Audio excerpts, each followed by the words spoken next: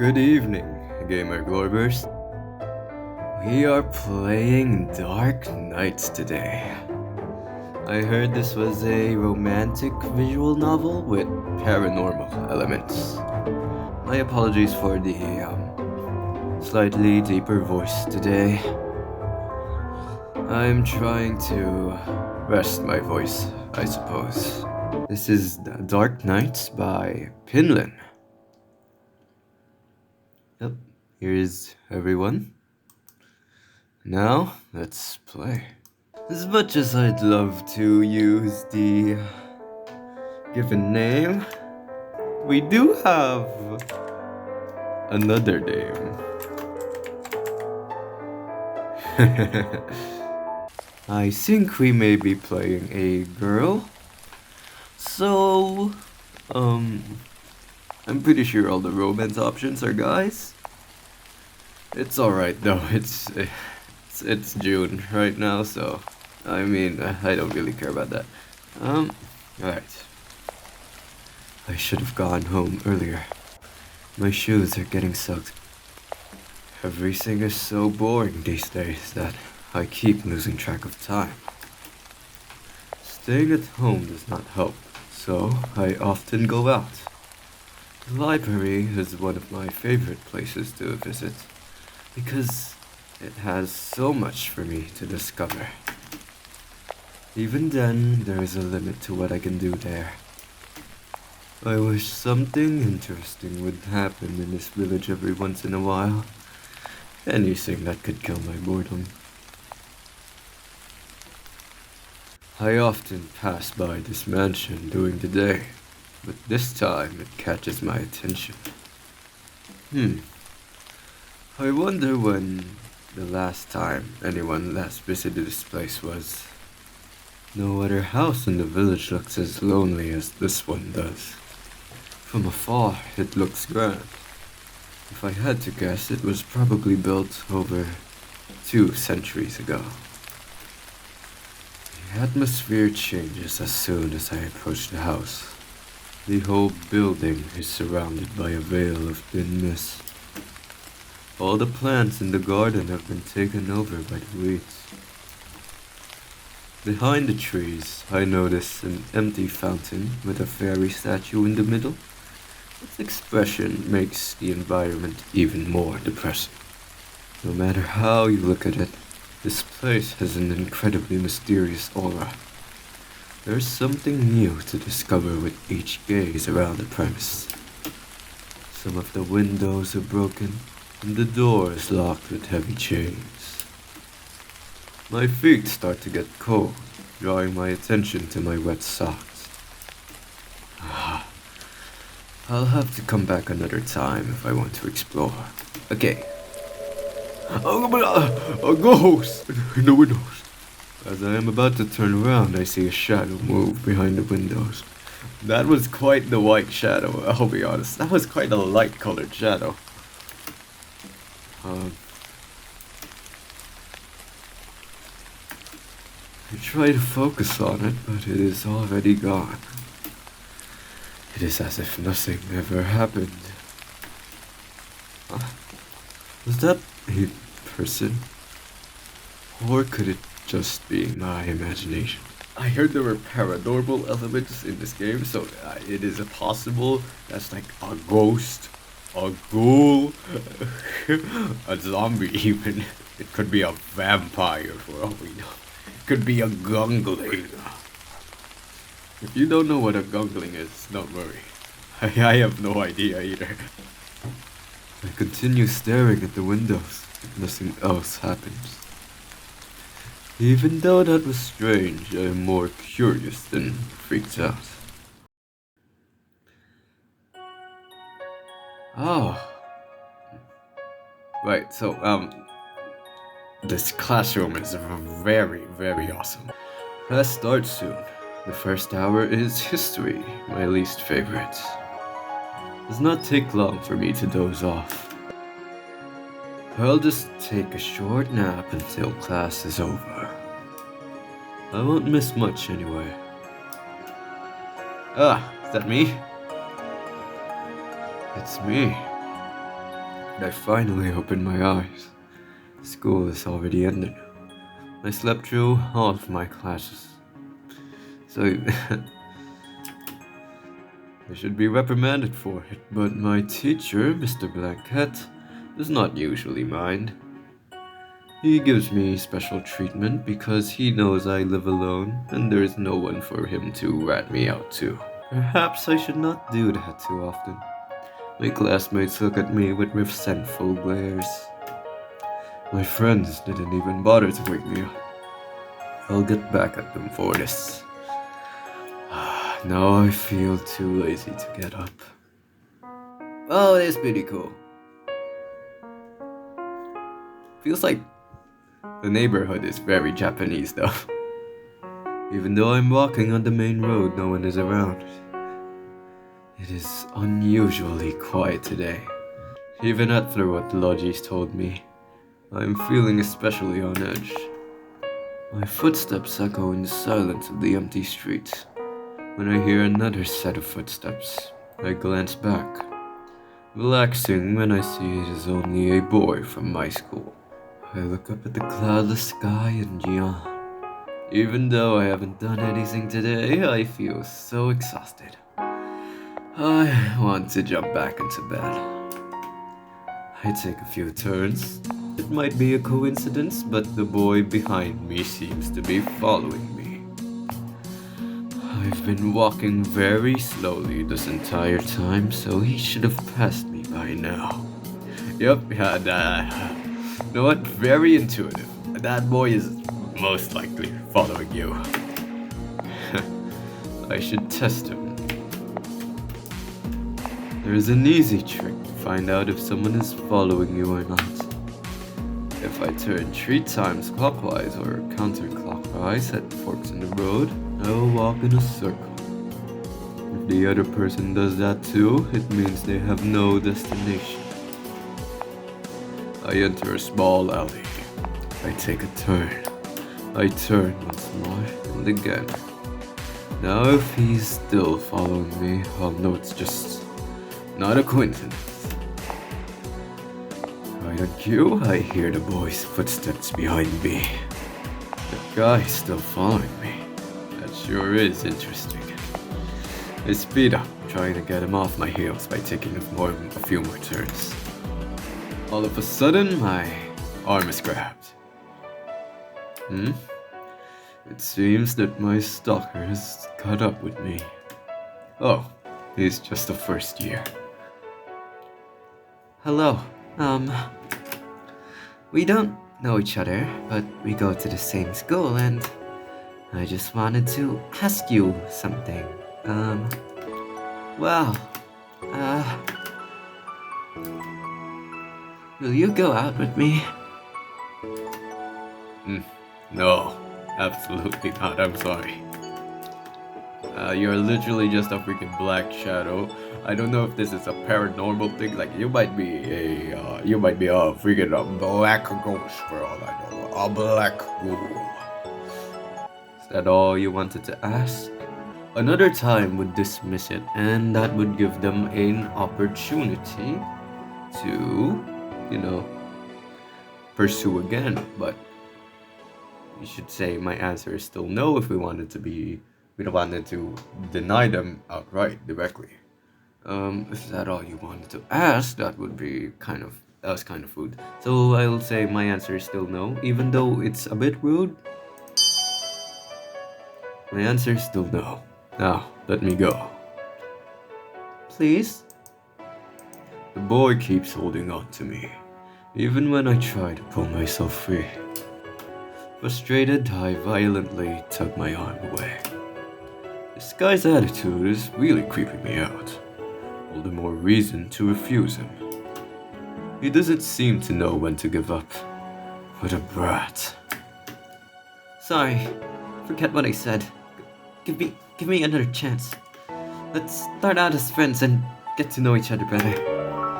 Boy grabs my other arm and pulls me closer. He's getting more forceful as he tries to keep our conversation going. Without warning, I knee him in the stomach. He yelps and doubles over, finally. Okay. He's pretty forceful. Don't make me repeat myself. I'm sorry. Please give me another chance. Is this guy a masochist? He reaches towards me again, but I step aside and grab his arm first. Skillfully, I seize his other arm and fold them both behind his back. When I speak again, my voice is stern. Try that again, and you won't live to regret it. Okay, that is not the voice you would hear from a freaking... I'm sorry. That's not the typical voice you'd hear from a Japanese schoolgirl. But you know what? Let's keep going with it. I never expected a small girl like you to be so strong. I mean, yes, ma'am. If you understand, then go. With a sigh. Oh, sorry. I slipped into the voice. You know what? That's probably a better voice. It's better if I switch these two voices. But I think it's funnier while right now it's really funny that I'm voicing a most likely female character, Japanese female schoolgirl character, and I have the deepest voice. That I feel like that the irony, the contrast there is very funny, very funny. So I'm gonna keep doing it until I get serious and I see a guy with a very cool looking dude. Alright, bye bye. The first years are always so troublesome. He called me a small girl, even though he was small himself. People like him will always stay persistent unless I'm clear with them. Maybe I should report him to administration. Well, I probably roughed him up enough to teach him a lesson. Oh yeah, one thing I saw there were vines on the walls, right? You guys saw that too, right? There were vines on the walls. Usually, those are pretty clean. Usually, but there are vines. I'm not sure if that's aesthetic or if that's gonna end up as a clue for something later. I heard this game has very deep lore, so we'll see. It isn't too popular, so I haven't really come across this on YouTube too much. So this is gonna be very interesting. That lamp, very aesthetic, I guess. I feel like I've seen that lamp before, like in real life. Bright days, study hard, exam, maths, and we have this little glorber, on our picture. Oh wait, we are like alone, and we're like the only one in our family, right? So we are alone in this house. That's another bad characteristic to have in the paranormal horror setting. I live alone because my parents work overseas. Okay, at least they're not dead. They're usually busy, but they still call me whenever they can. It's not like I miss them, but it is boring to always be alone. I used to have many hobbies, but as soon as I grew up, they started to feel pointless. At some point, they all became repetitive. I do not want to spend my life in an endless cycle in the same routine. As if I am not doing that right now. For the time being, I will just stay as I am. This village has always been quiet.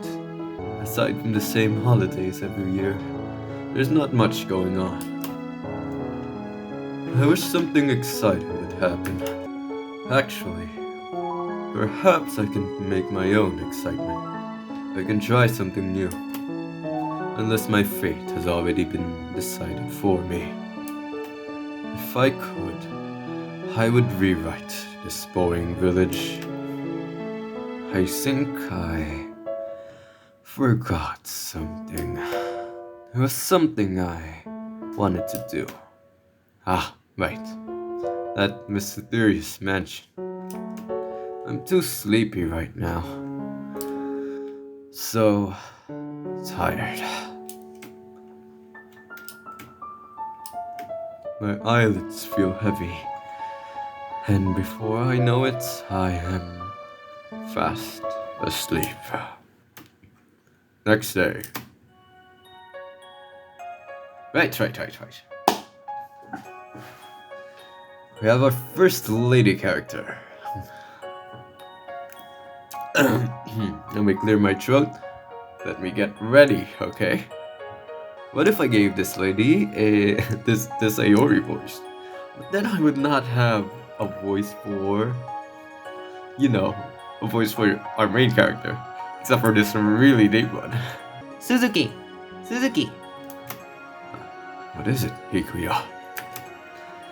Did you get in a fight with another student yesterday? Huh? Why do you ask? There's a rumor that you roughed up a I'm slipping into Sayori already. I'm sorry. Ahem. There's a rumor that you roughed up a freshman yesterday for no reason. Seriously, that brat. I should have reported him. Of course I'm on your side. I don't believe you would do such a thing. Actually, it's kind of true. But to be fair, he was stalking me and being very forceful, so I simply defended myself.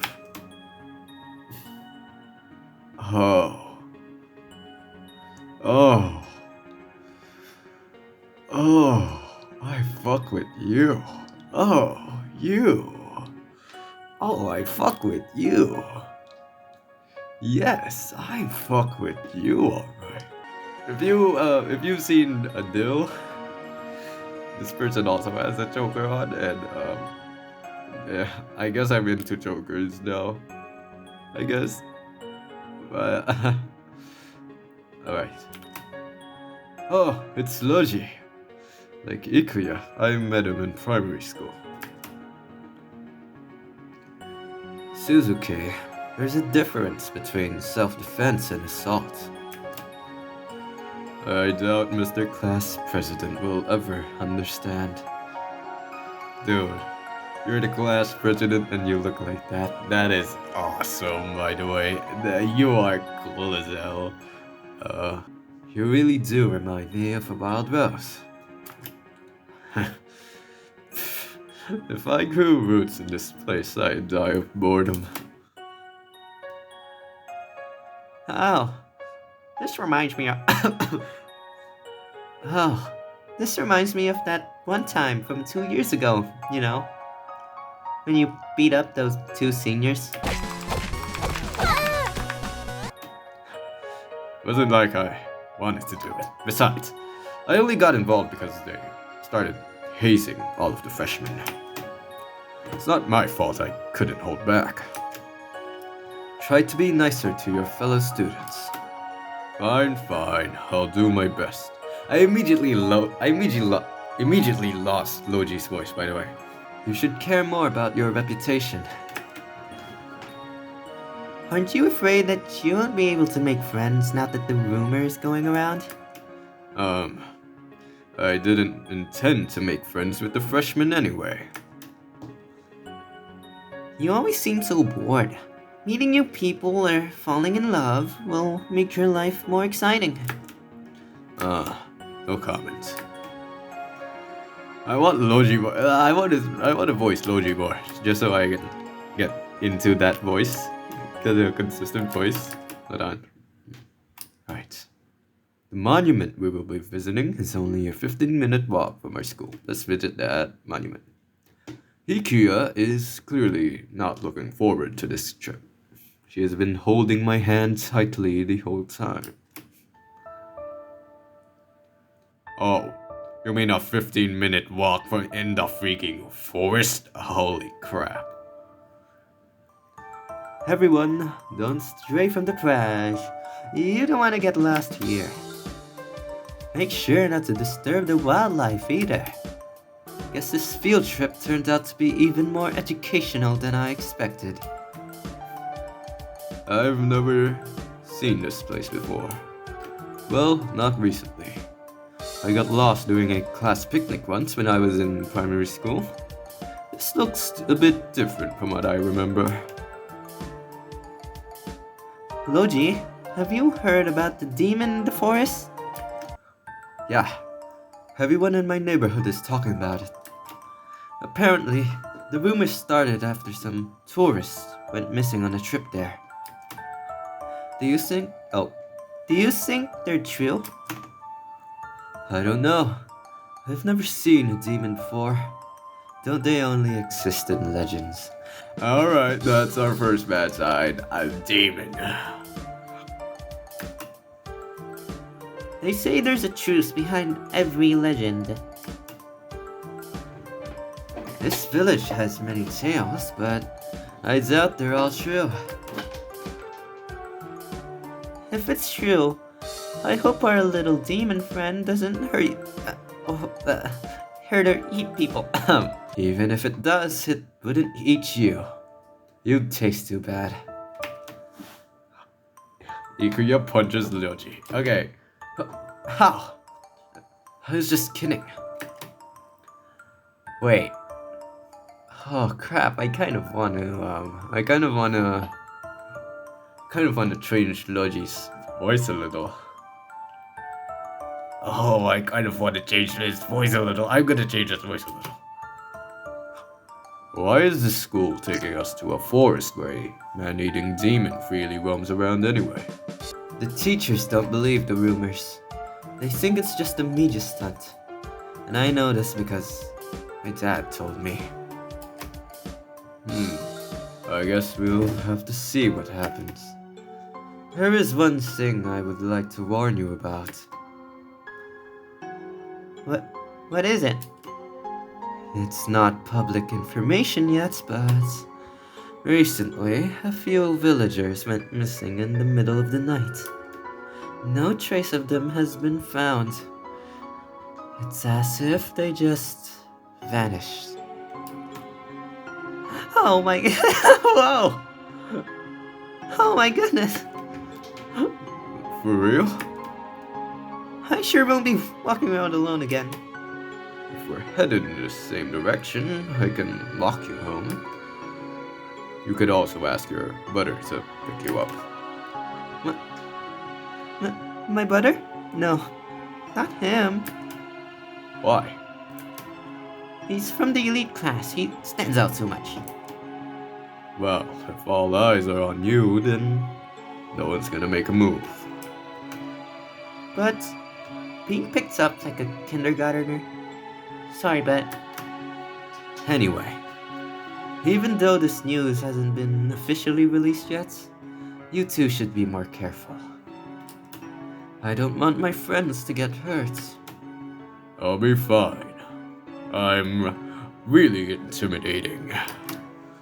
Anyway, should we ask Mr. Blancat about that demon rumor? Oh, wait, is the teacher Mr. Blancat? You know what, frick you, I'm calling you Blanket, okay? I'm calling you Blanket now. Don't mention that. You're ruining the mood. Let me ask him. We eavesdrop on Logi's conversation. Excuse me, Mr. Blanket.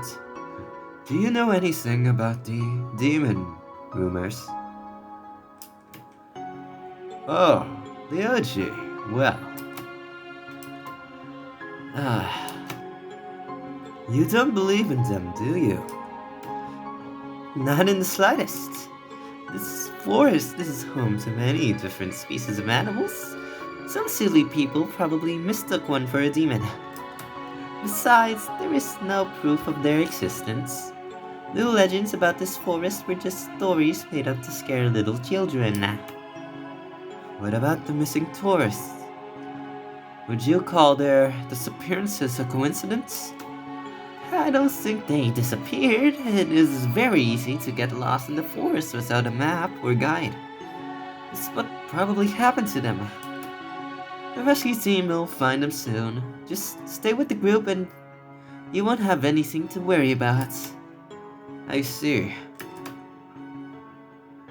I don't like Mr. Blanket's voice. I'm gonna change that later. If Mr. Blanket talks again. What did Mr. Blanket say? He believes it's all made up. I don't believe a thing about this demon. Still, rumors have piqued my curiosity. There's at least a grain of truth to every story. Something must have caused the villagers to feel restless. Hey, what do you guys think about doing a little expedition of our own? That sounds interesting. But those missing tourists, well, what if we get lost too? Don't worry, I have a map and we can always signal for help with a torch. Really? You'll set the forest on fire with that. Why would you even have one of those? This isn't Middle Ages. Just kidding, I've got a phone with me. Can you even get a signal out here? Mr. Blanket will... don't worry, Hikuya. I'm sure everything will go smoothly. If anything does happen, you can blame it on me. Sure, but that doesn't guarantee our safety. Stop overthinking it. What are the chances of anything bad happening? Okay, that's the third bad sign. First, creepy mansion with a freaking ghost in it. Second, freaking curious freaking MC, and then a freaking demon forest. I guess that's 3 already. And fourth, you're jinxing us, Logi. You're jinxing us. Why would you say that sentence specifically? Why would you ask a question related to what you ask? Oh, why exactly would you try to jinx us like this, Logi? It would be just like a walk in the park. The worst thing that could happen to us is getting lost. Of course that'd be the worst. Ikuya yells a lot. Of course that'd be the worst. Don't tell me you're planning for it to happen. Nah, it just occurred to me. I haven't been to the forest in a while. This place looked worse in my memories. Yeah, this place looks too nice for a demon to live in. Well, we're here. We can look for the missing tourists, you know. Well, I'm up for it. Come with us, Ikuya. I think it will be fun. Dude, Ikuya, Ikuya, coming with us, that is gonna determine if you are going to live or die. If you keep coming with us, you are eventually going to die. You know, I mean, well, at least everyone's eventually going to die, except for a few immortals out there, you know. But it looks like, Ikuya, you might die soon. Just kidding. Fine. Everyone, gather together and let's go. Students line up in small groups. The teacher makes sure everyone is present before moving on. Psst. Hey, when do we sneak out, you know? Let's head to the back of the line. He won't be able to see us there. Alright. A few minutes later, we end up at a fork in the path. Oh, look, a crossroad. Which path should we take? According to the map, the right path goes further into the forest, while the left one leads to a waterfall. Let's go to the waterfall. I don't think there's anything of interest among more trees anyway. Excited, Ryoji skips away. Alright. After a few minutes walking, we reach the waterfall. A large, shimmering lake, ringed by lily pads, rests at the bottom of it. The cliff face of the waterfall also has a path of rocks lined along it, providing easy access to the other side of the water. The water is so clear, you can see the bottom. Wow, it's huge. Sorry, I've been a doctor. You're huge. Sorry. The water, the water looks so sparkly. I want to jump right in. You get excited over the simplest things, don't you? Huh. There might be dangerous animals or bacteria in the water. If you jump into it, you'll probably be eaten alive. Who knows? There might be certain brain-eating amoebas or bacteria in the water. Oh, I don't think they'd have anything to eat up there though. Well, I guess it's probably safe for you to dunk your head in, at least. Boo, you always ruin my fun. These rocks could serve as the perfect seats. Suzuki, come over here. I'm gonna explore for a bit. I'll be back soon. We'll be waiting here. Don't go too far, okay? I know, don't worry. I skip over to the right side of the waterfall, trying to see what might be behind the stream of water. To my surprise, there seems to be a hidden cave. Interesting, there's a hidden cave behind the waterfall, as always. The corner of my eye, I notice a shadow moving in the bushes. Moves so fast that my eyes can't make out what it is. Does not help that I was not paying attention. Yeah, me too. Whatever it is, I'm pretty sure it just went into the cave. Oh, there's a cave, there's treasure, possible treasure, and there might be a man-eating monster in the cave. Oh, how curious are we? I look towards the entrance and notice another path of rocks leading inside. Curiosity gets the best of me, compelling me to take a look. We are totally gonna die, except we are the main character. Oh crap, we are totally cooked. I carefully make my way across the rocks. After I manage to get behind the waterfall, I peer around the cave. I cannot see anything in the darkness. The sound of falling water echoes around me. I wish I had my phone with me so I could use it as a flashlight. What could be back there? I know I saw something head in a moment ago, but I can't see anything. Is it just my imagination? I try to shout, but the sound of crashing water overpowers my voice. As I walk deeper into the cave, I try again. Hello? Is anybody there? I call out a third time, but I can only hear the echo of my voice. I hear footsteps behind me. Surprised, I turn around. Wow. A shadow stands at the entrance. You look like my friend Mighty Mouse. I don't know, you resemble him. You resemble Mighty Mouse a bit. Well, you don't really look like him at all, but you give off the vibes of Mighty Mouse. Who's there?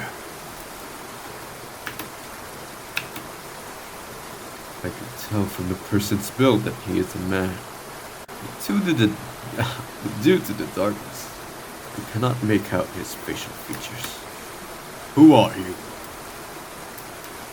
I shout again, this time louder. Who are you? Stop yelling. I'm not deaf. Okay, I'm gonna slip into Mighty Mouse. We're gonna slip into Mighty Mouse here. The man suddenly starts walking towards me. Surprised by his movements, I step back. Okay, you know what? If it's narration, I'll speak like this anyway. I slip on the wet, uneven surface. And fall flat on the ground. Ouch. A hand reaches out to me, and I'm surprised by the man's kindness. Oh, he's kind of cool. He's kind of cool, and he kind of gives off the freaking Mighty Mouse vibes. But he's also a bit serene and graceful like Anaxagoras. Oh, wow. Are those scars? Or are you just happy to meet me? Are you hurt? No, I'm okay. I take his hand and pull myself up. He gazes at me with his narrow, violet eyes, but I am more drawn to the long crimson hair he has tied into a loose braid. The man's delicate facial features contrast with his muscular torso and wide shoulders. Oh my gosh, wait, he's dressed like Dill! He's kind of dressed like Dill! Okay, yeah. He is wearing odd traditional clothing. In particular, the collar around his neck raises a lot of questions. He's like Dill and Sage put together. I've never encountered anyone like him in the village. You're disturbing my peace with your shouting. That was so blunt and rude. You didn't answer me. I'm guessing you're one of the tourists. Tourists? Can't you see I'm a student? How did you discover this cave? Are you lost? No, I wanted to. Follow the path outside and never come back. This is private property. Wait, who are you? What are you doing here? How did you know about tourists and... Don't ask so many questions at once. Don't just cut me off. Answer me. Never mind that. Go back to your group already. But... The man roughly grabs me by the wrist and pulls me back to the cave entrance. Hey! Stay away from this place. The man effortlessly pushes me out of the cave. Hold on! What's your PR? What's your bench? What's your lateral raise? Or maybe you're a werewolf or something. I don't know. Werewolves tend to be naturally buff. I really have no idea. I turn around to complain, but he's already gone. He disappeared as mysteriously as he appeared. What a rude guy. It's not like he owns the cave or anything. Unless he does. In which case I'm probably trespassing and I'm pretty rude. This reminds me of how I treated that first year. At least I gave him a chance to explain. This person was just... If no one is allowed to go in there, then what about him? Why is he allowed in? He seemed to know about the tourists too. I hop across the rocks, back to Logi and Ikuya. Hey, Suzuki. Back already? Did you find anything interesting? Nope. I met a weird guy, but he doesn't seem worth mentioning to Ikuya and Logi. He apparently doesn't pique the main character's interest at all, I guess. But I guess the main characters just doesn't really wanna talk about it. Maybe demons don't live here after all. Jeez, Ikuya, have you given up already? Our demon hunt has just begun, you know? Of course a demon won't show itself so easily. We should keep looking around. Nah, I'm tired. Let's go back to the group before Mr. Blanket. Before Mr. Blanket knows. No, this is where he got. Did Mr. Blanket ever talk about this forest during history class? I can't remember. That's because you're always asleep during history class. That's not true. I do pay attention. Sometimes. My friends chuckle. It's been a long day. My feet hurt from all the walking. Okay, buddy. It's just wrong, okay? I mean, honestly, I walk a lot. I'll be honest, I walk a lot. I say I enjoy walking more than the average Japanese person, that's for sure. I'm like Zhang Li. Osman, the swine tastes the same as I remember. But I know you share the baby. Shut up. Water has. It has been a long day. I'm still curious about what secrets the forest has. That crimson-haired guy in particular bothers me. He wasn't dressed like a tour guide. Like you said, it's none of my business. No use fretting over it. Even as one mystery fades, however, another one appears. The abandoned house from yesterday pops up in my mind. I did plan on going there again, and it doesn't seem to be raining right now. Well, it's the middle of the night. Well, like 8 p.m. I glance at the time. It reads 8 p.m. It is already dark outside. If you're wondering how I knew it was 8 p.m., look at the moon. That's an 8 a.m. That's an 8 p.m. moon if I've ever seen it. And if you can't see the moon, look at the freaking curtain. It suits you a bit. My feet still hurt, but the house isn't that far. Oh wait, the curtain is a bit see-through. That means we can see shadows of ghouls through it. That's gonna be a bit worrying. I'm not too good with jump scares. I'm really bad at horror games, but I'm bad at the difficult part of horror games. A lot of horror games are difficult, like FNAF, Five Nights at Freddy's. I'm bad at that, and so I'm more scared of losing the progress I make in horror games, if you understand what I mean. I grab my jacket once I decide to go. Alright, we're gonna go to the haunted house. The streets are completely empty, making the village seem like it has been abandoned. Everyone must already be home from work or school. Yeah, probably. Sure there aren't any drunk people around here? Wait! There was a little sprout here earlier. The sprout has disappeared. I remember that sprout. That sprout was that sprout was a very awesome little sprout. I remember there being a sprout here. Maybe it only appears during the day. Maybe the sprout is inside, sleeping. A few minutes later, I reach the old house. Looks exactly the same as last time. Even though it did not rain today, it is still surrounded by that eerie mist. The previous owner must have been very rich to afford the construction of this mansion, especially with all its fine details. Shouldn't be a problem if I look around. The house looks larger and older now that I'm close. I inspect the big chains locking the doors. They are not old and rusty like I expected. They seem like they were put on recently. Perhaps the residence has a new owner. I like the use of the semicolon here. The use of the semicolon here, I really like that.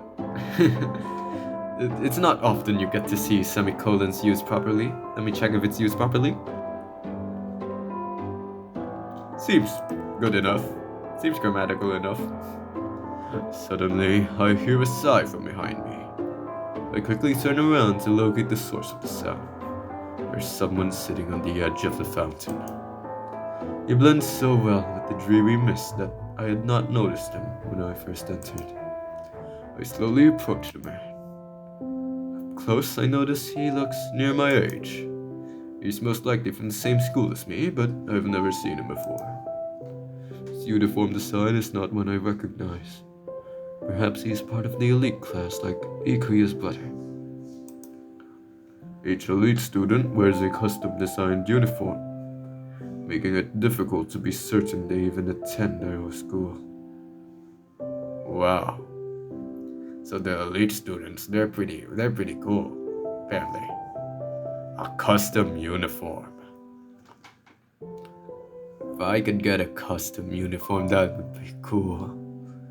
I'm not sure if I'm qualified to be an elite student though. To complement their unique uniforms, the elite class also has special rules, but I never bothered looking into them. Its members hardly appear at school, so only a few of us have ever seen their faces. Needless to say, there are many rumors about that class. According to Ikea, you need to have very high grades to qualify. But there might be more to it than that. Many students envy their status. Hello. Oh, I fuck with you too. I fuck with you too. If you notice the if you notice the people I fuck with, you might notice a pattern. if you look at the tie, it's the same kind of tie that Loji wears, except in reverse colors. He may very well be an elite student. Sorry, I didn't mean to scare you. I know I sound like a very, very scary middle-aged, giant man, but that contrasts to what I actually am, and that is a Japanese schoolgirl. Oh, I do not mind. My apologies for not noticing you earlier. May I Sit here. Be my guest. Do you come here often? I do. This place has an interesting atmosphere. He looked away from me, the warm copper of his gaze thoughtful. Something about him feels off.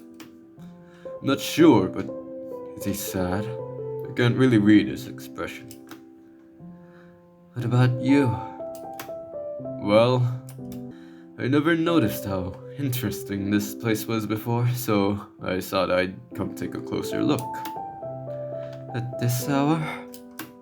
I like going for walks at the night. Likewise. I do kind of like that too. Man's expression clears up and he smiles. Would you like to go for a walk with me then? Sure. It's odd that someone would offer to go for a walk with a person they've just met. He does seem friendly and polite though. Stands up and we follow a path through the garden. Unlike the rest of the garden, this path is not covered with weeds. The ground is even and well trod. As we walk, he points out the statues hidden away by unusual shrubs and flowers I have not seen before. I suppose he's a regular here then. He does it so naturally. It is as if he owns this place. The moonlight and starry sky illuminate the view, which makes it even more beautiful. I never expected to find beauty in an abandoned place like this.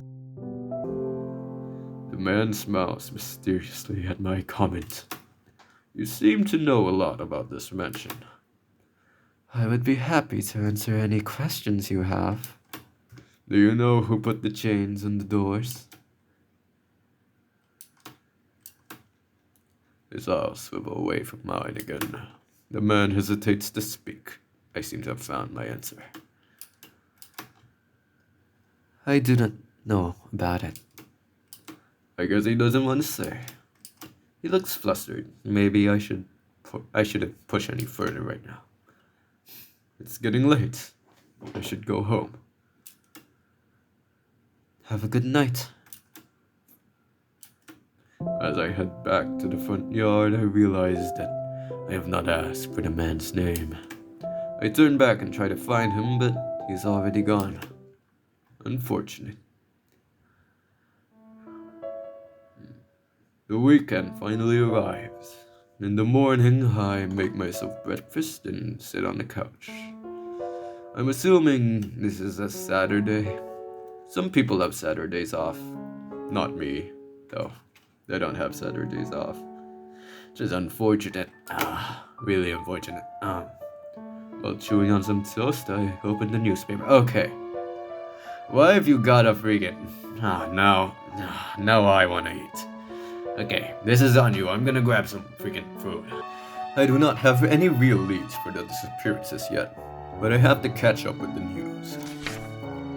It is full of the usual advertisements. It is. Oh my gosh. It is full of the usual advertisements.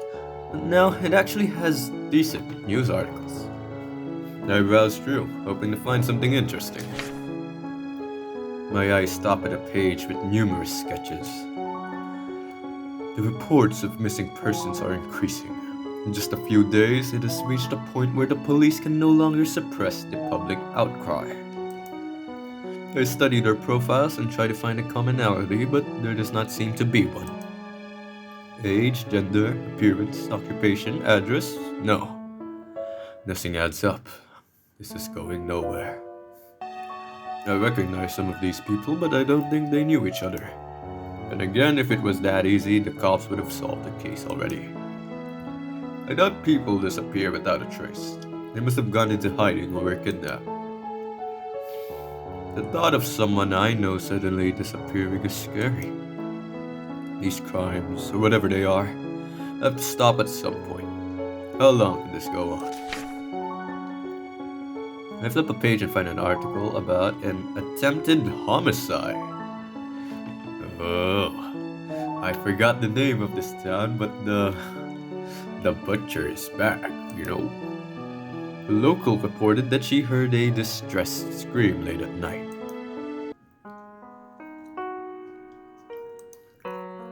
Wanted, exorcist. Whoa, exorcist.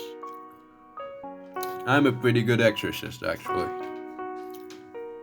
I know the A, B, C, D, E exorcist. You know, I know the ABCs of exorcism. I can vanquish any demon, actually. Announcement. Recently, there have been sightings of ghosts within the village. We're looking for exorcists to deal with them. I guess we're gonna be solving the supernatural. Is that a cherry blossom? Is it literally? Oh yeah, the freaking, there are freshmen, so it is the start of the year, the school year, right? This is my day off. I didn't come here to find new things to worry about. Guess the trio hangs out enough at school and stuff. I clear my mind of all thoughts and focus on my breathing. They say this technique helps to relieve stress. A moment later, a figure blocks the sunlight. I open my eyes and notice a silver-haired boy standing in front of me. Excuse me, miss. Yes? Can you tell me where the haunted house is? Haunted house? I've never heard of one around here. I'm sure it's supposed to be nearby, but I can't find it. Could you maybe point me in the right direction? I got the advertisement from earlier. Only exorcists or horror junkies would actively seek haunted houses. He looks too young to get a job, but the alternative seems more unlikely, given his innocent demeanor. Why are you searching for it? Are you an exorcist? The boy looks confused, blinking innocently. What's up? No. Do exorcists normally live around here? I don't know, but I just saw an advertisement looking for applications. The boy purses up his lips, his expression flustered. Something wrong? I must find the haunted house. Before I can say anything, the boy runs away. A romance novel. I pull out this romance novel that I borrowed from Ikuya. Even though this genre is not my cup of tea, she insisted that I would enjoy it. You know, we actually haven't started any of the romance yet. I think. We may have met a few of the romantic interests, but we have not started the romance yet. I expected it to be something cheesy from the start, but so far nothing romantic has happened. Okay, buddy. You are literally freaking reading my mind. The story feels more like a slice of life piece. Perhaps that is why Ikuya recommended it. Suddenly, the sky becomes cloudy. Is it gonna rain already? Time to go home then. As I'm leaving the park, I notice the boy from earlier lying on the ground, his face against the dirt. Did he collapse? Quickly, I go to him and kneel down. Hey! You're not a bad person after all.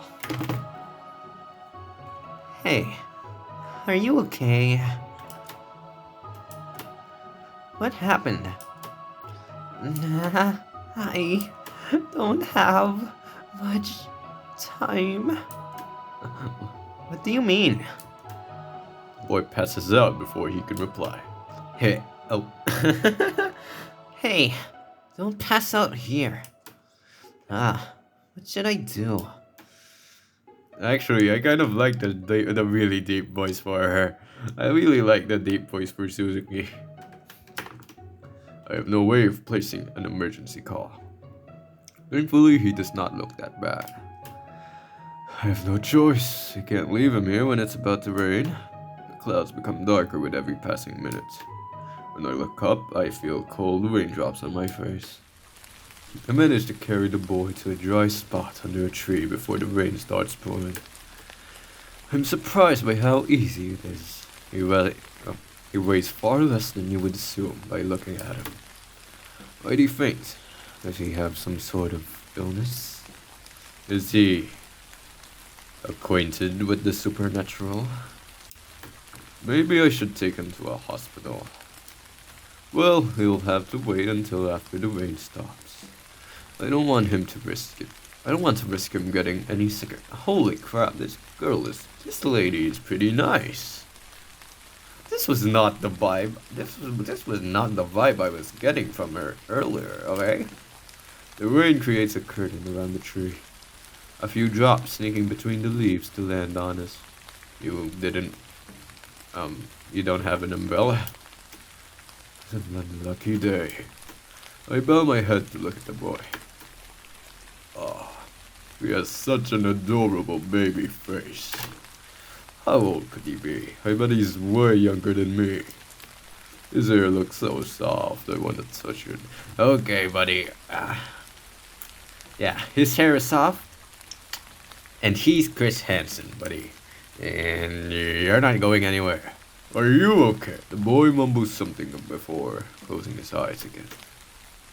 Hey! Worried, I gently shake his shoulder to wake him up. He immediately opens his eyes and crawls away from me. So sorry. I saw it. Oh, it's you. Right.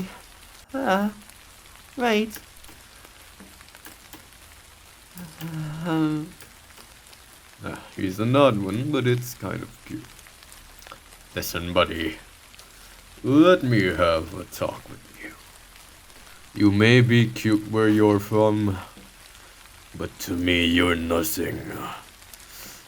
If you can't match my awesome little dude Dill in terms of cuteness, then you're worth nothing to me. It's okay. You feel better? Yes, I'm fine.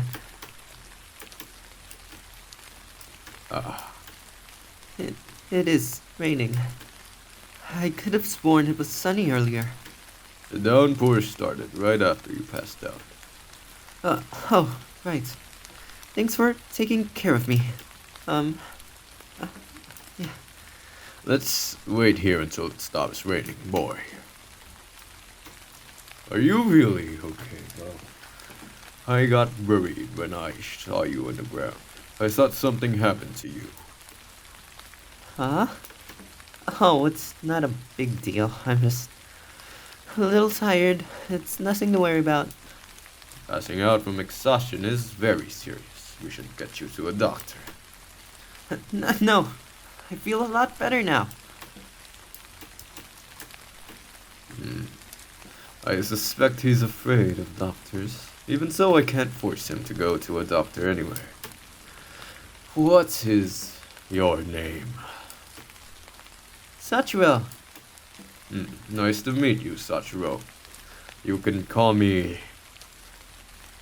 Suzu Lunch.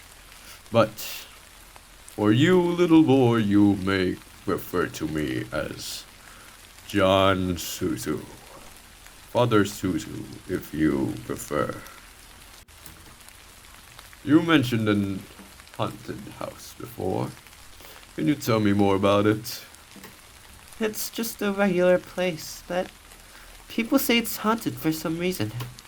Wouldn't you normally try to stay away from a place like that? It's just... I've lost something important there. Which means you've been there before. Yeah, but I don't remember much. Can you tell me what you've lost? Just something important to me. Sachiro. Yes, Father Suzu? Okay, that is far-fetched. Yes, Father Suzu? Before you passed out, you said something like, I don't have much time. What did you mean? I did? Yeah. I just need to find my something quickly. I see. This guy is a freaking liar. He absolutely is a freaking liar. 100%. 100% this dude is lying. I glance over at the boy. I don't know what happened, but he looks less pale than before. He seems to be enjoying the sight before us. For long, the weather clears up and the rain slowly stops. I hope you can take care of yourself, because I'm going home. I will. Perhaps I can help you look for the haunted house later. That'd be really nice of you. I come here a lot if you do ever want to meet up. Okay. Maybe I'll see you later then. See you. You know, wasn't a bad kid after all. I look at the pile of books on my desk. Do you even read them? There's still plenty of homework to do, and whether I like it or not, I have to finish it. Yeah, I noticed those post-it notes you have not changed at all. It's been 3 days and they have not changed. I guess if these post-it notes are for exams, I guess it would make sense because the exam is not passed yet. So I'll be considerate this time. And this little rabbit is also very cute. I actually really like this rabbit. It's very comfy. The last few days have been hectic with all the strangers I've run into, but I'm glad I made a new friend. What's his name again? Satoshi? Sachiro! His name is Sachiro. I'm not gonna remember that name. I try to focus on the textbook, but my mind keeps wandering. The man by the old house, the guy in the cave, and the odd Sachiro from the park. Even though I only spoke with them for a short time, they have piqued my curiosity. I'm pretty sure Sachiro is a romantic interest, and I am conflicted about that because I don't really want to romance a boy. I don't really want that. I give up. I want to find out what is going on in the village. I wonder what Logi is up to. Maybe I should call him. I dial his number. Beep. Pick up, damn it, deliverer. Pick up, damn it, Logi. Gosh dang it, Logi, come on. I could call Ikuya and tell her what happened, but that's only gonna get her worked up.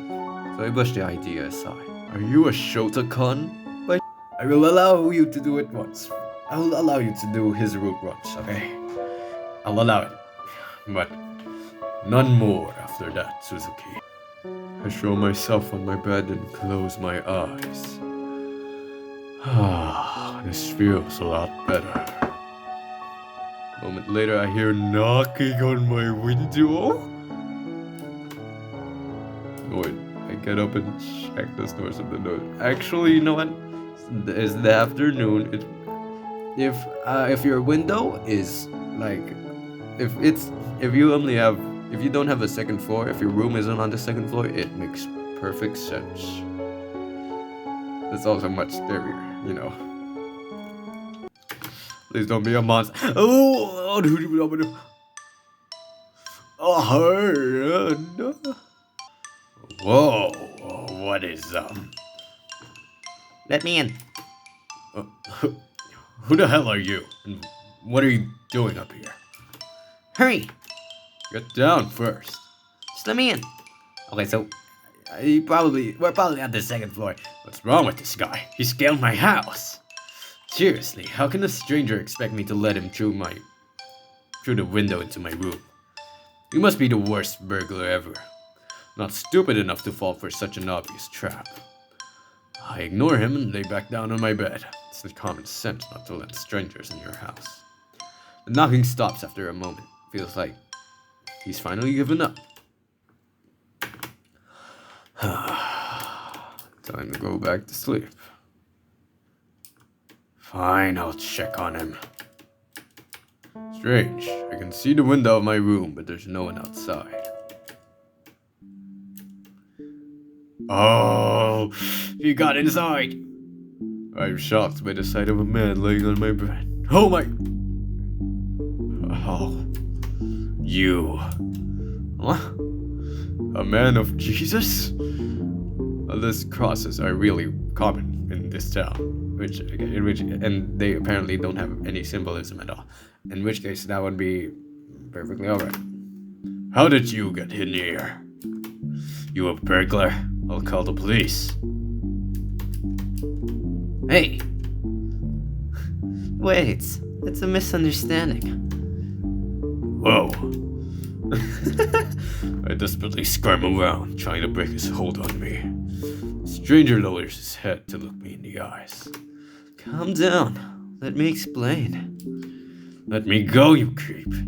As if I'm going to listen to anything you say. I prepare to kick him, but he releases me back and backs away.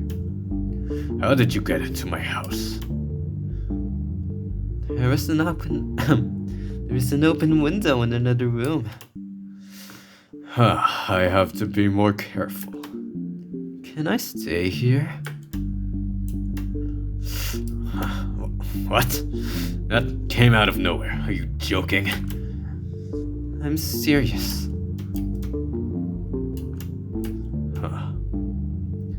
Who the hell are you? No way. I don't even know you and you attacked me. Maybe not, but I know you. And anyway, I wasn't trying to hurt you. I don't remember meeting this guy. Wait, could it be? No, never mind. Get out of my room, you creepy stalker. I've been demoted to a stalker now? Either way, you're a pervert. A burglar, a stalker, and a pervert. That really stings, you know. I grab the closest thing to me, a book, and hurl it at him. Knowledge is the measure of all truths and falsehoods. Get out of here. Go away. Wait, I wasn't finished. Get out now. Get out. He dodges my next projectile before slinking towards the window. Calm down. No need to get aggressive. First, you broke into my house, then you assaulted me. Now you ask me if you can stay here? Actually, I kinda like this guy. I'm gonna give him a more unique voice. My answer is obvious. There's nothing wrong with asking, right? What the? The man lets out a heavy sigh. Fine. If you don't want me to stay, then... This is breaking my heart. Goodbye. Oh my lord, it didn't say you had to jump out. Aw, you do care about me. You. High goodness. You jerk. Don't you dare come here again. Who knows what the future holds? Ta-ta, see you later. My eyes followed the figure as he walked toward the street and out of sight. I believed he did not steal anything, though my heart is still racing from shock. You know what? If he's probably a route. He's probably a route. No, he's most likely one of the routes. It's the first time I've met such an oddball. These days are getting weirder and weirder. He didn't seem all that dangerous though. He left easily enough too. Wait a second. Something is off. Why go through such lengths just to ask me if he could stay here? I know it's easy to climb to the landing, but this is just odd. I wonder what his intentions were. I shake my head and sigh. More questions bubble up as I think. Calm down, Suzuki. You shouldn't dwell on this. Weekend passes by quickly and oh crap. Back here, huh? I met a suspicious forest dweller. A mysterious gentleman, a frail younger boy, and a weirdo who snuck into my house. Cannot help but find such odd, suspicious people interesting. Yeah, no, they're pretty interesting. I think it's because they're odd that they're interesting, you know? Huh. Bill, Huh? Ikuya Haikinis. You. I called out a few times, silly. Are you sleepy? Or totally knocked out? Sorry. Didn't hear you. You should try to stick away doing class. But lectures are so boring and Mr. Black Cat is so repetitive. Oh, really? He explain. I'm cracking. My voice is cracking a lot. That's not. This would be a lot more consistent if I were sick. Oh, really? He explained some useful things this time. Like what? Nope, you should have been listening. Anyway, do you have any plans for today? Well, I'm thinking about scoping out I'm thinking about scoping out a mansion. Oh, tell me more. You know the road to the library? Of course, what about it? There's a creepy old mansion in that neighborhood. Never struck me before, but don't you think that it's strange that it's been abandoned for so long? Nobody thought of revamping or demolishing it, even when it's empty. That's a good point. I've heard a few rumors about the place before, but I haven't looked into them so much. It was only because of that shadow I saw that really has me intrigued. That old mansion is part of the many legends of this village. All I know is that it used to belong to the Kenriji family. I don't even think anyone owns it right now. I could have sworn I heard something else during history class. Suddenly interested in history, huh? Probably shouldn't involve Miku in this first. I know she hates haunted places, and given the atmosphere, she wouldn't enjoy it very much. Did you hear about that murder the teachers keep gossiping about? You mean the attempted homicide, or has there been a genuine homicide? They say the suspect is likely someone who moved into the village not too long ago. They didn't say why though. I don't think they're wrong though. Everyone always uses new residents as scapegoats. I'm just a bit worried that the guy that one of our main romantic interests is don't forget to murder. Okay, that would be pretty scary. Don't you think that's too unfair? I don't think so. Narrows down the list of possible suspects. Ah, hi, Logi. It makes sense, because no one knows the newcomers very well. They're naturally the most suspicious for now. We are a small community, so it's easy to tell when and why things change. You can't see what lies below the surface, though. Logi's method does narrow down possible suspects, but I don't agree with using new residents as scapegoats. Is Logi like the son of a cop or something? I don't know. I'm helping my dad with this case. He asked me to collect a list of people who moved into the village within the last 6 months. So yeah, no, Logi's dad is a cop. Probably. If anyone comes to mind, let me know. It'd really help us out. I don't really agree with your method, but I'll let you know if I think of anyone. Thanks for the help. Suzuki, you can stay over at my place while they're investigating. You live alone, right? You should seriously think about it. I'm fine. Thanks for the offer, though. Whoa! Pinlin presents Dark Nights. Was that just the prologue? Don't tell me that was just the prologue. That was pretty cool, actually. I really like the aesthetics of that opening thing. We're still in the prologue, and it's day 7. Okay, we are still in the prologue, apparently. I stare at the ceiling while lying on the couch. Just in these past few days, I've met 4 faces I've never seen before. Any of them could have moved around here, around the same time those disappearances started. It's possible that one of them is involved.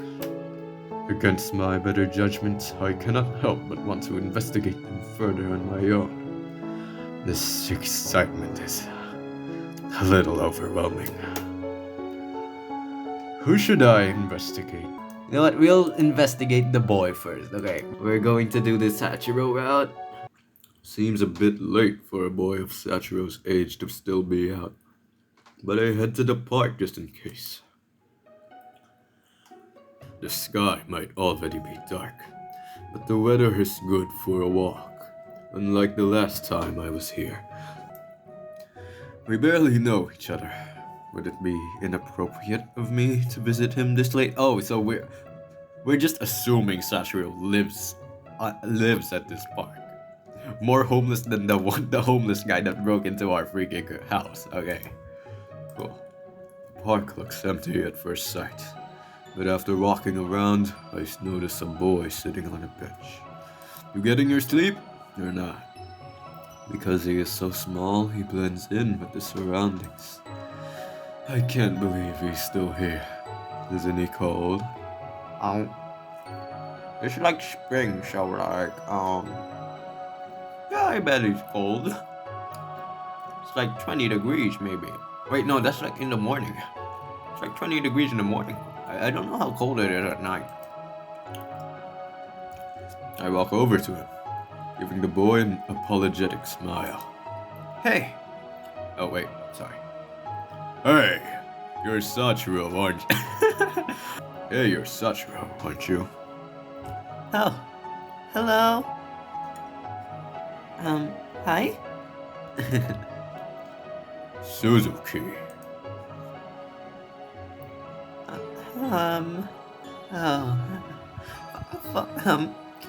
Father Suzu. Hi. It's late out. Were you waiting for me? I'm sorry that I took so long. No, it's fine. I hope you haven't been here the entire day. I'd feel so bad. If this boy is still here right now in the middle of the night, like 7 p.m., sleeping on the bench, I assume he has nowhere else to be except this park and the freaking haunted house. Oh gosh. Well, Father Suzu, I was hoping you'd come back eventually. This boy crazy. Everyone knows you shouldn't trust strangers. Maybe he's from the haunted house. Maybe he's a little googling. Different to a gungling, by the way. A googling is very different to a gungling. I'm so happy that you remembered me. Thank you, Father Susu. By the way, Sachiro will only be calling us Father Susu from now on. Sachiro blushes and shyly turns his gaze to the ground. Beep boop boop boop beep boop. Hello, officer. Yeah, I see him. Yes, it's the girl I called you about earlier. No, they are actively hitting on the boy. Yes, they're at the park. I believe the boy is homeless or something. Yes, officer. The offender looks like a schoolgirl. Yes, yes. Also, if you could send like, if like the homeless shelter people, that would be great. Child protection services, that would be really good also. I have no idea where this child came from, and it seems like they don't really have a house. Yeah, honestly, I don't really care as long as this child is safe. I'm sorry. So, will you help me find my last thing? What did you lose again? Sorry, I'm being silly right now. I'm not acting at all. I'm not voice acting at all. I'm just doing voices and then reading lines. Her place? It's really important that I find it, and I think it might be what everyone calls the haunted house. Oh, wouldn't it be better to search during the day then? Um, I don't think the time matters much. I'm not entirely convinced, but Sachiro looks so determined. I don't want to disappoint such a young boy. He gives me the description of a building. Doesn't really ring a bell. The only real clue is that it's supposedly open to the public. Okay. Boy, are you sure you're in the right city? I don't think I know a place like that. Maybe it's part of a theme park? Your description only makes it more confusing. We should just start by picking a block and searching from there. Is there anywhere you'd like to start? Sachiro's face swiftly brightens. You can pick. I don't really know. Actually, I'm not even sure what block we're on. I just know this is a park, and it's pretty nice to be here. It's your search, so I was thinking you could take the lead. Well, okay. He rubs the back of his neck, looking a little embarrassed. Huh. Speaking of which, you have something on the back of your neck, don't you? Is that why you keep that scarf on? Maybe it's because it's the freaking middle of the night and it's spring, and you were wearing that scarf in the middle of the day, yesterday, maybe a few days ago, I don't know. You also rubbed the back of your neck. Distinctly remember you doing something to the back of your neck yesterday. That was actually 2 days ago, actually. Yes, our first meeting was 2 days ago, but that continued into 1 day ago, and now it is the next day. So either you're rubbing the back of your neck because it's a trait or a coping mechanism, or you're rubbing the back of your neck because you're checking if something is there. Which is also a coping mechanism. I don't know. I do have one place in mind, but I don't want to go alone. But if you're there, I think I'll be okay. I notice his excitement as he takes my hand. so I allow him to pull me along. It feels like I am taking a child to a candy store. Officer, the boy is taking the girl's freaking head. The boy's running and officer, get her now. They're escaping. I wonder where we're going. Oh. I don't think the trees are supposed to be wide. After a while, we end up in the forest. Judging by Sachiro's expression, this is not what we're looking for. He turns to me, bowing apologetically. Even after comforting him, he still seems flustered. Don't worry, you can still look somewhere else. Sachiro begins leading me along once more. Next thing I know, we are in a cave. This does not seem to be what he is looking for either. His sense of direction is absolutely horrid. Aren't we supposed to be looking for a building? You're more lost than freaking Zoro, buddy. Sorry, I really thought this was the right way. My sense of direction must be off today. Well, let's head back to the village. Are you sure you don't know anything else about the haunted house? I know it's old. Might even be abandoned. I heard rumors about it. Do you have anything more concrete? Not really. We won't get anywhere with just rumors.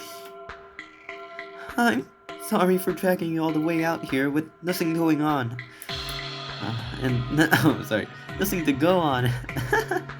Sorry, the boy's sad expression makes me forget about my irritation. I cannot blame him when I willingly followed him here. Boy, we should continue this tomorrow. It's getting pretty late, and your parents must be getting worried. Hey, don't treat me like a kid. Pretty sure you are a kid. He immediately moves away to fix his hair, his cheeks growing wet. Once finished, he crosses his arms and frowns at me. I'm older than you, you know?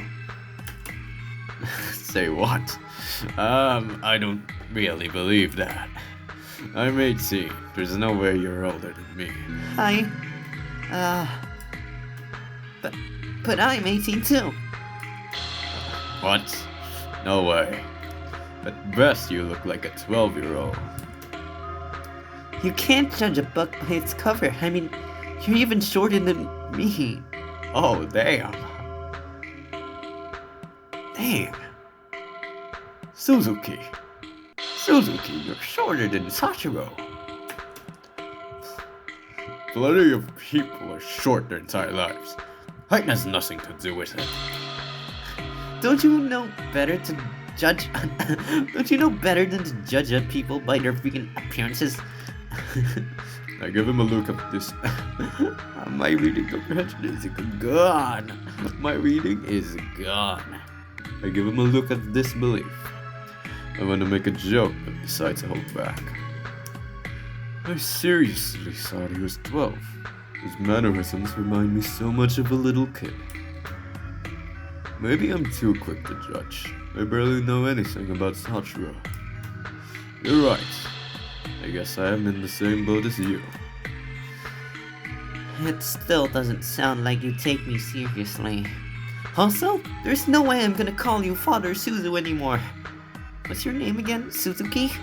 Yeah, I'm gonna call you Suzuki. There's no way I can resist making more jokes about his age. As we're heading back, we are suddenly startled by a voice. What business do you have here? A mean, cranky caveman. We're already leaving. Excuse us. Come, Sachiro. The man stops us by blocking our path, throwing us a fierce glare while crossing his arms. I warned you before. Which part did you not understand? I see you even brought a friend this time. Ah, it's Zaken. Hi. Do you know this guy, Sachiro? I've caught that kid snooping around the forest a few times.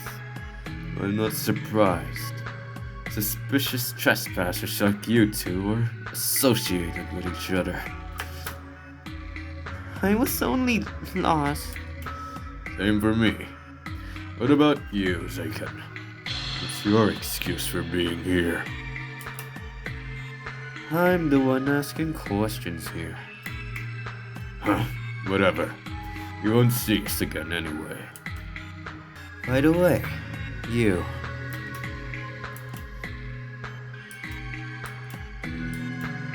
I realized the redhead had been staring at Sachiro for an unnaturally long time. I don't understand what's going on, but I have a bad feeling about it. I grab Sachiro's hand and pull him with me, walking past the man. Since we have no more business in the forest, we head back to town together. However, we part ways once we reach our destination. I don't think that's a safe thing. If they cannot, I'm not sure they can get back to the park. This is Zaken speaking. Yes, Zaken is reporting. Yes, I've seen the predator.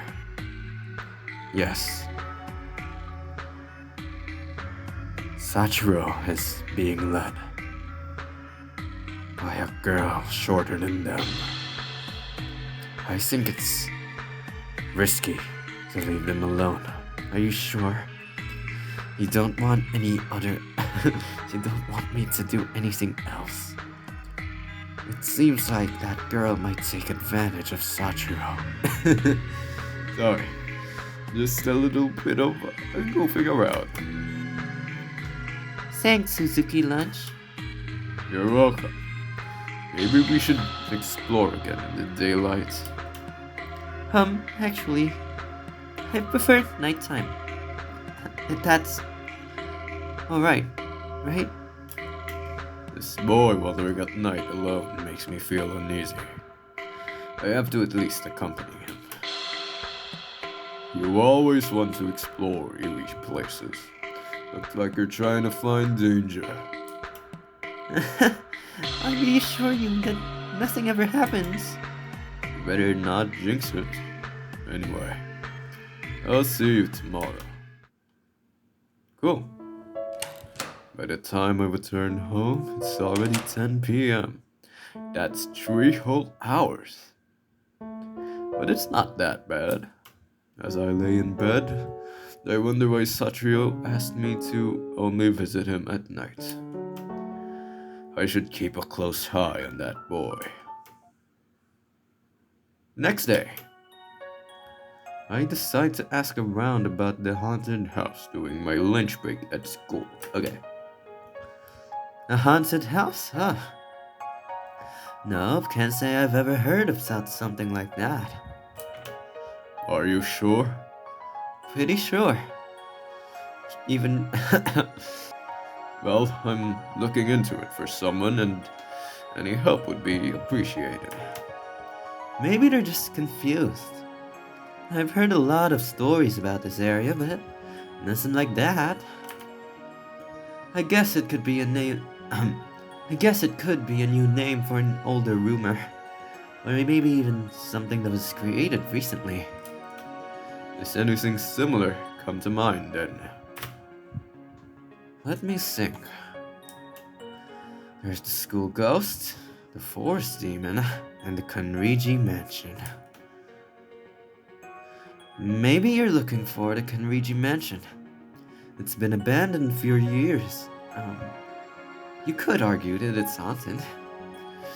Though, that place is pretty dead. That place is pretty dead. Not even a single spirit in sight. Kenriji family, huh? They say the mansion near the library used to belong to them. Supposedly, they were like the village's celebrities. Everyone knew them. Unfortunately, many people were envious of their wealth and influence. The entire family was murdered in cold blood. Oh, crap. Damn. So we had murderer. Okay. I'm not sure about this place. It seems like murder is a freaking common thing here. There may be more to it, but that's what's known to the public. I personally, haven't really looked into those kinds of things too much. That's crazy. I can't really believe anyone would murder a whole family out of jealousy. Well, it happened a long time ago. Things were different back then. Nowadays, there are a lot of rumors about their mansion. They say if you get close to it when it's dark out, you can hear the Kenriji's blood-curdling screams. Murdered souls can't rest in peace, or so people believe. Sounds like sounds like quite the haunted house to me.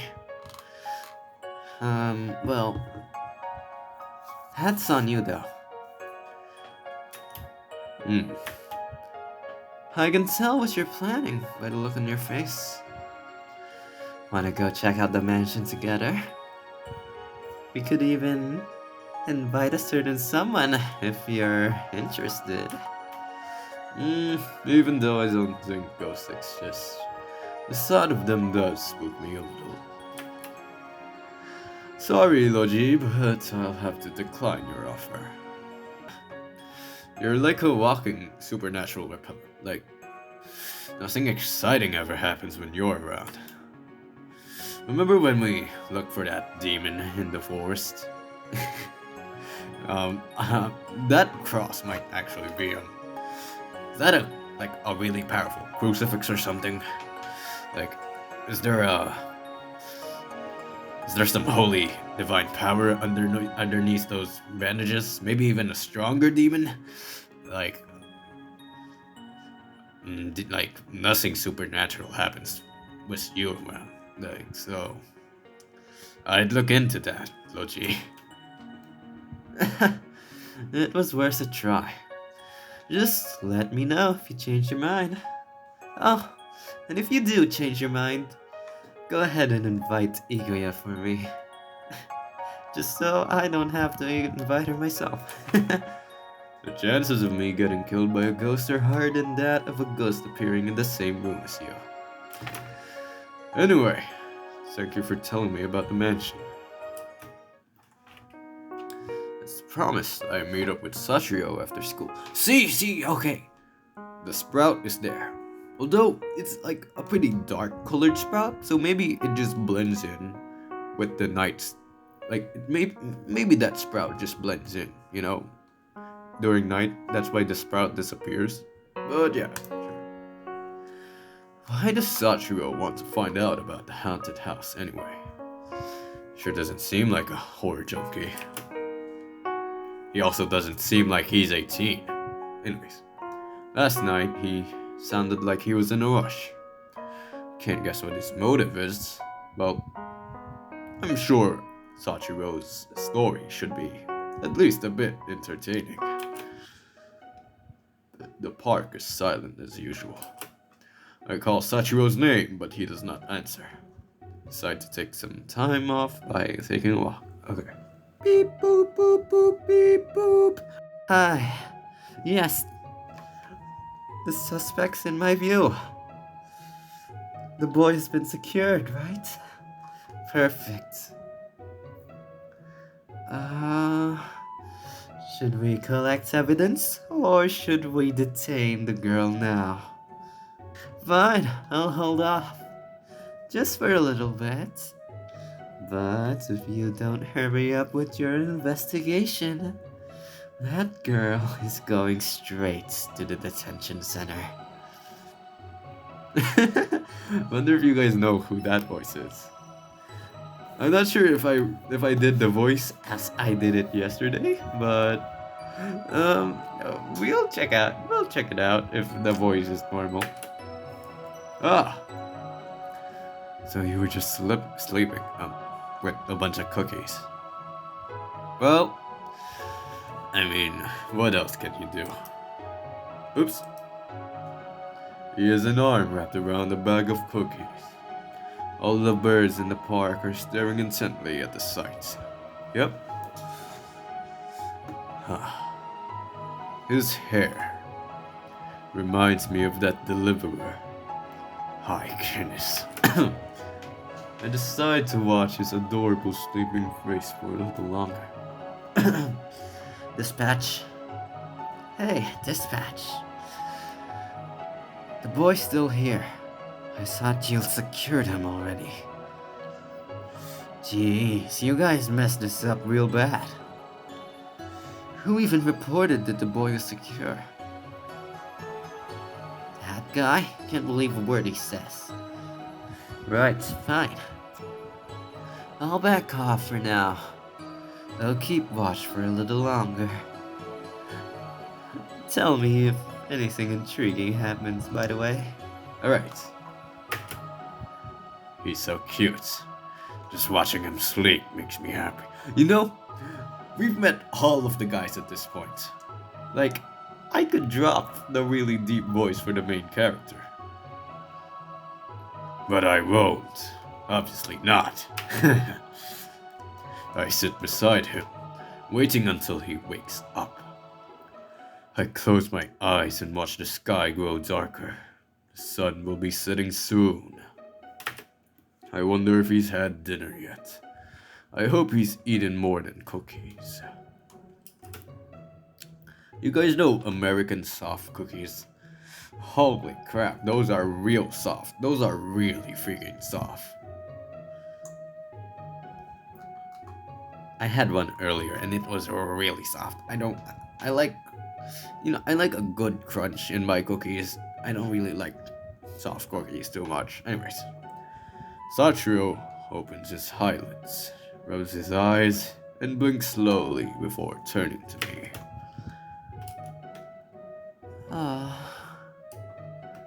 Did I fall asleep?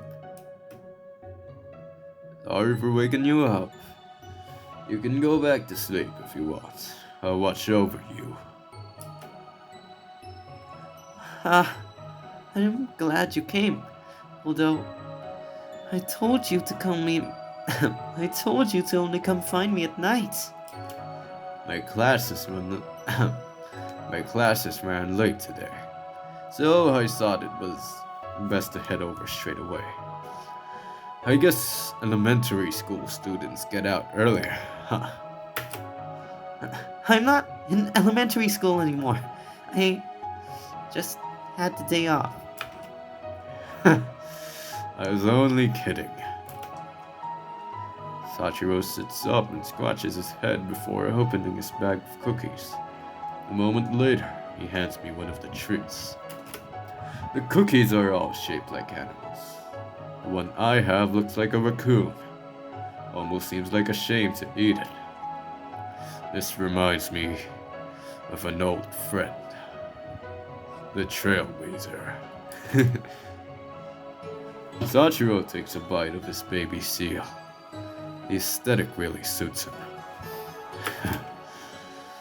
Thank you for this treat. I got these from the bakery earlier. There are way too many for me, so I thought I'd share these with you. Thanks. They are quite exquisite. Very delicious. I'm glad you liked them. Cookies are my favorite. I take a bite of another cookie. Do you have any time to look for the haunted house with me today? That's exactly why I came here, actually. I'm lucky to have you with me. Was it too scary exploring by yourself? No, wait, that's not it. I just thought it'd be easier if I had help. Well, do you have any destinations in mind for today?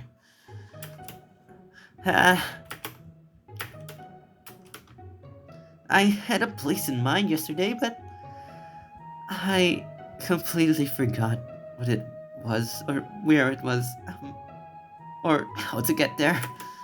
You have a really bad memory, huh? You know, there are rumors that the Kenrichi mansion is haunted, and at night, you can hear the ghosts of the family wailing. Not that I've witnessed it myself. Might be worth taking a look, though. That sounds like a great idea. Let's go. Normal people would find such an idea to be ridiculous. Sachiro, on the other hand, looks absolutely ecstatic. Sachiro, here's our first choice. I have a friend who wants to come along. I wanna invite Logi, and then Logi will invite Ikuya. But if Logi comes along, we won't be able to find the secret ghoul gift the ghoul gungling. This little googling wants to find because Logi scares evil spirits and ghouls. Wait, if Logi comes along, he might have to keep his distance from little dude over here because I'm pretty sure this little dude, keep it on the down low, but I'm pretty sure this little guy, Sachiro, is a googling. I have a friend who wants to come along. Wait, I'm not feeling confident about this and we should go during the day. I feel like these are gonna end up at the same thing anyway. And I have a friend who wants to come along. Maybe Sachiro denies it. So maybe all of these choices don't really lead to diverging paths. My friend said he wanted to join me if I went to the Kenriji mansion.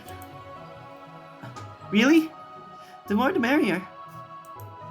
Well, it's true that he knows a lot about the mansion, but nothing ever seems to go the way we want when he's around. Yeah, no, maybe I should... maybe I shouldn't invite Logi. He's probably gonna scare off the... Maybe he'd scare off the mansion itself. Maybe you can ask him about more places we can search then. I will later. Maybe. How about we go while it's still light out? It'll be easier to look around too. To be honest, I have a rare disease that makes it hard for me to stay in the sunlight for too long. Ah. Rare disease that makes it hard for me to stay in the sunlight. Huh. A rare disease against sunlight. You're hemophobic or something? I don't know. Don't really know about it. I also can't stay in the sunlight for too long, especially when it's hot, because the sunlight and heat, they melt me. Well, I'm a bit of a Yuki Onna, you may say. It's similar, except, well, I'm a guy. And I don't really want to call myself a Yuki Otoko. So, I don't really know the classification for what I am. But I honestly... Oh, I'm talking about real life, by the way. I honestly cannot stay in the heat for like more than 30 minutes. Because if I do, I melt. I absolutely melt. I mean, my brain tries to keep it together, but because my brain keeps my body together, it gets really hard for my brain to function outside of keeping my body together. It's real tough. I guess that's what you get for not being human. Anyways. The reason I collapsed at one time is because I overdid it. I stood out in the sun for too long. Do you have albinism? You don't seem to have red eyes, but you're quite pale and have white hair. My hair's silver, not white. That's not it. Anyway, it's just that the light tires me out. I'd look for the haunted house during the day if I could. Ah. So with you, it's not heat, it's the light. Huh. Would you be a vampire? Sachiro, what's up? Oh, we're back. Hey, what's wrong? It will only take us a few minutes to check out the mansion, so please come with me. I'll hold your hand so you won't get scared. That's my line. Stick close to me so you don't get lost. If it means you'll come with me, then alright. Follow me. I think we know where we're going. If I'm right, I've passed by it a few times. The mansion with the huge gate, right? Yeah, but not sure if that place is open to the public. If anything strange happens, we'll leave immediately, okay? Okay. It is decided that we will explore the abandoned mansion. In a way, this feels exciting. Who knows what we might find here? If one does not look past the surface, they will never see what lies hidden beyond. What sees as the truth may be a misconception. But that only makes mysteries more satisfying to solve. What happened to your friend? He got busy and can't come today, so I don't think the choice mattered at all. I'm sure some choices will be mattering, but that choice did not matter, I believe. Huh. Too bad. Hey, don't walk off on your own. It'll be bad if we get separated. No, wait. The sprout has disappeared. Okay, the sprout has disappeared, and it's not blending in. Trust me, the sprout is not blending in.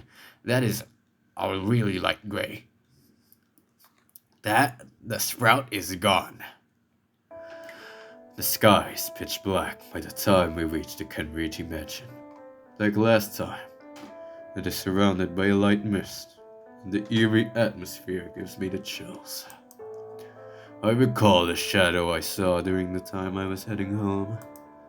I stare at the windows, but there's nothing in particular. Nothing peculiar.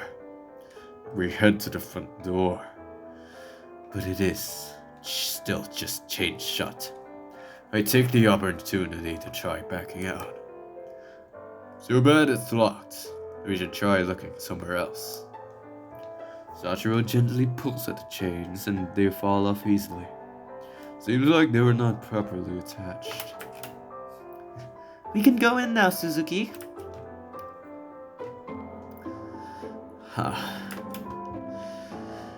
Right.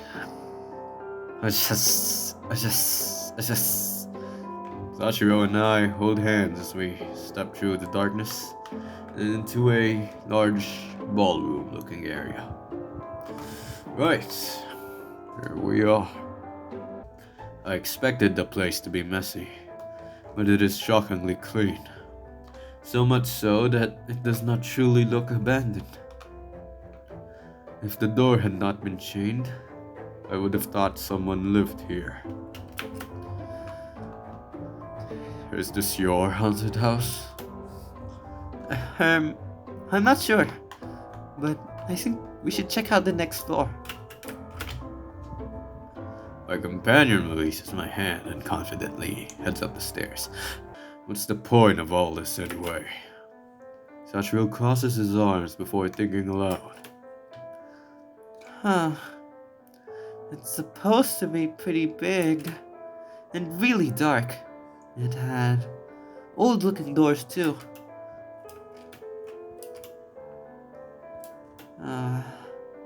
As we approach the next floor, my excitement ramps up. I've never been in such a fancy residence before. Even though it is a few centuries old, it still looks quite livable. Well, if you don't see a bunch of dust anywhere, then someone has been here, you know. Sachiro and I check a few of the second floor rooms. Much to our disappointment, they are all empty.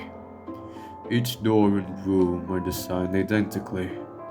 The hallway looks endless with its long rows of doors. And we've not even begun to check the left side. Oh, we've been checking only the right side, okay. Can you finish this side on your own? I want to start searching the left rooms. I'll still be able to see you if you stay in the hallway. Okay. Make sure to let me know if you find anything. Let's meet up by the stairs when we're done. I turn to head in the opposite direction of Sachiro. I'll use the stairs as my starting point and count the doors down from there. The first 4 rooms on the left side are empty. The previous owner's belongings must have been cleared out at some point, whether by burglary or a new owner. Well, doesn't really matter what now. All that matters is there's nothing here. I open the 5th door and gaze into the darkness. Unlike the previous rooms, this one has its windows covered. If it has anything within it, I cannot tell. I doubt there's a working light switch in here. I didn't think to bring a flashlight either. And I guess I decide not to risk entering the room and tripping over something. The further down the hall I walk, the more damage there is to the walls. This is how an abandoned building is supposed to look. Would have been pretty scary if everything looked well maintained. Perhaps, if that were the case, there may even be a vampire living here in this building right now. But probably not. Most likely not. I open yet another door. A skull. I'm shocked by the sight of a human-looking skull with chunks of festering meat still stuck to it. If the architecture is... Its open jaws filled with pitch-black gunk, accentuating its fearful expression. I slam the door closed and dash towards the staircase. Sachiro, we need to get out of here. As I gasp for air, I realize Sachiro is no longer in the hallway. I never receive a response. I shout his name again and wait for an answer. Suddenly, a blood-curdling scream echoes throughout the mansion. I freeze on the spot when I remember the ghost rumor Loji told me about. There's a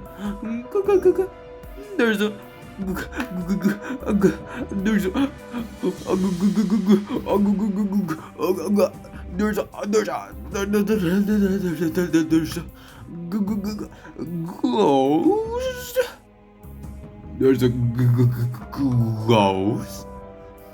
Are you sure it's not a gunkling or a goonkling or a ghoul? Well, that skull I saw wasn't a hallucination. I only looked at it for a moment. So I'm not sure if what I saw was actually real. Buck up, Suzuki. Don't let your imagination get the best of you.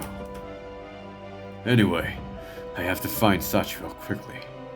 There might be something creepy in another room and I don't want him to get all freaked out. Okay. Our main character, Suzuki, is getting pretty protective of Sachiro. Okay, come on, dude. Thankfully, it does not take long before I find the boy. I told you to stay in the hallway. Sorry, I was too absorbed by exploring. We should end this here for today. Did you hear that scream earlier? I only heard the wind. Are you okay, Suzuki? You look pretty pale. Oh, yeah, I'm fine. Grab his hand and pull him back to the entrance. At least we got out in one piece. Though Sachiro initially protested, he's panting by the time we're outside the mansion. Are you sure you're okay? Yeah, I just need to catch my breath. He pulls his scarf down and puts his hand on his chest before gazing at me with worry. I may be fine, but You're still acting a little weird, Suzuki. Sachiro looks at me as if I'm a crazy person. I gather my thoughts before trying to explain what I experienced in the Kunriji mansion. To tell you the truth, I found a skull in one of those rooms. A human skull. I didn't find anything except empty rooms on the right side. Are you sure your mind wasn't playing a trick on you? Or maybe it was a fake skull left there as a prank. You're probably right. You easily get scared, huh? No way. Whether or not it might have been a prank, we should take it seriously. Anything could have happened to us in there. Boo. Scaredy cat. I ruffle his hair while he pokes fun at me. Anyway, is that the place you were looking for? It probably wasn't. I'm sorry for wasting your time again. It was still worth it. We'll just cross that one off the list. Plus, I can see... Well, I can sort of see how those ghost rumors started. That was pretty exciting. Sachiro strokes my back, even though I tell him I'm not flustered from what happened. He is a pretty brave young boy. For a kid. To tell you the truth, I really appreciate what you've been doing for me. Sachiro smiles brightly as he looks at me through sparkly eyes. This boy is quite pure. I've never met anyone as kind as you before. Everyone else I asked just, told me I was delusional. Oh, that's unfortunate. I thought Sachiro was weird at first. Like, who asks complete strangers about haunted houses? Still, it's been kind of fun hanging out with Sachiro. It's common sense to help those in need. Your request was pretty weird though. I mean, nobody could have helped you if they didn't know what you were looking for anyway. Don't worry. We can look for somewhere else tomorrow. I know this is important to you, so I won't give up so easily. Sachiro instantly cheers up, and his adorable smile melts my heart. I cannot possibly abandon him. I toss and turn later that night, haunted by visions of that skull. I do not sleep well. I had a dream. In it, Sachiro and I were searching for the haunted house. What we found turned out to be a Death's house. The haunted house supposedly belonged to his family, but he had lost the map to its location. He told me he had left many of his cherished belongings within it. I cannot remember the dream in detail, but I believe I am better off this way. I think he'd been luring people into the Death's house to torture them, and I ended up walking straight into it by mistake. What a disturbing nightmare. Even if Sachiro was guilty of something, it can't be murder. And that small body of his, he couldn't harm a fly. Sachiro claims to be 18 years old, but I've never seen him at school. He could be one of those elite class students. He looks quite young though. I laugh at the thought of him applying for jobs. A candy store would suit him, or maybe a bakery. He'd probably have a hard time assisting all the sweets. Oh? What are you smirking about? Whoa, Ikuya. I didn't notice you there. Were you daydreaming in class again? Luckily, that big guy in front of you blocked the teacher's view. I sit next to you. When you're distracted, I am too. I shake my head and let out a sigh. What's wrong? You sound like you're going through a midlife crisis. There's this boy I want to help. but I don't know what to do. Huh? A boy? Tell me about him. Well, I'm trying to help him find something, but he won't let me know what it is. Why not? I don't know. That sounds tough. Why does he even want me to go with him? Maybe he just wants your company. He might try to make a move on you soon. Who knows? Somebody better make a move on you.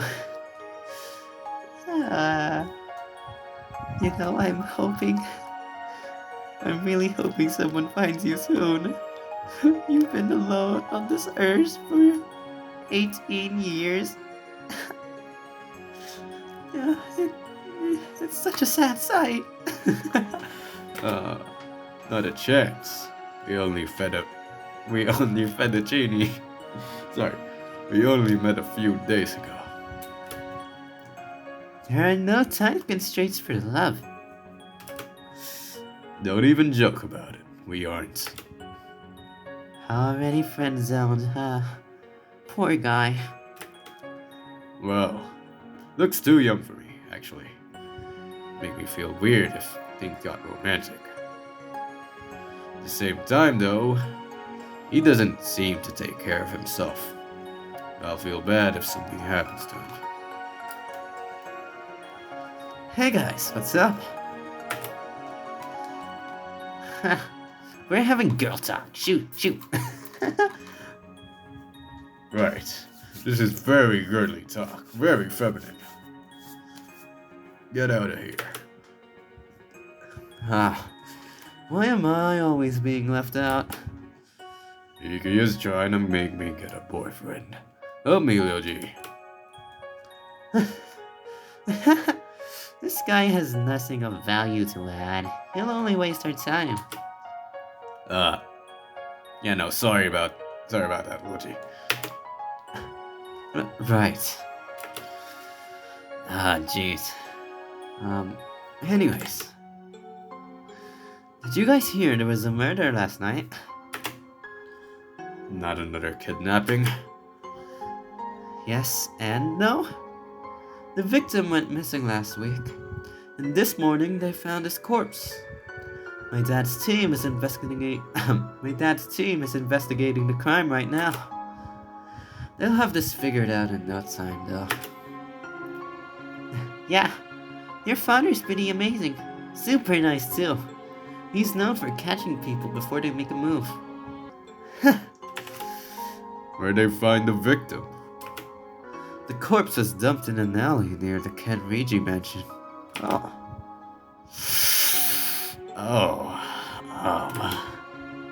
This can't be, that skull, that fresh skull I saw, that freshly still rotting skull. The murder might have taken place right next to me, and that scream I heard. Suzuki, you look pale. You feeling alright?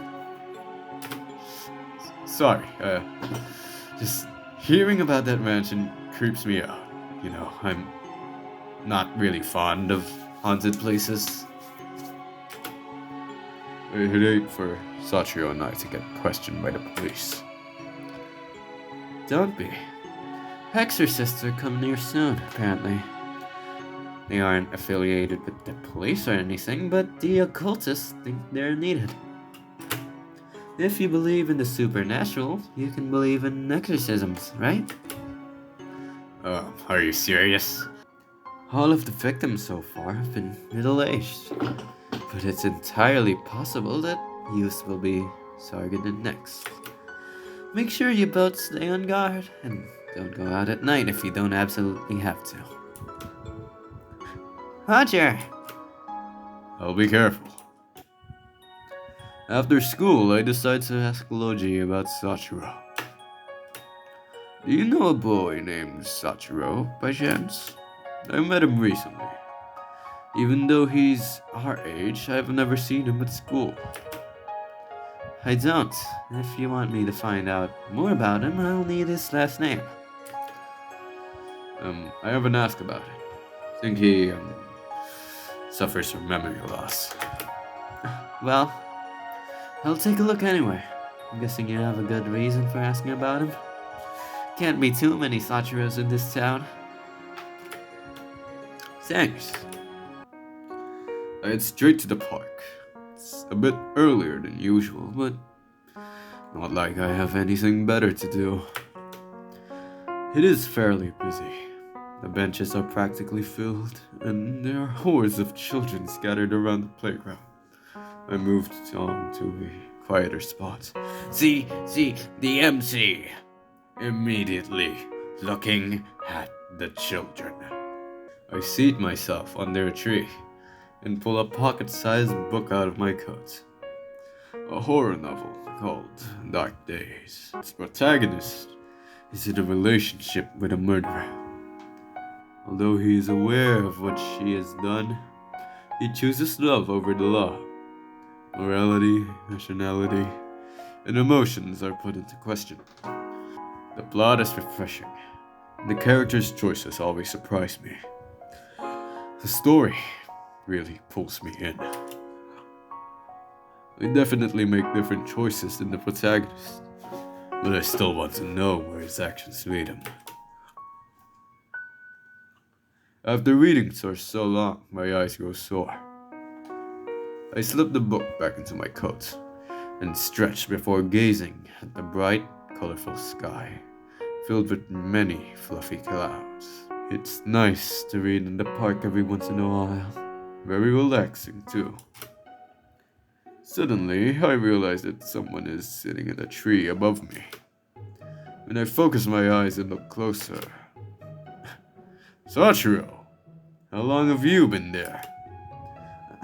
Suzuki, where? Where? Huh? Oh, wow! Bonk. I reach out to catch him, but he lands a few feet in front of me. Are you okay? I kneel down to help him get up, but end up pulling him forward and we topple onto the grass together. Dispatch. Oh, crap. The suspect is touching the boy. Oh. Huh. Sachiro slowly covers his face before mumbling an apology. I'm sorry. Sorry, didn't mean to startle you. Me too. I didn't mean to fall on you. We awkwardly stare at each other before bursting into fits of laughter again. I stand up and begin to wipe the grass stains off my clothes. What were you doing up there, Sachiro? It's my favorite nap spot. The leaves totally block out the sunlight. Wouldn't staying inside be better? You aren't wrong. I have something to confess. Can you promise not to laugh? Sure, couldn't possibly be funnier than you pretending to be an adult. I am an adult. Screw you. This is kind of embarrassing, but I don't have a home.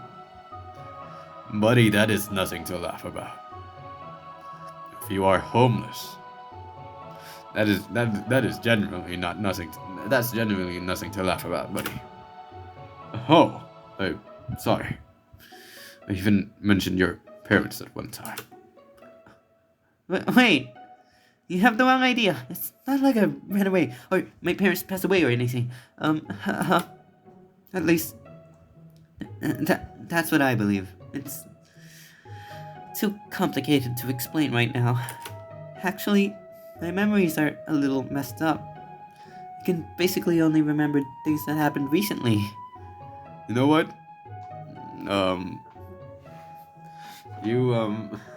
Maybe the thing you lost were your freaking memories. The thing you lost in that mansion might just be your memories, okay? I don't know what caused it. I'm sorry for not mentioning it before. You're probably wondering why I'm always here, huh? The truth is, this is just sort of where I woke up after I lost my memories. I mean, I can still remember a few things, like the haunted house. I might remember something if I find it. Um, I can't help but pity this little dude. He's like a lost puppy. All of the pieces are falling into place now. Things must be so difficult for him. If you want, you can stay at my place for dispatch. Wait. Dispatch. Hey. I overheard a little something. Mind if you... Well, actually, mind if I stake out the suspect's place for a little while? I could stay, I don't know, on their roof. I'm sure they won't see me. Dispatch. It's not like I have anywhere else to stay. Anyways, it seems the suspect has made a move. The suspect has invited the little boy to stay at their place. Yeah, no, I'm not gonna be listening to your orders. I'm going. Ta-ta. Bye-bye. My voice keeps cracking when I do a certain... My voice keeps cracking a lot because I'm still a bit under the weather. I'm sorry. That's a very kind offer, but... There's an empty guest room you can use. And it's not safe to stay outside at night right now, you know.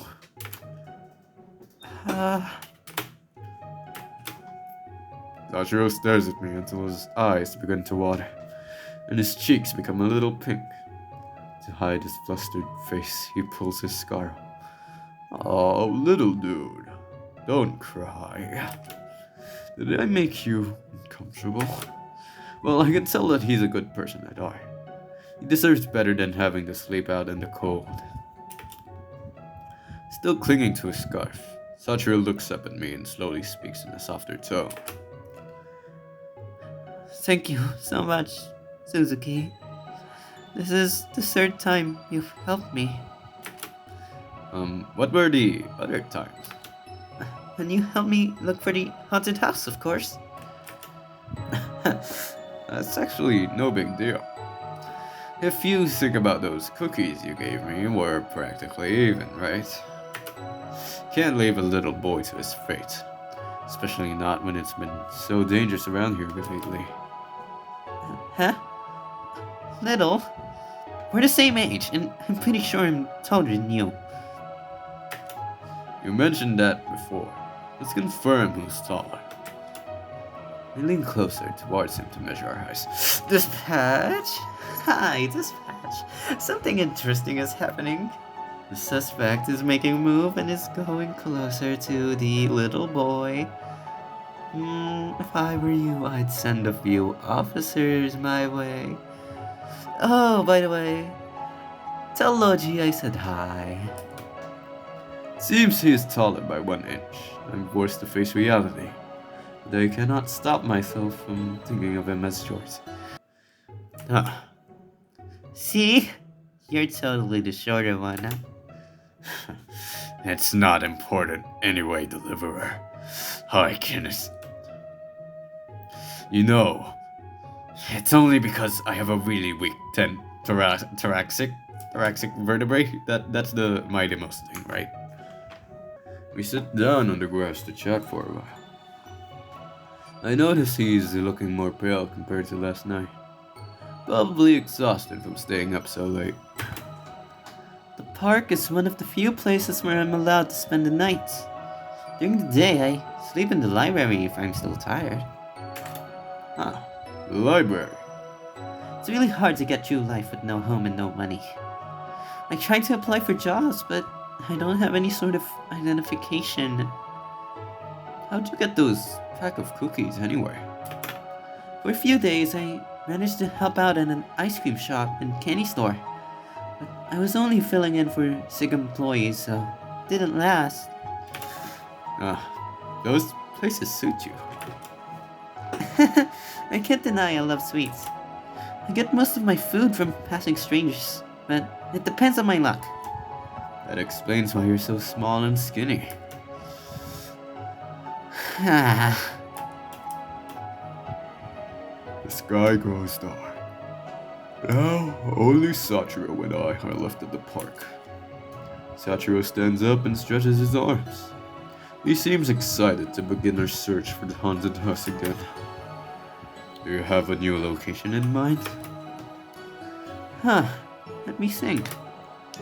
There's a rumor about a ghost at my school. Maybe that's what you're looking for. Wouldn't hurt to check. Actually, I'm not sure if the school is still open this late. Aww. Seeing the boy's sad face makes me so guilty that I cannot bear to crush his hopes. Well, we can at least check it out. Come on, let's go. Oh man, all of the lights are off. Don't think anyone's still inside. We walk through the dark, empty halls. Feels weird, walking around at school so late into the night. Oh my goodness, this is actually way creepier than the Kenriji mansion. I take Sachiro's hand in mine. He blushes in reaction, but keeps his grip tight. By the way, can you tell me more about the ghost rumors? Well, a few villagers claim to see a shadow wandering past the windows. The students have never seen anything like that, though. Probably because Logi is here. But yes. Honestly, I'm pretty sure the rumors just fake. Huh. It does sound a bit suspicious. Self-voicing enabled. Whoa! Self-voicing disabled. Self-voicing enabled. What the Sachiro, self-voicing? it could have been the janitor. Oh! Self-voicing disabled. Oh! Oh, wow. Can we hear it? Self-voicing enabled. Sachiro, it could have been the janitor, or maybe even a teacher who forgot something important in their classroom. Saying there's a ghost is too unbelievable. It's very nice. Self-voicing disabled. It kind of gets rid of the music, but At least there is a text-to-speech option. Okay. it could have been the janitor, or maybe even a teacher who forgot something important in their classroom. Saying there's a ghost is too unbelievable. Rumors don't scare you easily, huh? You know, I think ghosts are cute. I like them. Anyway, shall we start with the class route? Oh, gosh. The shuffling sound in the hallway. Let's comfort Sachiro. What in the world was that sound? Sachiro, you alright? Yeah, I think it came from farther down the hall. It was probably only the ventilation system, though. Nothing to be worried about. I'm generally impressed by Sachiro's rationality. He's not moved at all by such strange events. There goes my confidence. Let's start searching the first year classrooms and then work our way up from there. Does anything look familiar? If not, we can find someone who knows you. Maybe you'll have a better chance of remembering something then.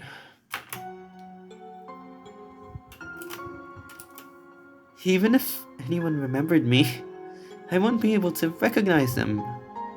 It'd be like talking to a stranger who was pretending to know me. You really can't remember anyone? There were no people in the place I pictured. I think I was alone all the time. If I'd been close to someone, I'm sure I would have remembered them. Not even your family? My family? Like your mom or dad, or maybe even an aunt and uncle. Wonder what kind of life Sachiro used to live. This rate, I wouldn't be surprised if he lost part of his personality with his memories. I can tell him to see a doctor, but in the end I can't force him to go. You can't remember your family? Sachiro blinks innocently. seemingly confused. I don't even remember what it feels like to have a family. Don't worry, I'm sure everything will get sorted out eventually. If I were in his position, I'd be frightened. It'd be like losing my past. Feels like most of his memories are put on sleep, awaiting to get digged up. It's not all bad. I mean, losing my memories, you know? I'm sure there were things I was better off forgetting. Besides, it's normal for people to forget things over time. It just happened really quickly for me. Speaking of which, I suddenly remembered something. I always carry this with me. Self-voicing in It was big, long. Oh, wait, I carried two of them. Sachiro tries to shape the object with his hand, but it only makes him harder to understand. Two big long things, huh? They could be blades. They could be gohei's. Who knows what they could be? Is that sign language? No, I'm just really bad at explaining things. Just when Sachiro tries to explain it again, a noise disrupts us. The shuffling sound grows louder and louder. We immediately rush to the classroom door and lock it. Someone may be here with us. With the door locked, they can't reach us. Unless they have the keys. You know what? I kind of like it. It's like, it's keeping, if there is a paranormal element, if there is a monster, it's keeping it unknown, which is pretty cool. The fear of unknown is like one of the most common fears, you know? And it's a very good fear. For someone like me with horrible anxiety, it's I guess I'm afraid of everything because of anxiety. I'm afraid of the most, just the absolute most unreasonable things. The most unreasonable situations. I'm afraid of that more than I'm afraid of any monster. I'm afraid of a monster that's gonna send me to hell. Like, if I'm gonna die, at least like, let me be happy, okay? Let me be happy in heaven, okay? Okay, you know. I'm not sure if I'm going, but I definitely want to go to heaven, and you know, I'm pretty sure I haven't done anything too bad. I think someone's still in the building. We'll get caught if we stay here. We should leave for now. Okay. As Sachiro and I trace our way back to the exit, we hear footsteps approach us from behind. A hand suddenly lands on my shoulder and I jump. Ah! Oh! It's the hottie! This is even scarier. Now I have to heal. Now I have to deal with a hot dude. Now I have to heal with this hot dude. His face is very pale and his mysterious golden eyes look like they are glowing in the darkness. Golden eyes? Hey, hot stuff.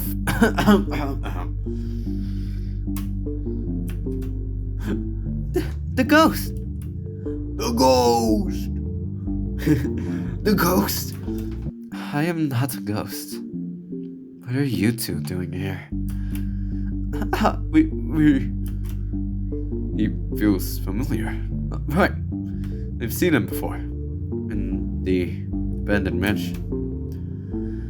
I'm confused until I carefully look at the man's uniform. The design looks more complicated than the standard ones, which means he's most likely from the elite class. When I realize he's my senior, I bow my head. Sachiro follows my example and bows too. My. No need to be so polite. I believe we have met before, miss. Before I ask who you are, allow me to introduce myself. My name is Junoru, and I attend the night classes. The night classes? So I'm pretty sure Junoru is one of the final routes we should be doing. So as much as Junoru interests me, and as much as the other homeless dude interests me, unfortunately we are going to have to save them for the end. It is so sad. I totally want to do their routes because they're the most interesting to me. But we are going to be doing Zaken? Their name is Zaken, right? We're going to be doing Zaken's route after we do this little guy's route. Before I ask who you are, allow me to introduce myself. My name is Junoru, and I attend the night classes. I'm Suzuki Lynch, a second year. I believe we've met before. I'm sure you at least remember my voice. I'm not sure if you remember my face, it was quite the hazy night. I'm Sachiro, and I'm not from... He's a kid from my neighborhood. He begged me to show him where the He begged me to show him the place where the big kids go to school. I just couldn't say no. I know it's pretty late, but I couldn't say no. And the doors were already unlocked. I see. I'm sure you will enjoy the school when you are older, Sachiro.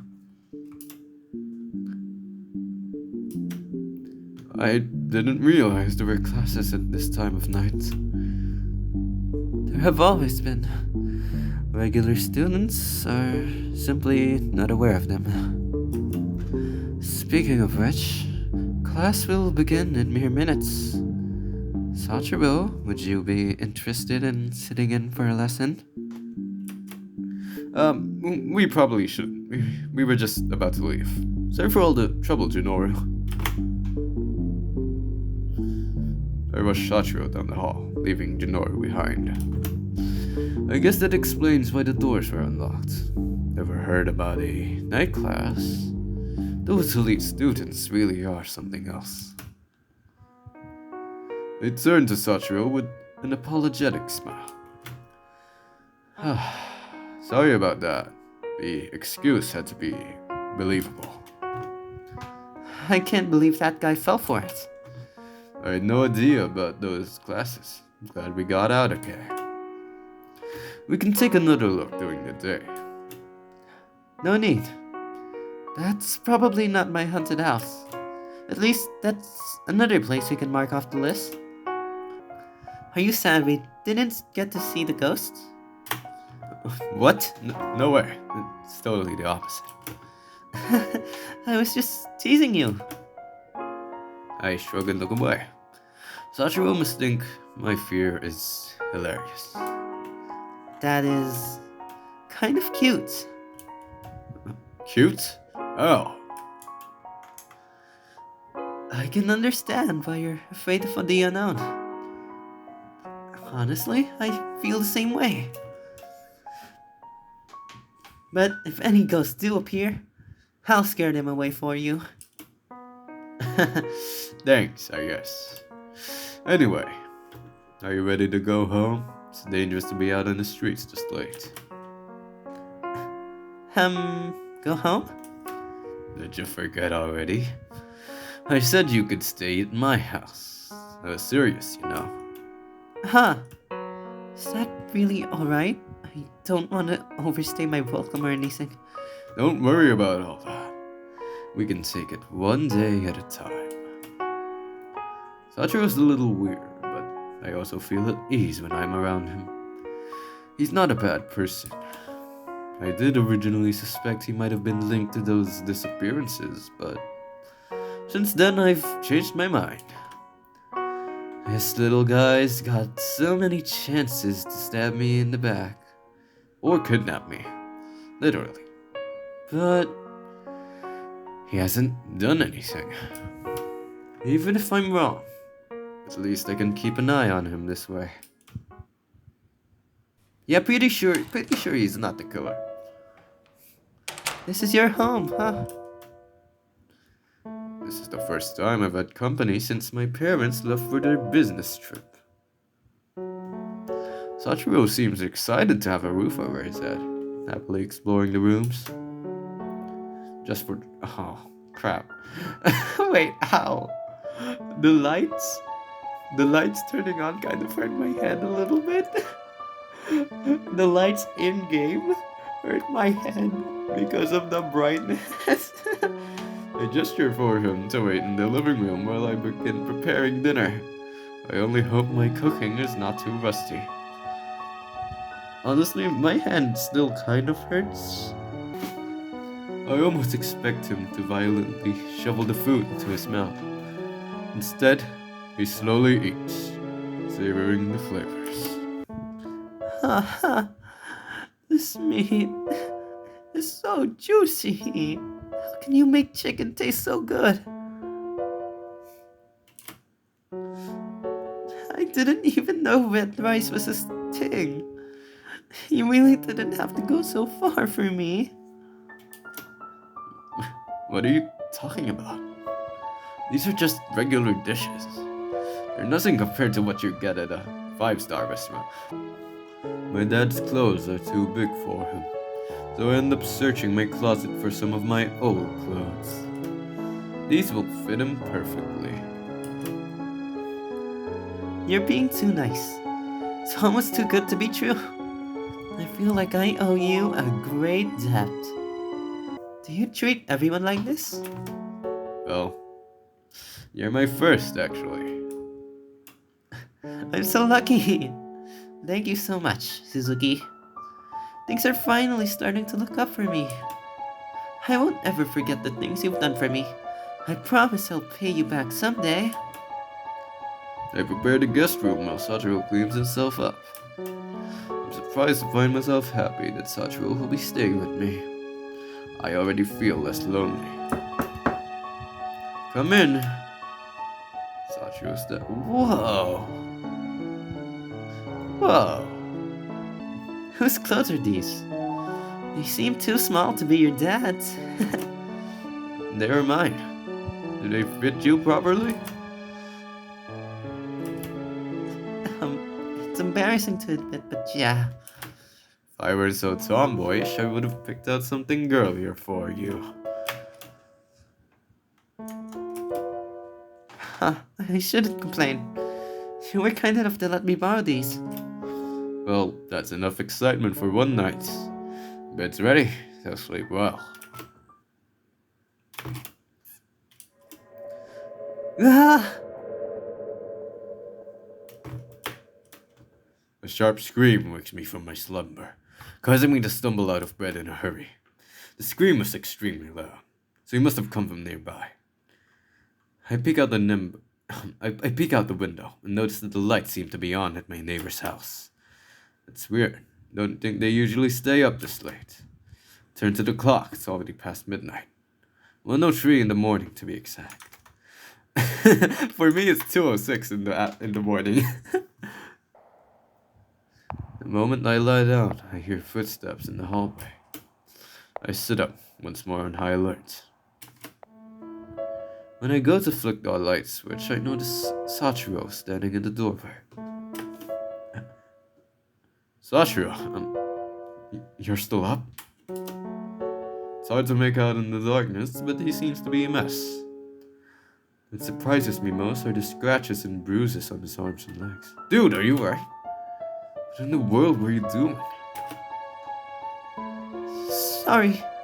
I didn't mean to wake you up.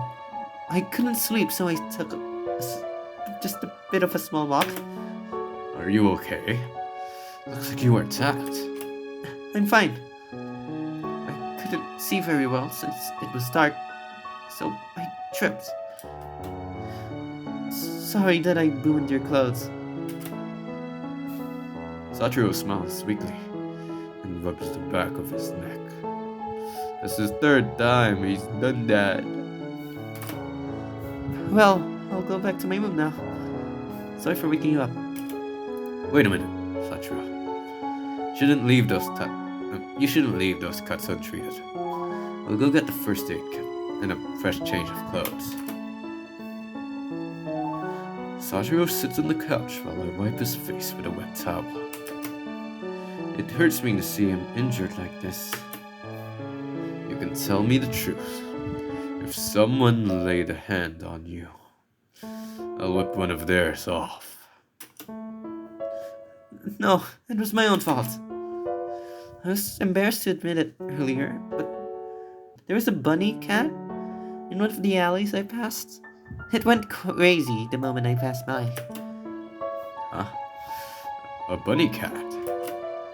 Yeah, it had the ears and tail of a bunny and slim legs of a cat. It was really cute too. Too bad I couldn't pet it.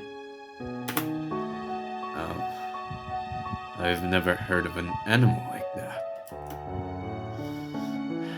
After that, shadow-like things started appearing and they chased me.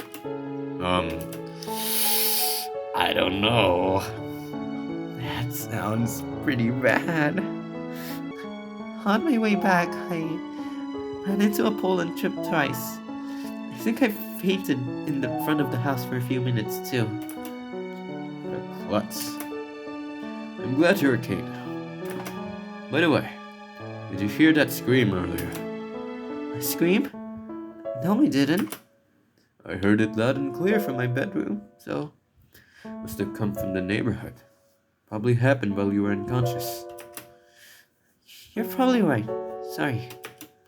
Anyway, promise me you won't go out at night again. Probably haven't heard the news, but there have been murders around here recently. Besides, I'll have to cover you in bubble wrap if you get all scraped up like this again. I promise to stay inside. All cleaned up, Sachiro heads back to his bedroom. I'm glad he made it back in one piece. But that was a little odd. This clumsiness is definitely going to get him in trouble someday. Next day.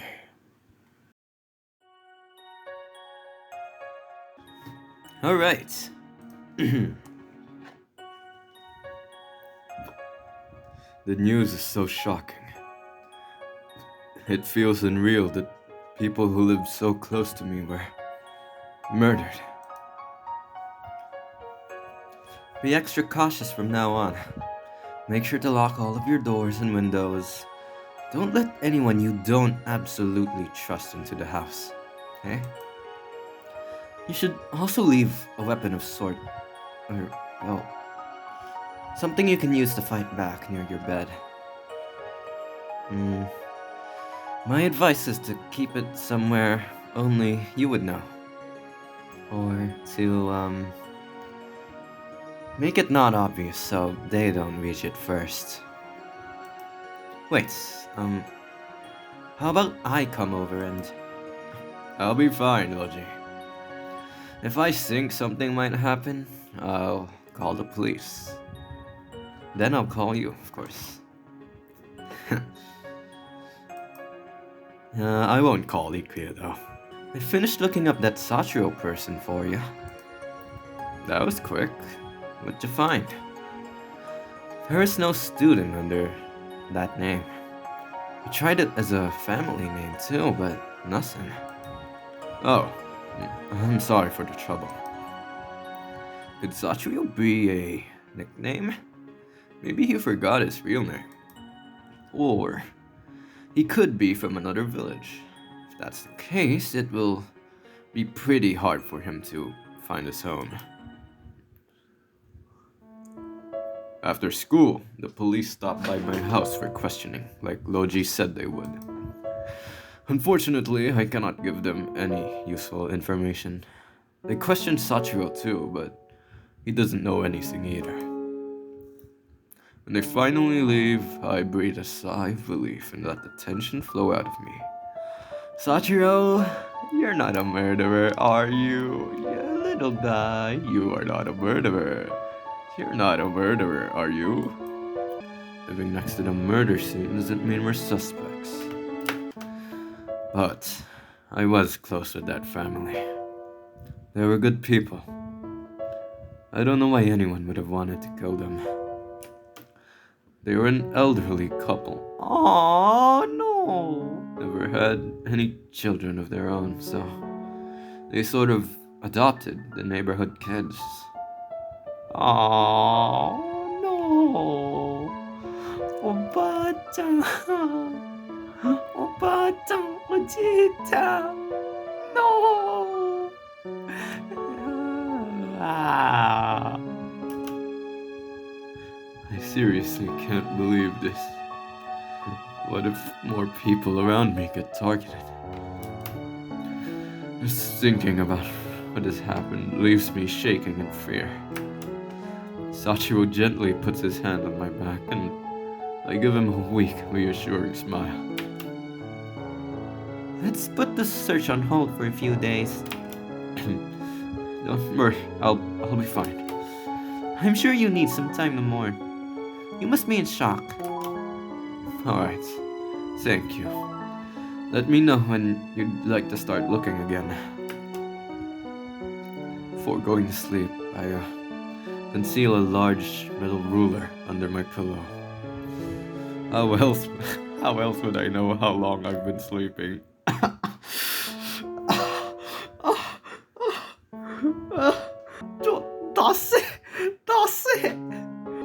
I consider hiding a kitchen knife instead. But if an attacker gets their hands on it first or snatches it away, it will only work against me. To think the murderer could have targeted me if he had just moved one house down. Next day. To my relief, nothing happens during the following days. My street feels busier due to the passing police and villagers. But no one questions me further. This probably isn't a freaking good... This probably isn't an important choice. But I'll save anyway. We have 72 save slots. We might as well use the save slots to the fullest. Let's ask what Sachiro would like. Whoa! Did you guys hear my Conqueror's Haki? Ging! I honestly enjoy everything you cook, Suzuki. I've never had taste of your food. Why don't you make a request for supper then? The boy blushes before scratching his head. Not touching the back of your neck, huh? What if the serial killer is in the back of your neck? I'm just kidding with ya.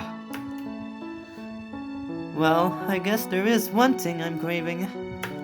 I used to eat a lot of steamed buns, I think. Probably. They were different fillings, but I liked all of them. It'd be great if I could have some again. What about you? Do you have a favorite meal? You know, I really suck at voice acting. What about you? Do you have a favorite meal? I'd have to think about it, to be honest. It takes a few hours of work, but I managed to make the steamed buns like my mom used to do. It is pretty easy. I'm glad they're finally done. As an additional touch, I made all the buns animal-shaped.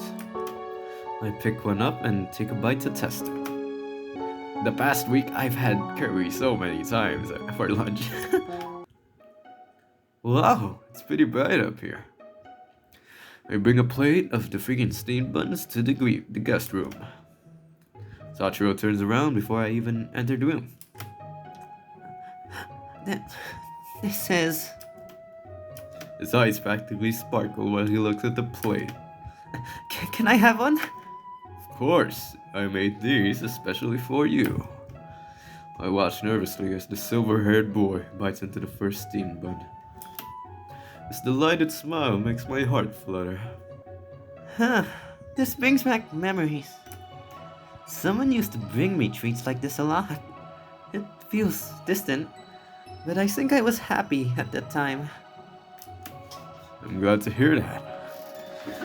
I guess we're one step closer to getting your memories back. Sachiro continues nibbling on the steam buns. Even when he eats, he's too cute to assist. Thank you so much for this, Suzuki. Why don't we share? It was my pleasure. I'd love to eat together.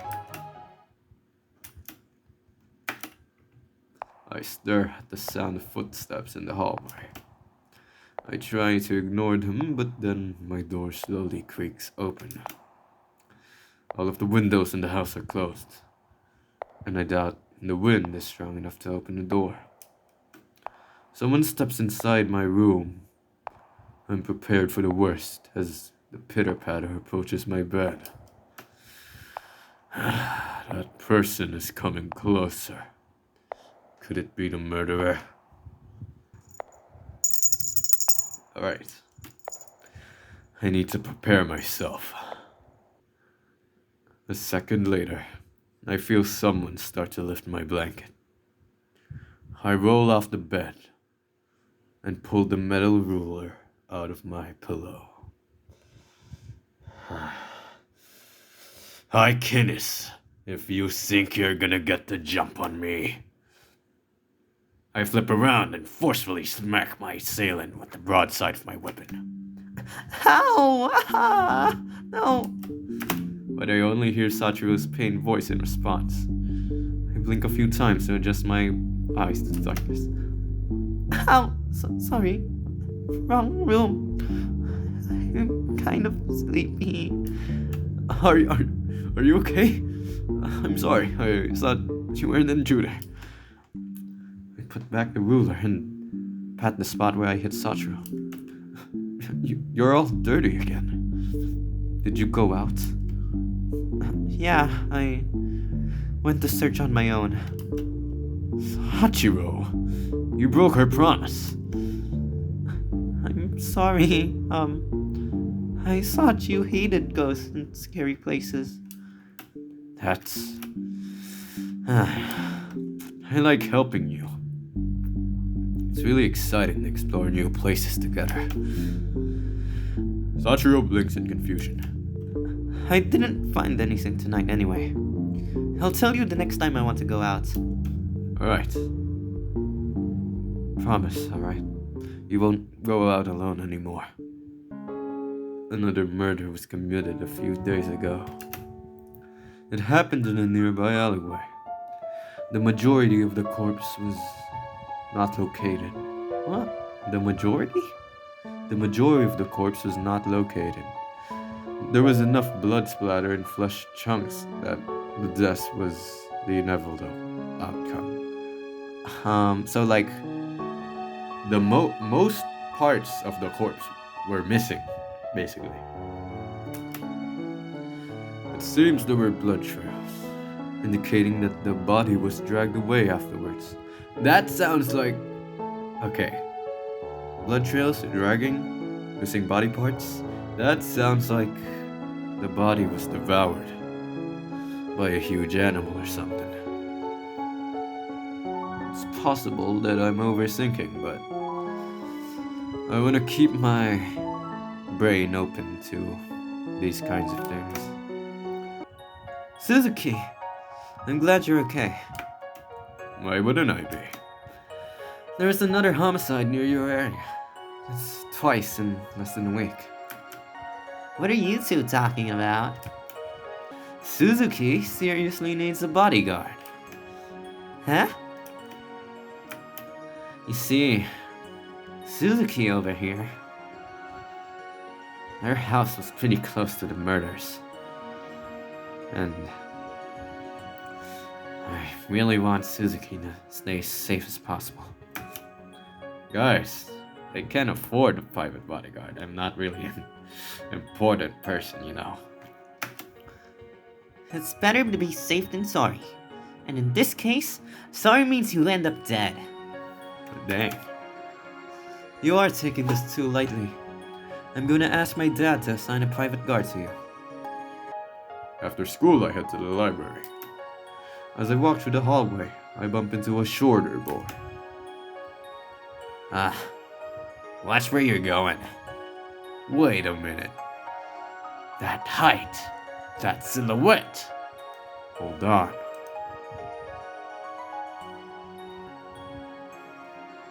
Let's check if the silhouettes match. No, the silhouettes don't match. Okay, the silhouettes do not match. Sounds like an elite. Looks like an elite student though. Hi, little boy.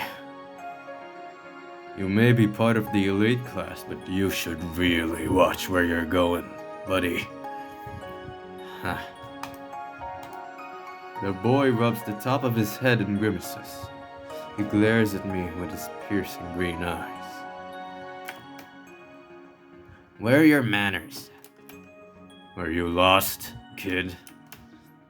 What the hell? I'm not a kid. You should show your upperclassmen some more respect. The boy takes a step back, crosses his arms, and frowns. I notice his brown uniform. He must be part of the elite class.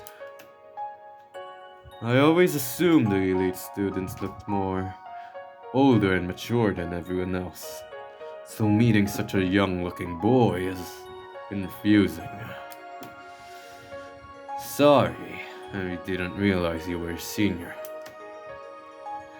Finally noticed, did you, genius? Continues to glare at me, tapping his foot on the floor. Seems to be waiting for another apology. You're just so short that I didn't. You have 2 eyes, don't you? Watch where you're going next time. Holy crap, this is the library. Dang. Okay, this is a nice library. I didn't know you actually read. I didn't know you actually read books. I only hope Sachiro will not mind having dinner a bit later tonight. I'll start with history. This chapter is all about local legends. The school ghost, the forest demon, the Kenrigis, the temple guardian. Temple Guardian? Wait, The temple guardian? Does this place even have a temple? 1,000 years ago, a temple was built in honor of a spirit that is now known as the Temple Guardian. huh. So they didn't give the spirit a name? In sense, he chose to reside within the temple and offer his protection to the village. With that protection gone, murders would ensue, right? Let's say if that temple guardian forgot their duties as a temple guardian and stopped protecting the village. Do you think? Okay, this may be digging a bit deep, but do you think our little googling is a temple guardian? I'm probably crazy. The area's residents brought him offerings for decades, but stopped at some point. Even so, the Guardian continued his job. What a sad story. The Guardian must have felt so lonely. I wonder where his temple is. I've never even heard of it before. Yeah, and I forgot his name. Sachiro. Right. And Sachiro's looking for a place. That place might be the temple. Hey. I'm connecting dots. I don't know if these dots are meant to be connected, but I'm connecting these anyway. If I'm wrong about this, I'm a dum-dum, but if I'm right, I gain +1 intelligence. Right? Like, we already know I'm pretty dumb. But I could gain way more than I could lose here. No, I could gain way more than I will lose. Okay, I still look like a dumbass. Anyways, when I'm done with my research and homework, the sky is already dark. I rush home, excited to tell Sachiro what I found.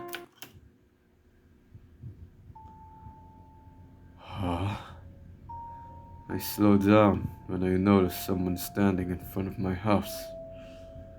The figure is tall, and his face is obscured by a hoodie and a tripartite mask. You know, I would probably be scared. But that tie is the same one as the ties in our school, which means this person over here might just be an elite student. However, I think he might be quite dangerous. As I inch closer, I notice he's wearing a gas mask. I wave my hand in front of the man's face. Hello? He grabs my wrist before peering me down at me with his sharp blue eyes. I'm a little colorblind, so I thought that was green. Eek. I heard you the first time. But you didn't say anything. I'm not obligated to. Never mind. You might just be the murderer. I'm not sure. Sachiro, no. Welcome back. Did you have a nice day? Boring day, more like. Same as always. You didn't see that scary-looking man in front of the house, did you? The guy with the green hair and the gas mask? Yeah, I just chased him away. He was standing there for hours. I think he was watching me. It was really scary. The homicide cases pop up in my head. He did look pretty suspicious. Could he have been? I begin to prepare dinner alongside Sachiro, who insists on helping me. I mention the temple I read about in the library. Do you think it might be the place you're looking for? It does sound kind of familiar somehow. If you're looking for a haunted house, it has to have some sort of spirit, right? Maybe the temple guardian is still there. A spirit, huh? You don't have to come with me if you don't want to. No way. Not gonna miss this opportunity. Thing is, I don't know where a shrine would be. But a guardian spirit can't be harmful. They're totally different from ghosts. Because I made Sachiro promise not to go out at night alone, we decided to explore together. Although it is safer with both of us, we agree not to stay out for too long. This night sky is very beautiful, by the way. Very, very beautiful. We walked through the empty streets, heading towards the forest. We even remembered to bring flashlights this time. Oh, this is pretty scary. Boom, boom. Holy crap. The bells are tonguing. Huh? Look over there. Shrine. I sure hope this isn't a malevolent shrine. The game crashed? I think I messed something up with OBS or something. I just configured something in OBS and that made the game crash, so unfortunate. I follow Sachiro's finger. There's a temple hidden behind all of the leaves and shrubbery. It makes sense that people would not visit such an overgrown, unmaintained area like this. The building has been heavily damaged. It almost looks like there had been a battle of some sorts here. Noroi, Noroi だよね。Noroi. Noroi と呪術師. As we step inside, Our noses are assaulted by an odd smell. A mixture of damp wood and rotting plants. It is so overpowering that I wish I had an air freshener with me. Somehow, the interior of the structure looks older than its exterior. The walls are rotting and covered with thick layers of moss. This definitely looks like the sort of place a spirit would inhabit. I shine my flashlight into each of the dark rooms, but the temple appears to be empty. Sachiro Gojo! Are you Satoru Gojo, perhaps? Sachiro? Sachiro Gojo? Never mind. Are you disrupting the Jujutsu world by existing here? Is Logi Megumi?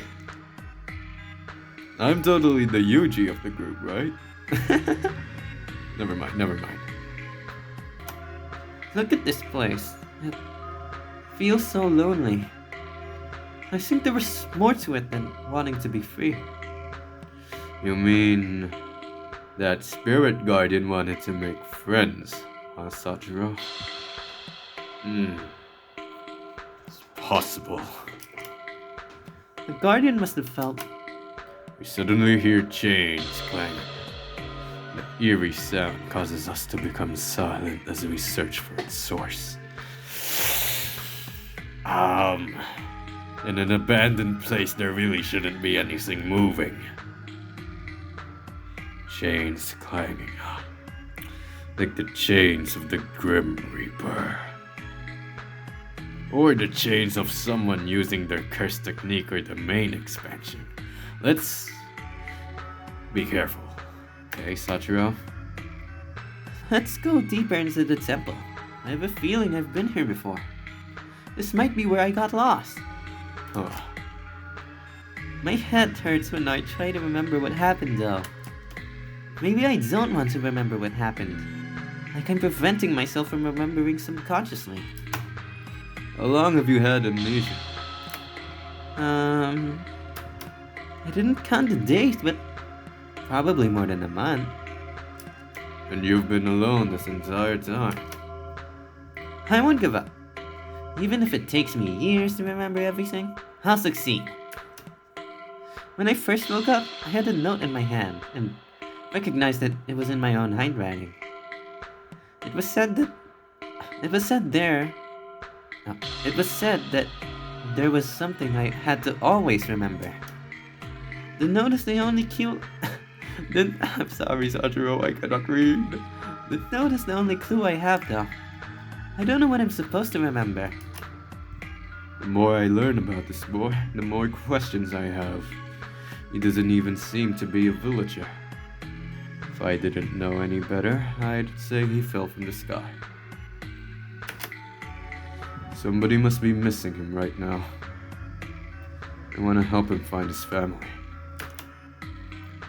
We walk through a maze of halls to find a large empty shroom. Sachiro kneels down and moves his fingers across the floor. There are indents in the planks. People probably used to pray here. While Sachiro examines the floor, I look around more broadly. I stare at the ceiling. It seems to be held up by a number of wooden pillars. Out of the corner of my eye, I notice something up on one of those pillars. I shine my flashlight upon it. It's a black sack. This might be an important decision. Let's save in the number 13 slot. By the way, I think number 13 is totally alright. By the way, number 14, that's really dangerous. It's day 14. Number 14 is a real dangerous day. Anyways, let's tell Sachiro what I found. Hey Sachiro, look what I found. Huh? Is that a sack on the pillar? How did it even get up there? That's a good question. Should we check what's inside of it? Is that really a good idea? We look around for something to get it down with, but the room is empty. I remove the ropes around the sack to check its contents. There are only books inside. Oh, it's a really large sack then. There are only books inside. I quickly flip through a few of them. Sachiro blinks innocently and tilts his head. Whoa! These are the Temple Keeper's diaries. They're even chore logs. This is better than I expected. I'm really curious now. Can you read them?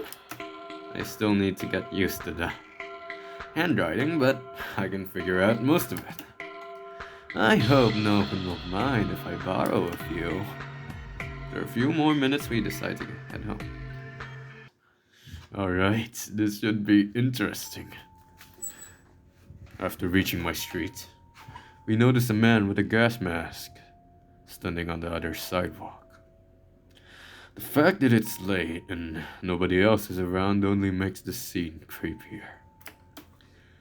The man's icy stare makes me shiver, but I try to ignore him as I shuffle inside the house with Sachiro. I think he's an exorcist. Why are you trembling? Don't tell me you're scared of exorcists, are you? Why are you trembling? Don't tell me you're scared of exorcists. Do you think ghosts are behind those murders? Sachiro looks away from me, almost as if he is upset. You cannot help but wonder if he knows more about the crimes than he's letting on. Before I can ask about it, he starts up the stairs. I'm a bit tired today. Good night, Suzuki. Alright. We'll check those books later. Yo! Did you hear what Mr. Blackhat said? Jeez, were you sleeping again, Suzuki? You keep missing the important parts. He said we shouldn't go out after 9 p.m. Why not? They figure after that time, there's a higher chance of encountering the murderer on the streets. Thank you, Ikuya. I'll keep that in mind. Wow. You're being unusually obedient or something. Aren't you going to fight against the injustice of this being imposed upon or something? Are you guys talking about that? Hey Logi, any news about the murders? I haven't heard anything new, no. Dad said it was hard to find clues when the culprit didn't leave any traces behind. That sounds so scary. I hope they got caught soon. Don't worry. My dad's team is the best in this village. Even though they're having a difficult time right now, they'll solve this case. I'm sure of it. I guess you're right. Your dad is just like those cool middle-aged detectives on crime dramas, so I believe in him. My mind is so busy that I cannot focus on the conversation at hand. I want to rush home and read through those journals I found at the temple already. After class, I remember that I have homework due tomorrow, leaving me with no choice but to stop at the library. Okay. From the corner of my eye, I noticed someone trying to get a book from a top shelf. It's that little boy. I mean, that senior from last time. I walk over and pull down the book I think he's reaching for. Hey, is this the one you want? Similar eyes widen with surprise. I expect him to ignore me, but he takes the book. Thank you. He flips open the cover as he sits on the floor. Are the library carpets really that comfortable? Well, whatever. The title of the boy's book catches my attention. It's the same one I read last time I was here. Are you interested in the temple? Yeah. He replies absent-mindedly, not even looking at me. Wonder if he's still upset about that time I bumped into him. I decide to. Sure, we can study with the little dude. Thinking I can keep him company, I take a seat next to him and rifle through my bag for my textbooks. I peek at the boy, but he does not seem bothered by my presence. Before long, he stands up and takes another book from the shelf, setting the previous one on the table. Can't believe he read the entire thing in mere minutes. He probably skimmed through it, unless he's a really quick reader. Did you want to read this too? He raises an eyebrow suspiciously, and I suddenly realize I've been staring at him this entire time. I've already read it, actually. I'm just wondering, are you here to research the legend of the Temple Guardian? He blinks in surprise. Seems like I hit the bullseye. What do you know about it? Not much, to be honest. I read everything I could find on it here, and I managed to figure out that it was located near the forest. It's not even marked on modern maps. How?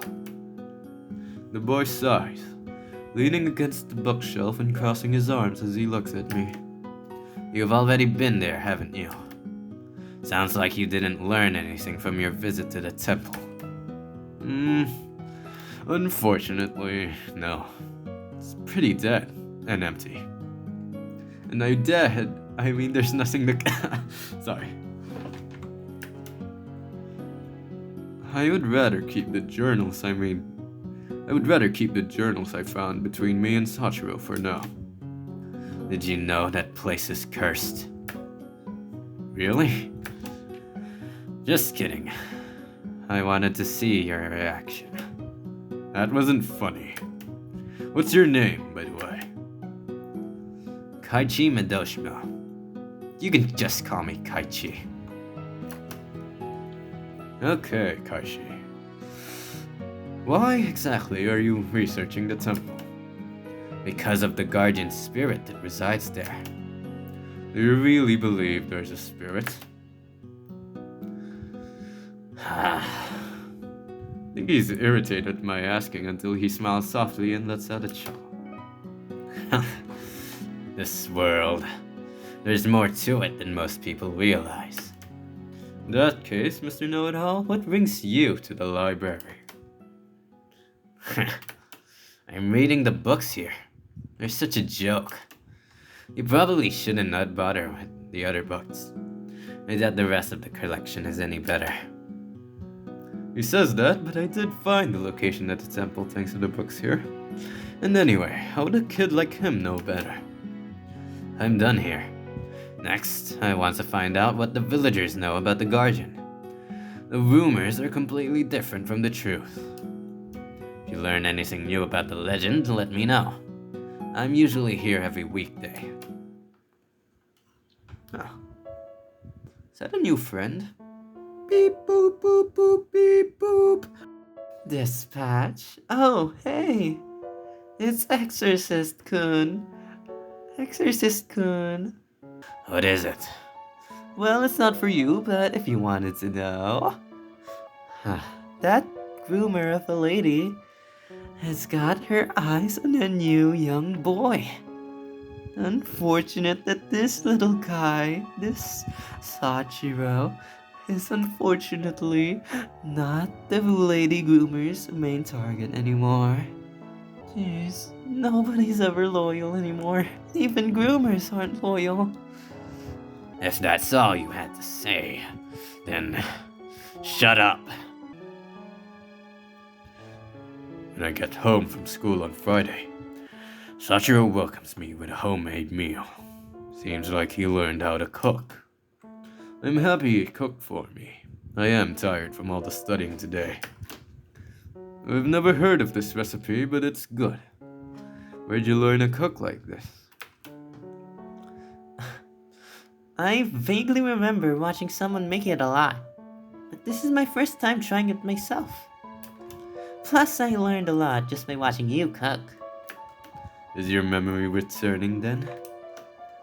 Just bits and pieces. For some reason, I can only remember the dish itself. I never expected cooking would help you recover. Yeah, strange, isn't it? I didn't think his amnesia would actually get better at this point, but I guess I gave up too early. I'm glad. When you recover your memories, what will you do when you recover? It depends. Are you worried there might be things you're better off forgetting forever? I don't know. But even the bad memories made me who I am today. Why would I want to forget any of it? Without them, I'm forced to start over. I feel like I'm trying to make a dish I know the flavor of, but don't have the key ingredients for. Ah. Maybe this shrine guardian boy. Maybe they're a bit of a cook, you know? I still remember some things, but I don't know how they connect. I guess I should be thankful I at least have those pieces though. At least I can trust who I am now. Well, if I were you, I'd suppose I would be curious about my past too. Right? I can still decide my future. So it's not like my past will chain me down. And if it is sad, I'll just have to forge a brighter future. I really hope everything works out for Sachiro. After I cleared the table, I head to my room. I finally have time to read the journals we found in the temple. Let's read this one first. I take a small book from the top file and carefully open it. The pages are filled with messy handwriting. Despite having to guess what some of the words are, I can generally understand what is being said. As I suspected, these are diaries from the residents of the temple. The years are missing, but the date and time of each entry is recorded. After inspecting the book, I find the year and months noted on the backside. Apparently they keep one book per month. This one is from March. I'm shocked to have found something so valuable. These are first-hand accounts of the past. I wonder if I should donate the journals to the library afterwards. Heck yeah, brother. Totally should. You don't have any use for them right away. You don't have any use after this. Oh, here we go. July 9th, 3 p.m. The weather is cold, and a few stray clouds pass the temple. My gut tells me it will rain soon. Today, I am on cleaning duty. The villagers are still bringing offerings, although not as often as they used to.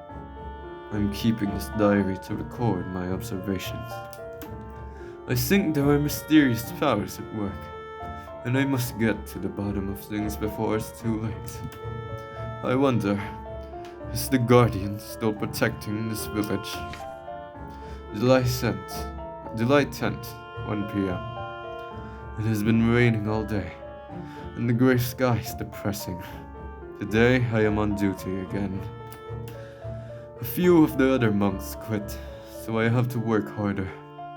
They told me the temple no longer held any meaning to them, though I do not understand what changed. July 14th, 6 a.m. Yesterday, a villager was murdered. Her body was found in a terrible state. Words cannot even describe it. The temple records hold no mention of such heinous crimes happening in the past. What changed? July 16th, 4 p.m.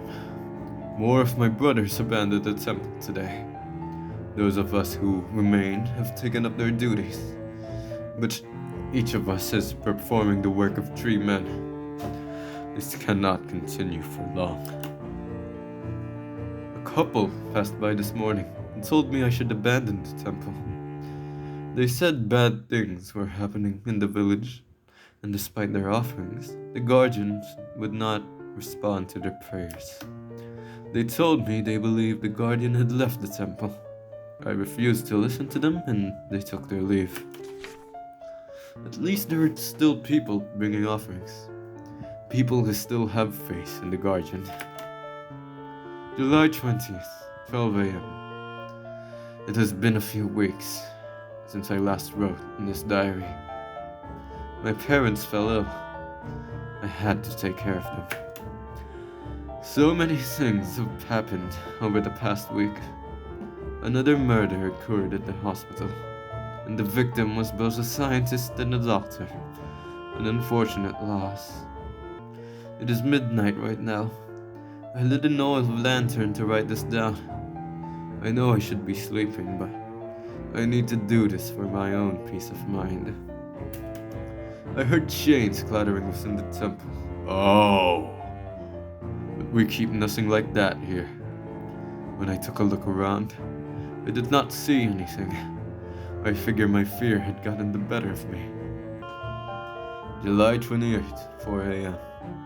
I switched to night duty because all of the offerings were stolen sometime between Wednesday evening and Thursday morning. The Guardian must be furious. We cannot let this happen again. We must find the thief. Fortunately, nothing happened during my shift. July 29th, 6 a.m. Today is my day off. A few outsiders went missing while on trip to the forest. Oh. This is the first time anyone has gotten lost in the forest. The demon must have been annoyed that his land was trespassed. Ever since the villagers heard their donations were stolen, no one has come to the temple. I hear they're all losing faith in the Guardian. Dear Guardian, what can I do for you? Why must the village suffer like this? Out of sheer fear, everyone has become suspicious of one another. However, it is the same feeling that has already caused one death. The woman who was killed several weeks ago was apparently attacked by her neighbor. He saw her leaving her home more often than usual and became suspicious of her.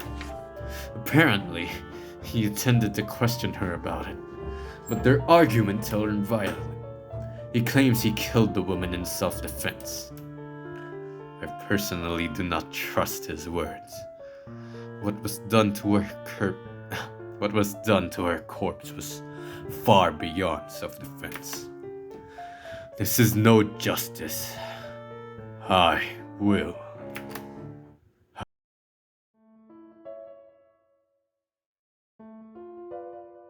Unfortunately, the words become illegible after this page.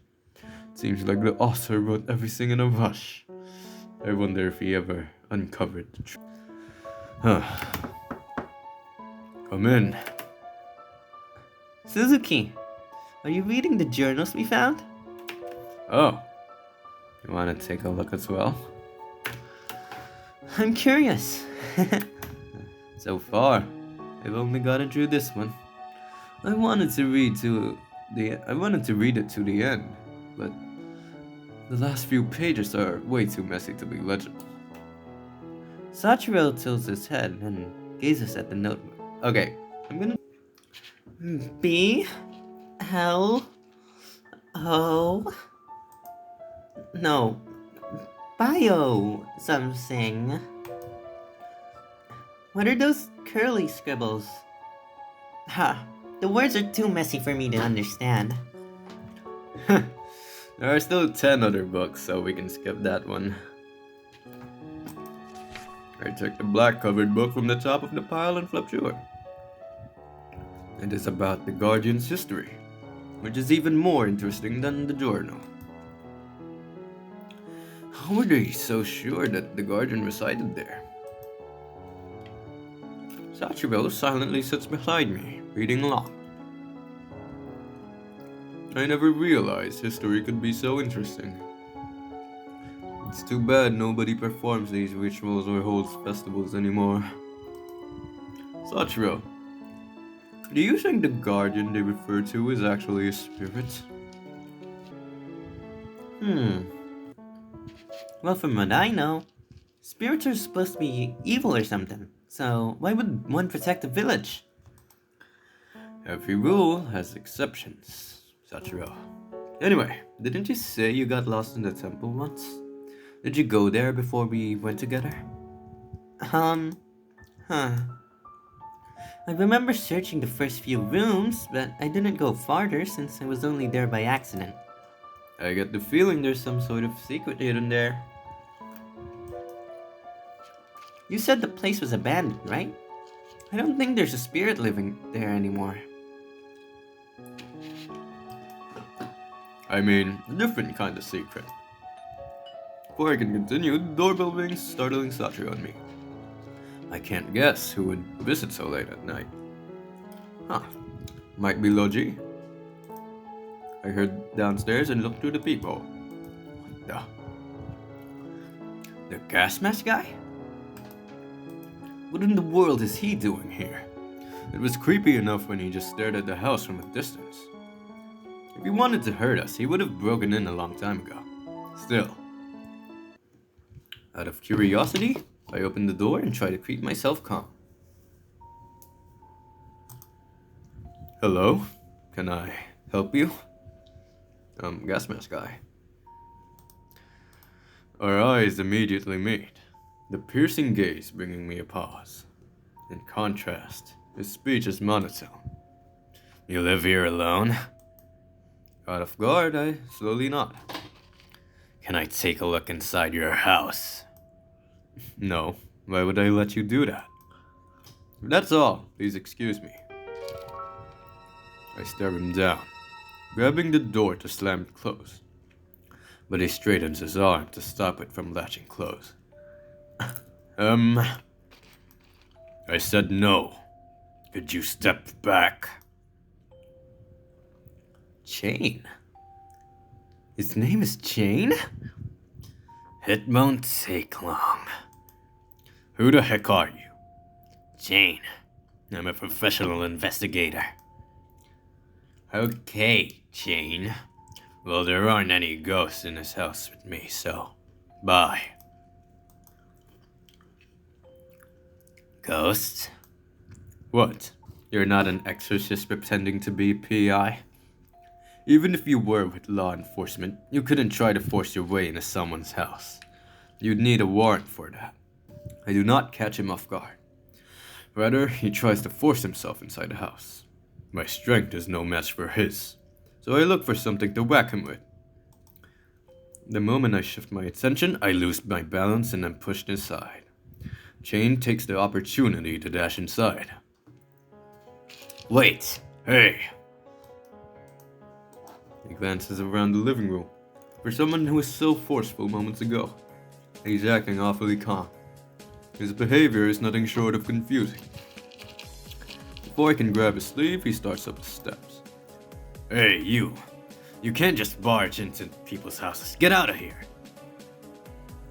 I yell and chase after him, but he ignores me as if I am a leaf in the wind.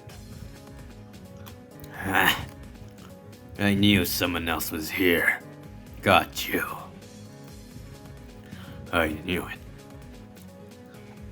That homeless pervert wasn't lying after all. You are kidnapping minors, aren't you? Let me go. Just bear with it. What are you doing? Wait. I'm an agent of Child Protection Services. No, this hurts. Shut up and stop struggling. How? I rushed to my room to find Chain holding Sachiro up by the arm while trying to tie him up. The boy is flailing and kicking the man to no avail. Hey, you can't hurt Sachiro. Who's really hurting who? Keep still, you. What are you trying to do with him? I'm taking in a suspect. What are you talking about? A suspect in what? In the murder cases.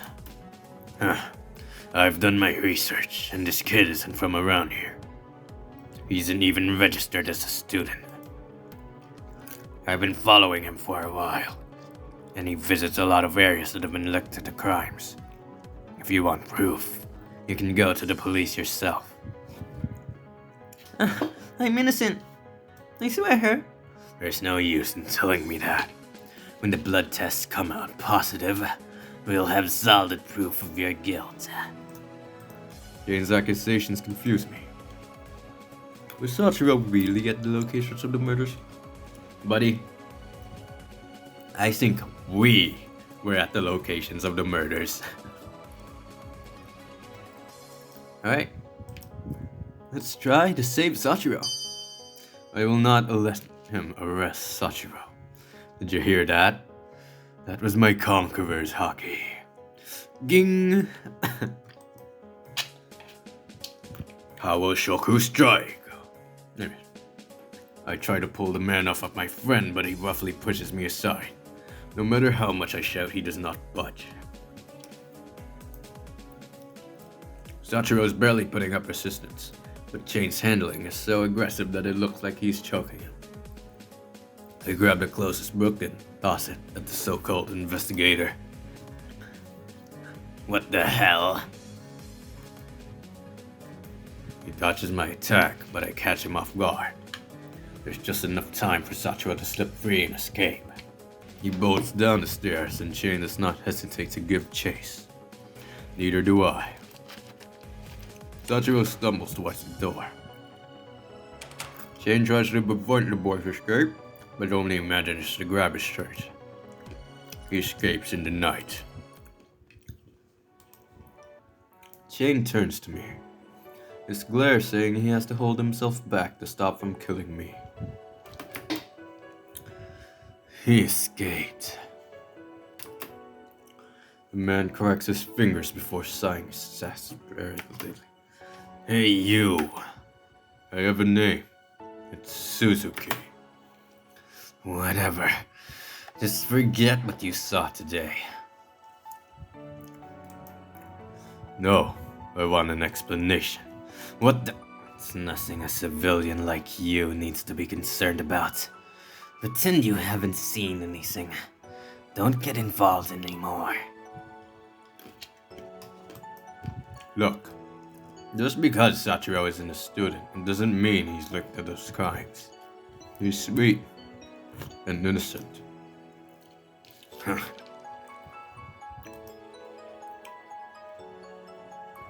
If I tell you the truth, will you let me handle this? I'm not letting you handle anything. That boy is a spirit in disguise. Huh? Don't care. Not an evil spirit.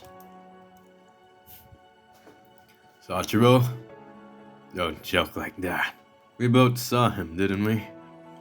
Everyone knows ghosts and spirits are invisible. The man stares at me silently. He does not seem like the type of person to kid around, nor does he seem like he has lost his mind. Although he claims to be an investigator of some sort, he does not dress or act like one. Beyond that, he believes in apparitions. How did Sachiro even get on your radar? I've lived in this village my entire life, like you. It's easy to notice even the smallest of changes in this place. Never seen you around here before, though.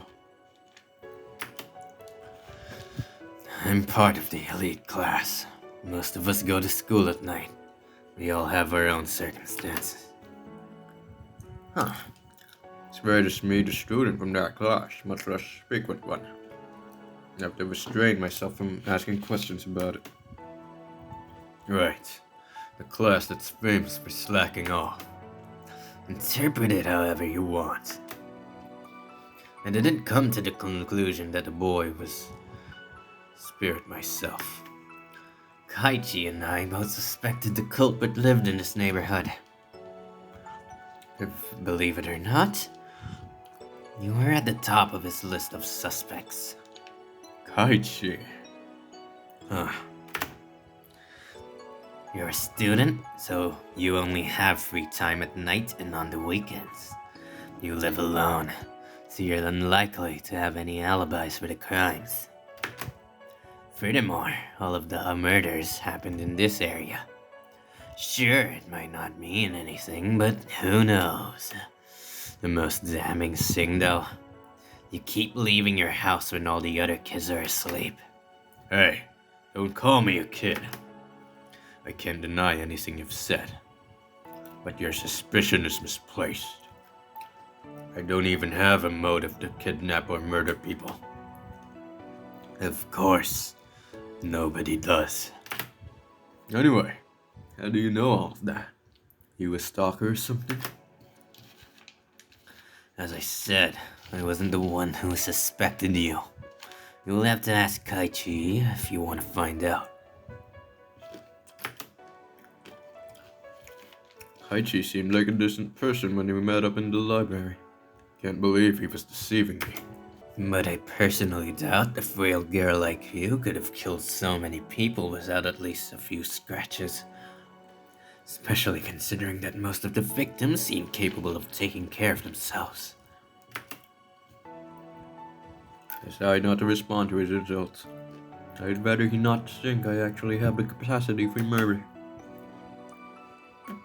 In the end, I asked Kaichi to investigate the haunted house. Wait, you know where it is? It's only another name for the temple. I suspected as much when I saw that white-haired kid snooping around there a few times. At each of the crime scenes, a single charm was found, and the patterns on them were identical to ones found in the temple. That kid was the only person I saw go in there, frequently enough to copy them at least. You really never suspected anything? I must admit, Sachiro has acted strange a few times. That was only because he was confused. So, what you're saying is that Sachiro used to live in the temple, and is leading a secret life as a monk, and that he uses charms to kill people. You aren't taking this seriously. Am I supposed to? You're being ridiculous. I mean, it's possible Sachiro is involved with the crimes, but it may be unwillingly. It doesn't matter whether you believe in me or not. Holy crap. Like I said before, you don't need to be involved in this. Mind your own business and stop playing a devil's advocate. Though I cannot believe Chain's words, there is something odd about Sachiro. How did you two meet anyway? Met at the park. It was just a coincidence. I bumped into him at the park. I've been trying to track that kid down since the first murder came to light. Who knew he was hiding here all this time? He's not like that. If you run into the kid again, let me know. I live a street down, number 999. So that's how you knew I kept leaving the house. I do not want Sachiro to get arrested, but the police might be able to help him figure out what happened. Shane glances at his watch and stands up. Before he walked out the door, I blurted out a question. Why do you always wear a gas mask? Do you work in the sewers or something? Shane pauses before slowly turning towards me. He deliberately touches his mask as he begins to speak. I'm just tired of the smell of death. It chill runs down my spine when I process his words. If he's been investigating crime scenes, I can't imagine. Jay just figured out something I don't know. I can try believing him this time. Sachiro's identity has been a mystery. For all I know, it could be one of those priests or monks. Once Chain is finally gone, I retreat to my room, hoping the journals will give me answers. A few days have passed, but Sachiro has not returned. I become increasingly worried about him. Yo, homegirl. Daydreaming about your crush again? Startled, I look up. Ikea has her hand on my shoulder. It's break time already. You've avoided my questions long enough. Who are you thinking about, honey? The Sandman. I was just about to doze off. Right. You seen any eye candy lately? Nah, none I'm interested in anyway. Also, why do you keep asking me about boys? It's not like you're any less single than I am. You seem so spacey lately, and you're awaking more than normal in class. I figured something, or maybe someone, must be bothering you. Sorry to worry you, it's just... the murders have me restless. Logi even asked me to keep an eye out for suspicious people, but I can't help him. Why don't we get my brother in on this? Would you have time for it? Don't even see him at school nowadays. He does anything I ask. Don't worry. We can do this. Hey guys. Hi Logi. Heard anything new about the cases? Not really, no. It's tough to get solid evidence on a ghost. This is probably a weird question, but is there anyone named Kaichi or Chain on your dad's team? Yeah, I think I've heard of both of them, but don't believe they work with the main force. Haven't met them. Chain said he found charms at the crime scenes. Has he not told the main force? I should ask around about Chain and Kaichi a bit more. They're supposed to be students here, so someone has to know something.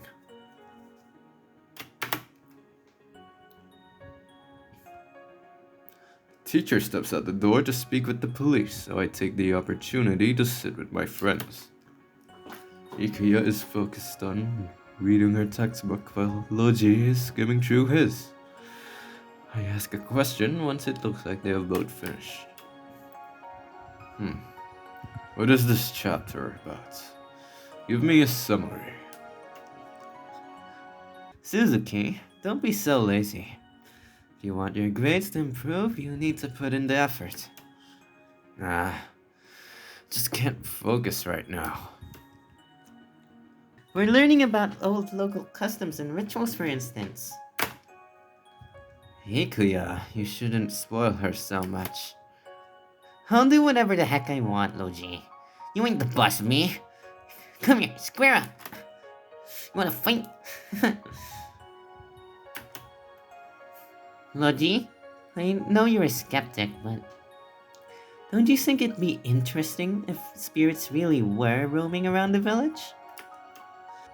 The textbook says there are evil spirits. The villagers did their best to keep them away, but... Anyway, if they were real, interesting isn't the word I'd use. It's a good thing that the temple guardian was there to protect us. Sure, but it disappeared. Rumors say the guardian abandoned the village. Did something scare them away? Don't really think so. That reminds me. I've heard rumors of a temple in the forest that's supposedly not marked on any maps. Maybe it's the same one mentioned in the legends. I feel goosebumps when Logi mentions it. I explored that place with Sachiro not long ago. Should I tell Logi and Ikuya that I've already been there? Oh, a mysterious temple filled with spirits? I'd love to see it. I thought you were scared of haunted places. This is different. Sure, it sounds scary, but I really want to meet the guardian. I believe it's a good spirit. I'm sure it's abandoned by now. Wouldn't find anything. So what? I'll bring an offering and maybe the guardian will come back. If it were that easy, the monks would have done that themselves. Huh. You're no fun, Logi. This might sound weird coming from me, but... do you think spirits can disguise themselves as people? Huh? Are you saying there are like supernatural creatures in the village? I don't understand the concept well myself. I've just heard a few rumors. So I'm not the only one. What kind of rumors did you hear, Ikuya? I don't know if you'll believe me, but I always come up with the craziest stories, don't I? At least they are entertaining. Just for that, I'm only gonna tell Suzuki. I was just entertaining. I was just kidding. Tell me too. Pretty please. Do you know the children's book called A Single Dark Light? Of course, I remember it being read to us in kindergarten. What's it about? You know I don't pay attention in any class. It's about the guardian who watches over your village, of course. The same one that supposedly resides in the temple deep in the forest. They say it prevents the evil spirits from turning our dreams into nightmares. And if you're lucky enough to dream of mist, you're actually seeing the guardian at work. If the evil spirits aren't purified, they'll slowly possess your body. Then one day, you won't be able to wake up. Instead, those spirits will move your body around and steal your identity. Huh. That's an interesting theory, Ikuya. How could you tell whether or not someone's been possessed? Well, they probably act differently than usual, right? Speaking of which, I saw someone walk up a wall the other day, like there were no wires, and he completely defied gravity.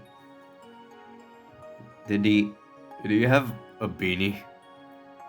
And was he talking into a weird transceiver of some sort? And did he ask you if he could stay in your house or something, Ikuya? That doesn't make any sense. Let me draw it for you. Ikuya grabs a piece of paper and a pen from her bag. Logi and I exchange skeptical glances before watching her draw. Things only become more confusing when we see the finished product. I get that possessed people act oddly, but this is way beyond my expectations. Now that I think about it, Chain told me Sachiro was a spirit in disguise. Maybe this is what he meant. Then again, he never did anything I'd call supernatural, so I shouldn't jump to conclusions. There are people who can do things like that. The police will need to change their investigative methods. Just hope Dad will believe me. Does the precinct have a supernatural hunting unit? Logi looks at me as if I'm crazy before shaking his head and glancing at Ikuya. He seems equally baffled. No, that would be interesting. I saw those advertisements looking for exorcists. I don't think those were posted by the police. They were probably from a church or an occultist group. Either way, it'd be cool if they could exorcise the evil spirits out of people. As I walked down the hall, heading home, I noticed Kaichi. Calling that change said Kaichi suspected me for murder. I try to blend in with the other students as I pass him. Sachiro's not come back today either. Perhaps I should start looking for him. The first location that comes to mind is the park.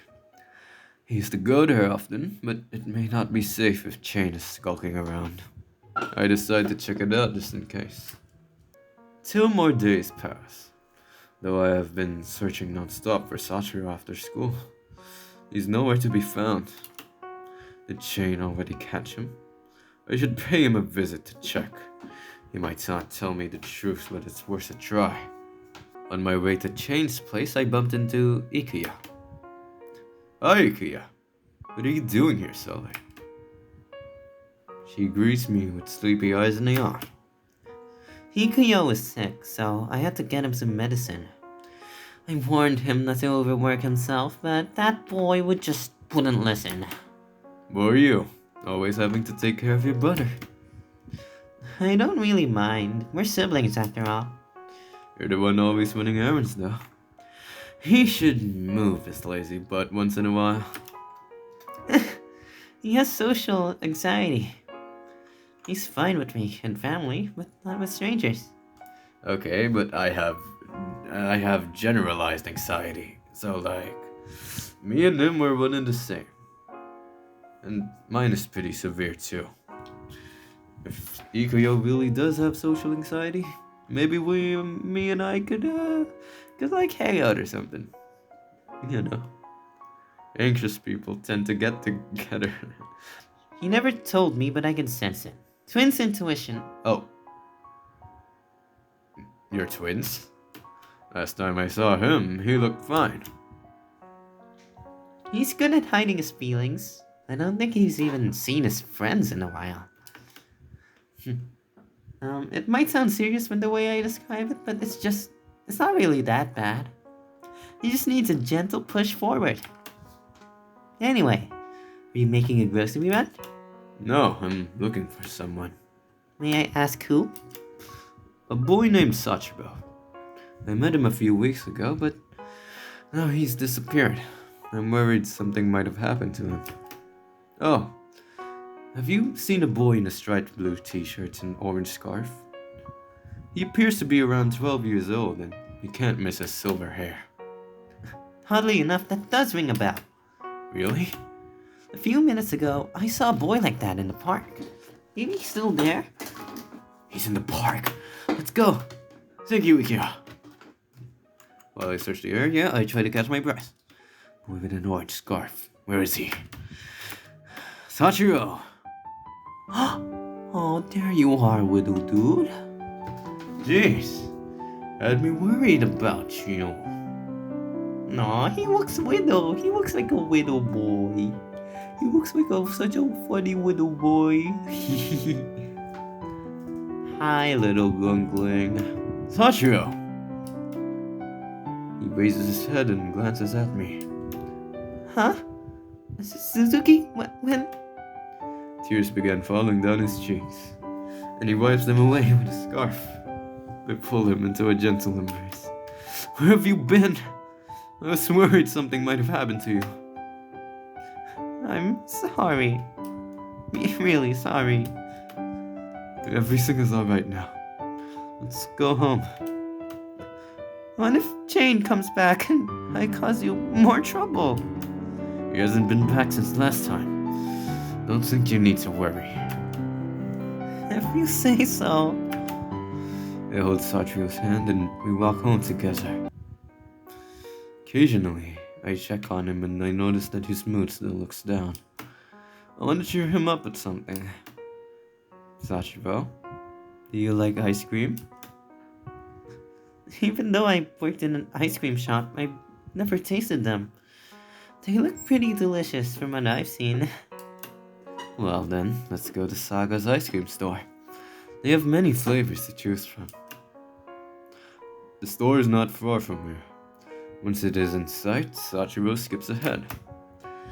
He stares at the colorful lineup of ice creams, almost drooling. What would you like, Sachiro? There's soy sauce, seaweed, squid ink, bitter melon, and ghost pepper? None of those really sound that appealing. You've picked the strangest flavors. Those aren't really what I'd recommend. What are you going for? Cherry blossom. It's as tasty as it looks. Sachiro walks back and forth. Looking at the rose, he has a hard time to decide.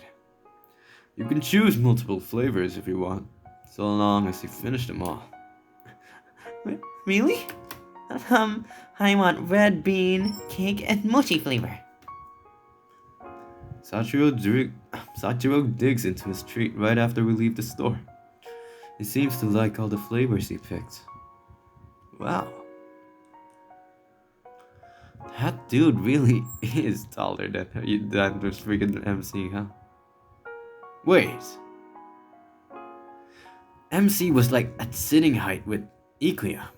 And well, I can't really say the same for Logi because Logi was sitting somewhere else. But damn. So they'd be around the same height as Ikuya too. Sachiro digs into his treat right after we leave the store. He seems to like all the flavors he picked. Wait a minute. However, red bean, cake, and mochi flavor. It's possible someone might offer that kind of food to the shrine guardian. It's possible. I just want to keep an open mind, okay? I offer him a taste of mine. Do you not mind? Thank you, Suzuki.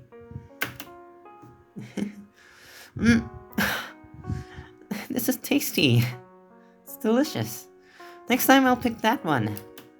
We eat our ice cream cones while slowly moving towards home. Why don't you go take a shower? I'll prepare a change of clothes for you. Suzuki, you're really kind. Give a man a fish and you feed him for a day.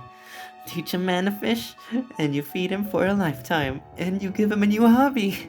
I totally want to learn a lot of things. And get a bunch of hobbies. Not only for myself, but I want to help you too. Sure then. But I can see weird creatures that no one else can. Wouldn't it make sense that only spirits can see others of their kind? No. Plenty of people claim to see ghosts, but that doesn't mean they're ghosts too. I've been seeing more and more of them. I know it sounds strange, but I've seen enough. I know they're real. It's possible you're just seeing bits from your past. I've heard this sort of things happen sometimes when a loved one passes away. You start seeing them everywhere, but it's not really them. Maybe you're starting to see them because you're processing the loss. No! I can see spirits, I swear. And they caused my amnesia. Besides, they're evil. I've seen them follow people around, and then those people just always show up as a missing person in the newspaper a few days later. Those people they weren't. When I tried to save them... Are you telling me spirits are behind the murders? I mean, I didn't always see what happened, but they followed people around. People who went missing. Okay. Maybe I've risen from the dead, and that's why I can see all of those creatures. Sachiro, you're not making any sense. Except I totally believe him. The supernatural doesn't make sense to begin with. Suzuki. Recently, I've been feeling weaker. Like I'm racing against the clock to find my memories, and if I lose, I still don't even know what I'm looking for. There are words stuck in my head, but no visuals to go with them. You'll remember everything soon. Not like you have Alzheimer's, so it won't get worse if it takes a bit longer. People don't live forever though, do they? When my end comes, I might not have done everything I wanted to, and I'll die with regrets. I could die without ever knowing who I am, so at least self-discovery is a goal, right? Sachiro's words resonate with me, and I became silent. All he did was state the obvious, yet I am now realizing I, too, have been spending my days dwelling on mere possibilities. I'm sorry for going on and on about myself. I want to hear what your goals are too, Suzuki. Ah, that's okay. Hearing your stories make me more excited to help you. Suzuki, thank you for not giving up on me. I gently wrap my arms around Sachiro and stroke his back. He closes his eyes and returns the embrace, the warmth of his body relaxing me. I'm relieved to have finally located Sachiro. Even if the time of our parting may be on the horizon, I want to help him for as long as I am allowed. The next night, I wake up shivering. I look around, but there's nothing. Even my window and door are closed. Hey. An unfamiliar voice echoes throughout the room. Are you guilty? The masculine voice brings me goosebumps. I jump out of bed and try to locate the voice, the person behind it. Suddenly, the shadows around me begin to warp as if the moonlight has shifted. What's going on?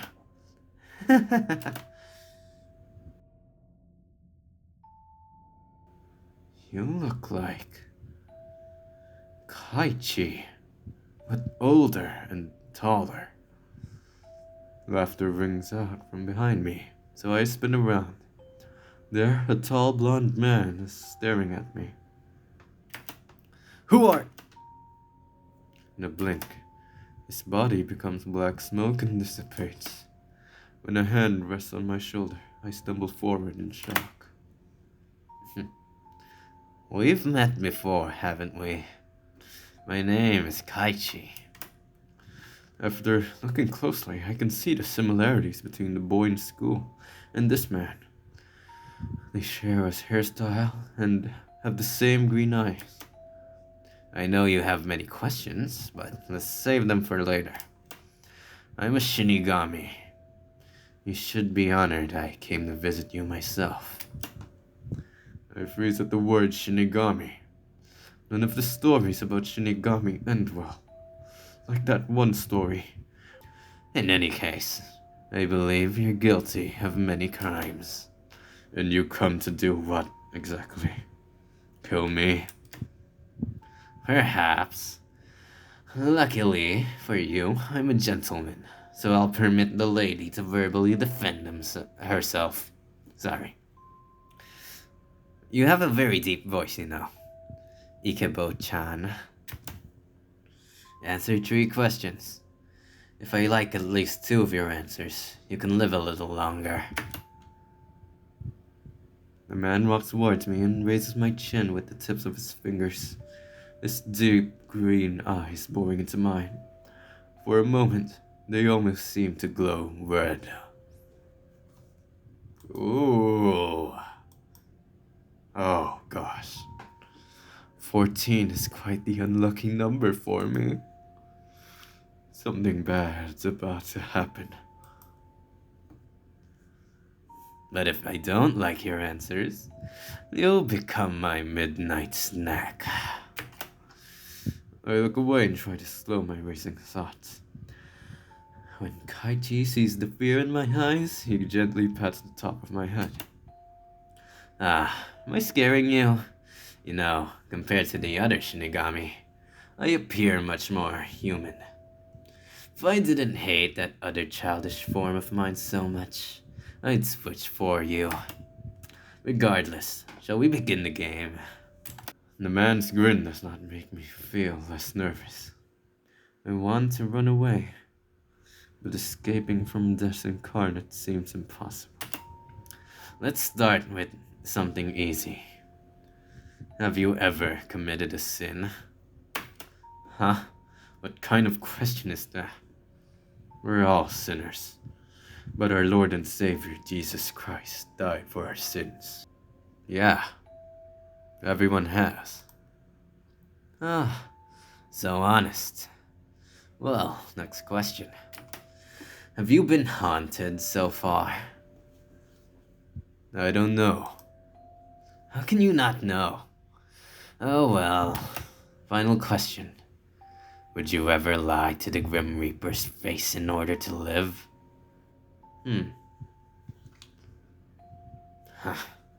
Never. Kaichi chuckles at my answer and nods slowly. I've been honest. Kaichi rubs his chin and seems to be thinking. Did I pass? The man's lips remain sealed, but he answers me with a faint smile. I answered them honestly. Surely you know I'm not a murderer. I can hear the quivering in my own voice as I try to deny the heaviness filling the room. Kaichi holds my gaze with mischief in his eyes as he takes off his earring. It seems I chose a good time to visit. You can thank me later. Kaichi's clock-shaped earring begins ticking loudly. almost as if a timer has been set off. Before my eyes, it transforms into a large tree bench, fashioned from steel, and the end of it forms into the blade of a scythe. Huh. The Grim Reaper's scythe. Wait, no, you can't do this. Why? It's better to meet your end this way than to be consumed by these spirits. Like the alternative, this will at least be a painless death. I wish you luck in your next life, Suzuki. Even though I cannot understand what Kaichi is trying to say, goosebumps cover my body. Sakura! Sakura! My legs move on their own, forcing me to run to the door. But before I can escape, two strong arms wrap themselves around my waist.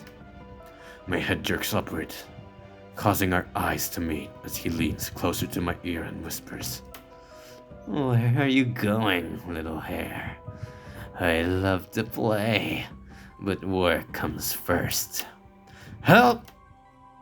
The man's hand muffles my scream, while branches appear out of nowhere and entangle me. Before you go, let me leave you a fun fact. Even if you'd walked a different path from the very beginning, you'd have died in another horrific way. Your survival is a gamble in itself. In any case, I do hope the curse ends with this generation. Good night, little hare. What curse? In what ways would I die? This is already beyond my wildest nightmares. Now I understand why the crime investigators were having so many problems. With a supernatural creature as the perpetrator, no one can ever find the truth. Kaichi jostles my face before forcing me to look up. Something cold slices across my neck, and warm blood flows down my skin, soaking into my clothes. Sachiro, I'm sorry. Death End 5. Achievement. I should have lied. Huh. Would you ever lie to the Grim Reaper's face in order to live? I ain't answering any more of your questions. That isn't supposed to be a choice. Oh crap, so did I pass? Are you trying to fool me? You must be quite brave to stare death in the face and lie so boldly. In an instant, the man is in front of me. He leans in so close that I can feel his breath on my face. I jolt when he reaches out to touch me. Calm down. I wasn't going to do anything. On the contrary, I think I like you. For now, I'll let you live. Although, I'll gladly end your suffering if that's what you want. No thanks. Kaichi chuckles at my reaction and pulls back. His presence still makes me uneasy. Can you at least tell me why you think I'm involved in the murders? Sorry, murders. Huh? I figured you might have been the knife, if not the killer. That doesn't make sense. Anyway, can you leave already? I want to make a request first. Huh? One of my conditions for letting you live is that you need to help me. Why would a Shinigami need a human's help? Honestly, I'm not very good at tracking down my targets, and you know the village better than I do. I'm searching for someone who's gone missing. He couldn't have gotten very far from the village. Do you have a photo or description of him? I don't carry pictures of my targets. As for a description, well, he's a bloodthirsty tyrant. He dismembers his victims using 2 katana, and he's quite antisocial to boot. The last time I saw him, he was on death row.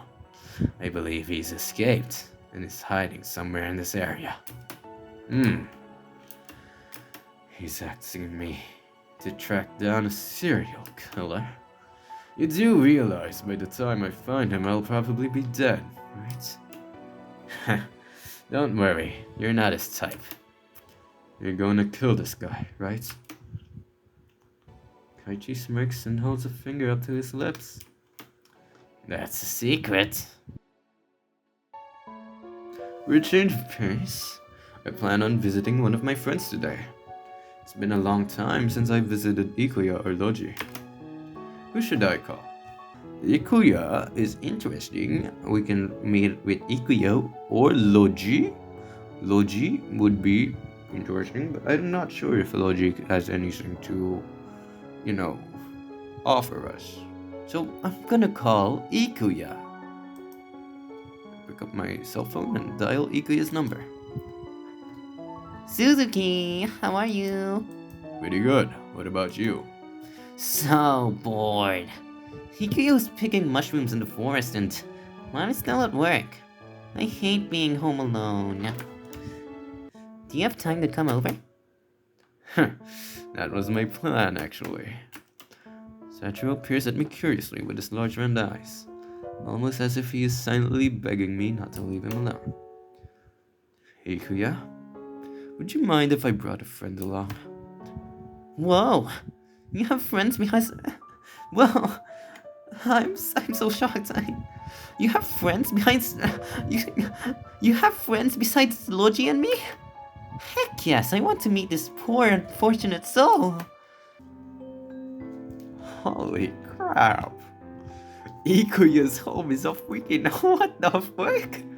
Why is Ikuya's home so freaking wholesome? A short while later, we arrive at Ikuya's home. I open the front gate and usher Sachiro onto the pathway.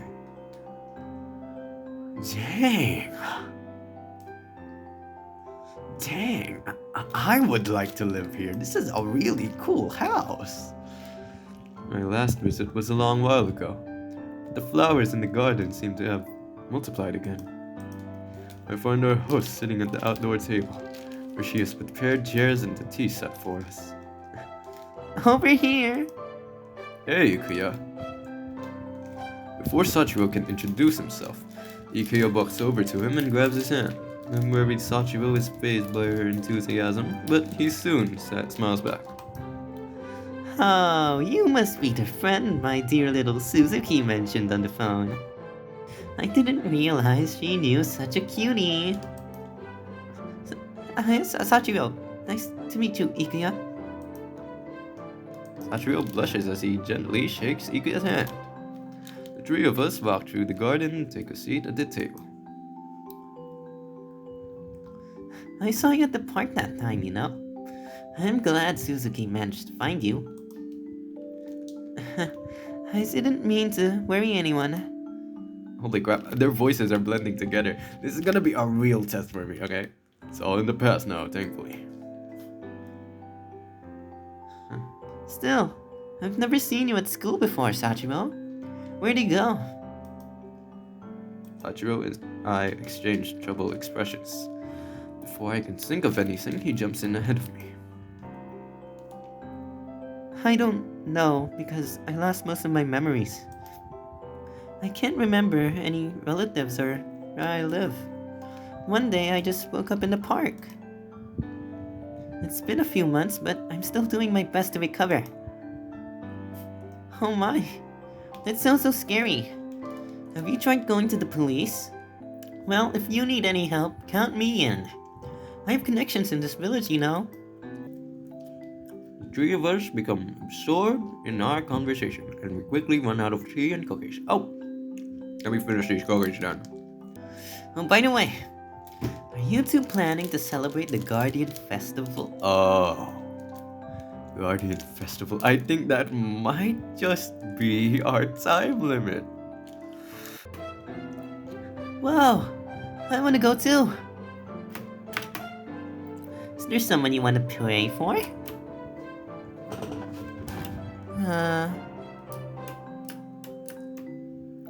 Aw, Sachiro, why are you crying? Yeah, I do, but I'm not gonna tell. You had me worried for a moment there. Do you remember something? Maybe? He gently grins. Seems like he changes a little every time he remembers something. Before the sun sets, Sachiro and I head home. He seemed to have enjoyed visiting my friend, but now something seems to be on his mind. Is something troubling you?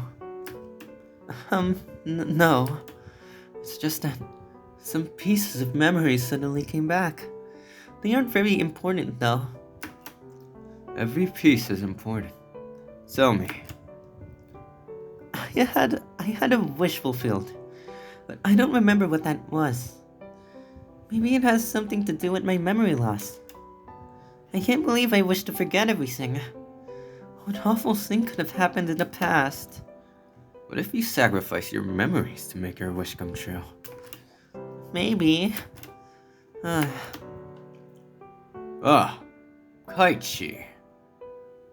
Walking down a perpendicular road. Ahem. He smirks at me, but then his gaze shifts to Sachiro. When will your time be up? The words only confuse Sachiro. The blonde boy chuckles before leaving. My time? Wait. That's right! I don't have much time left. But when? When is the deadline? But when do I need to remember? I need to remember.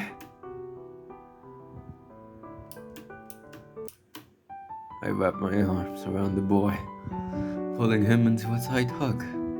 He's shaking and his breathing is irregular, but I hold him until he starts to calm down.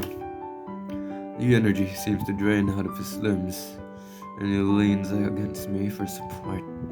Man, I sure hope you won't have to sacrifice yourself for the friggin' betterment of the friggin' town. Suzuki? He rests his lips near my ear. I wait for him to speak, but he simply remains silent. Kaichi definitely knows something about whatever's going on. I pat him on the back and try to still the sense of foreboding I feel growing inside me. Sachiro slowly backs away and gazes into my eyes.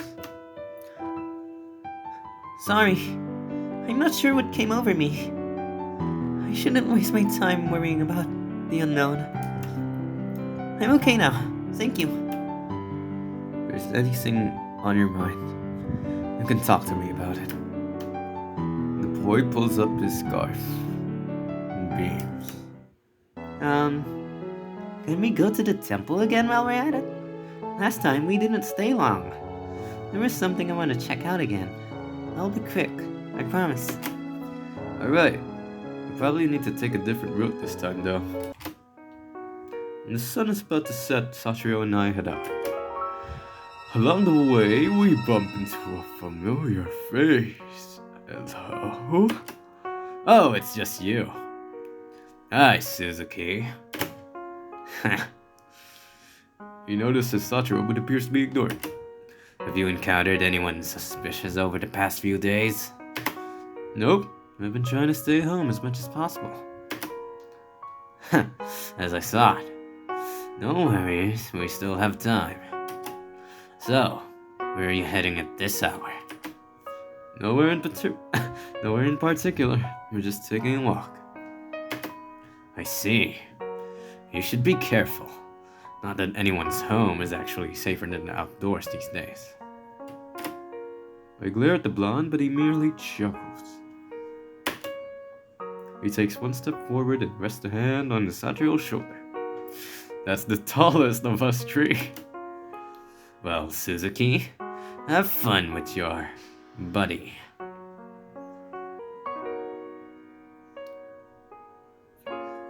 Dispatch. Hello, Jane. Homeless pervert, you there? No. No, I won't do that. Huh? See you around. Don't tell the homeless pervert we were out here. By the time we reached the temple, it had started to rain. The weather forecast didn't mention any rain. Too bad I didn't bring my umbrella.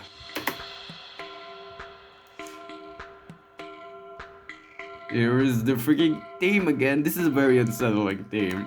This is very unsettling music, okay? It's very unsettling, okay? This is very unsettling. I'm very unsettled right now. Last time we explored, I found a hidden room at the back of the hallway. There might be even more past that. I run my flashlight's beam along the dark walls and stop when I see something gleaming in the corner. Two large sheath katana lie in wait.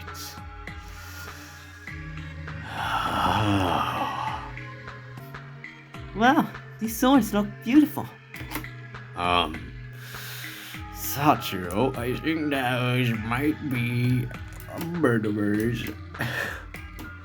Kaichi mentioned the killer used two katanas. This temple is the perfect hideout for a criminal on the run. Can't be a coincidence that these weapons are here.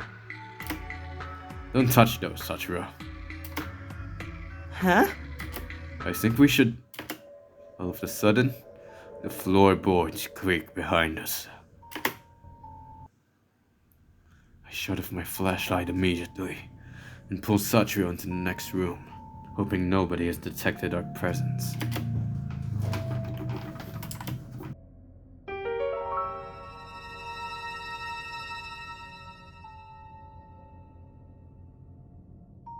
"19 is a lucky slot. That's not very unlucky at all. So, we should not die here." My heart beats rapidly when I see a shadow walk in front of the tin paper doors. In the following silence, I can't even hear the sound of breathing.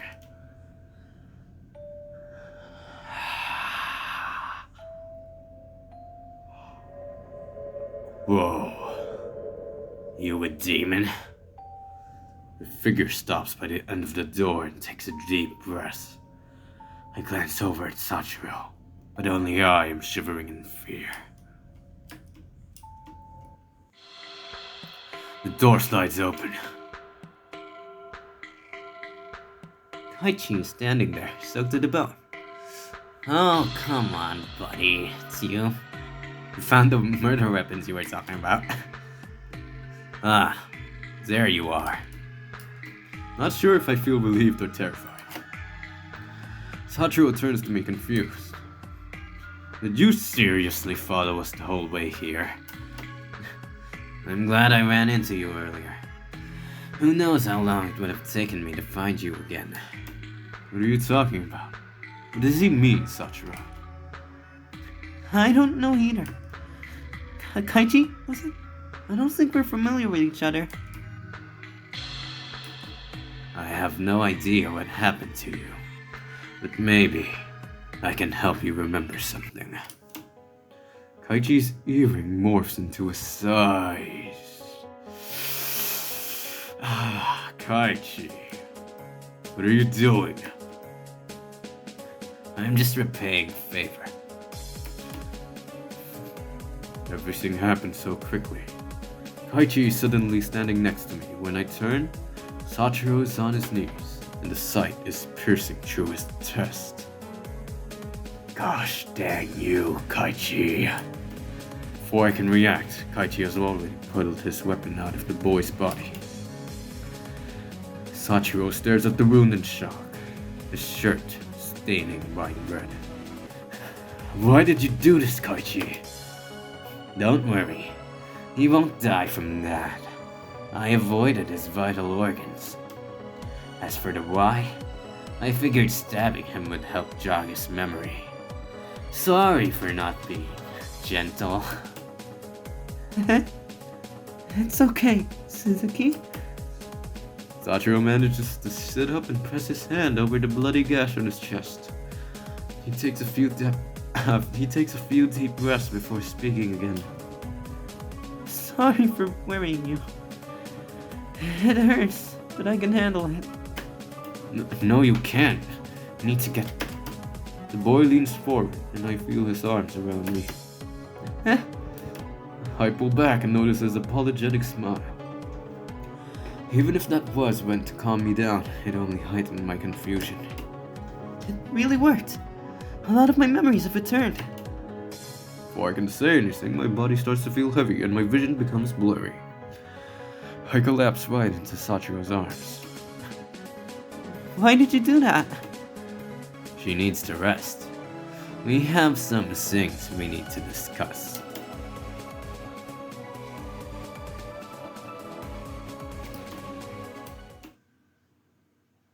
Chapter 3 Awakening.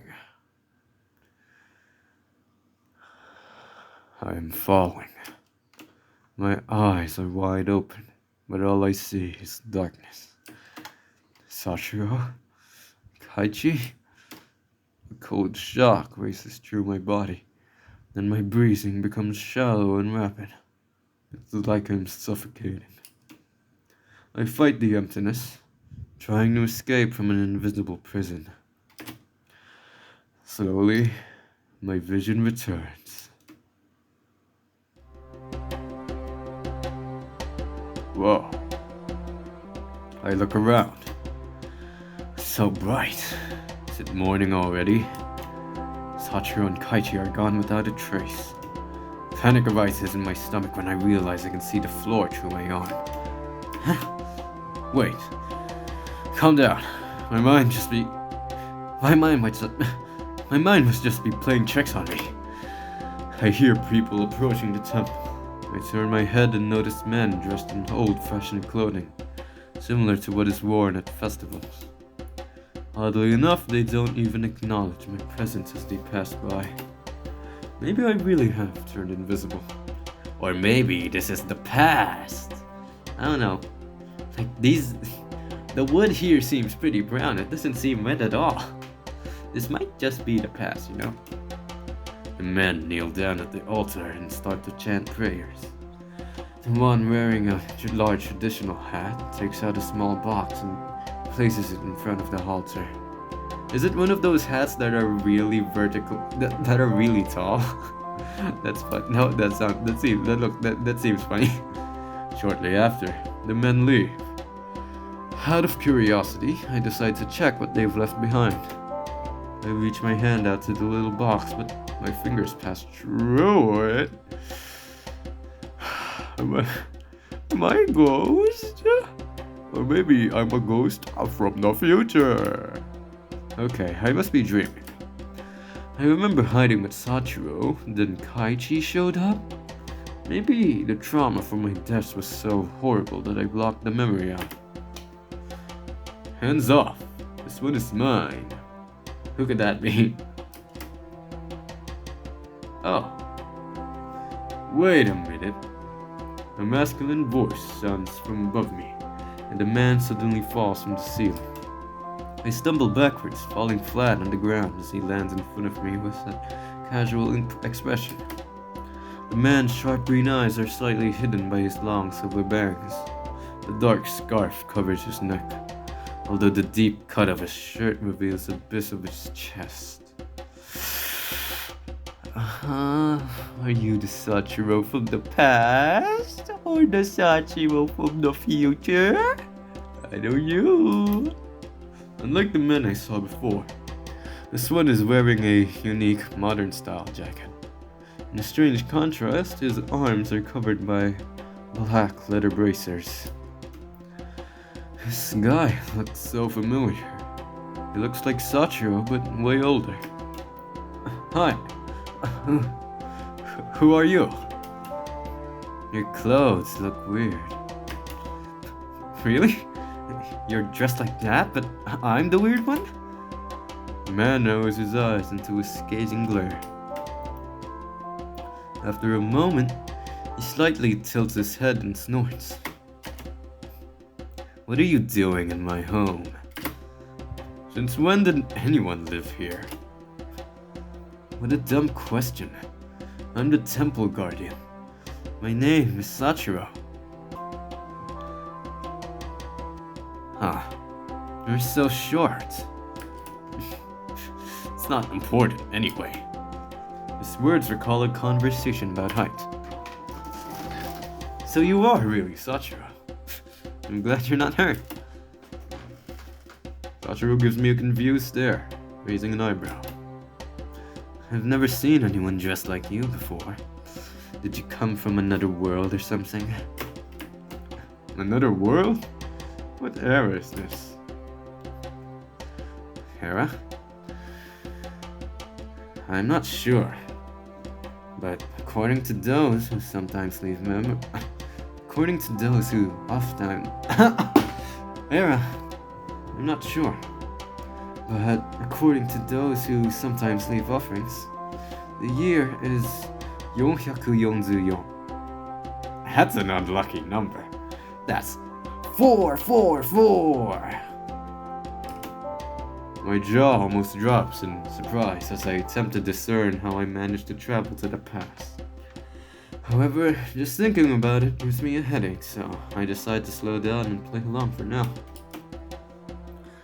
Can you take me back to my own era? I'm a spirit who lives in the temple, not some great magician. Sachiro turns around and gestures for me to leave. I thought the temple garden was supposed to bring fortune and happiness to the village. I'm only guardian in title.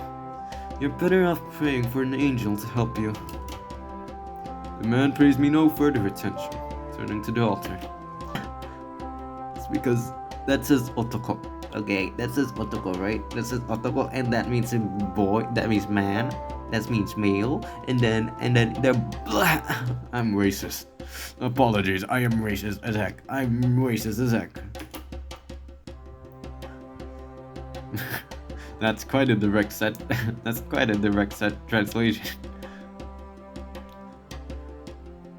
Master Sachiro, don't be so rude. This maiden only needs a little favor. The marshmallow spirits continue to bug him until he looks at me. Well, it looks like you don't have anything on you. No money, no help. Does that mean you actually can help? Sachiro waves me off and continues eating dumplings with his back facing me. The two spirits float to me, apologizing for their master's behavior. This must be Sachiro's original personality. Since he doesn't remember me, I guess I'll have to start over with him. Since I cannot think of another way to return home, I stick around the temple. I spend the entire day staring at Sachiro, but he doesn't move an inch. I start to wonder if he has fallen asleep. Once it is dark, Sachiro stretches his arms and opens his eyes. He does not give me a single glance after getting up. Where are you going?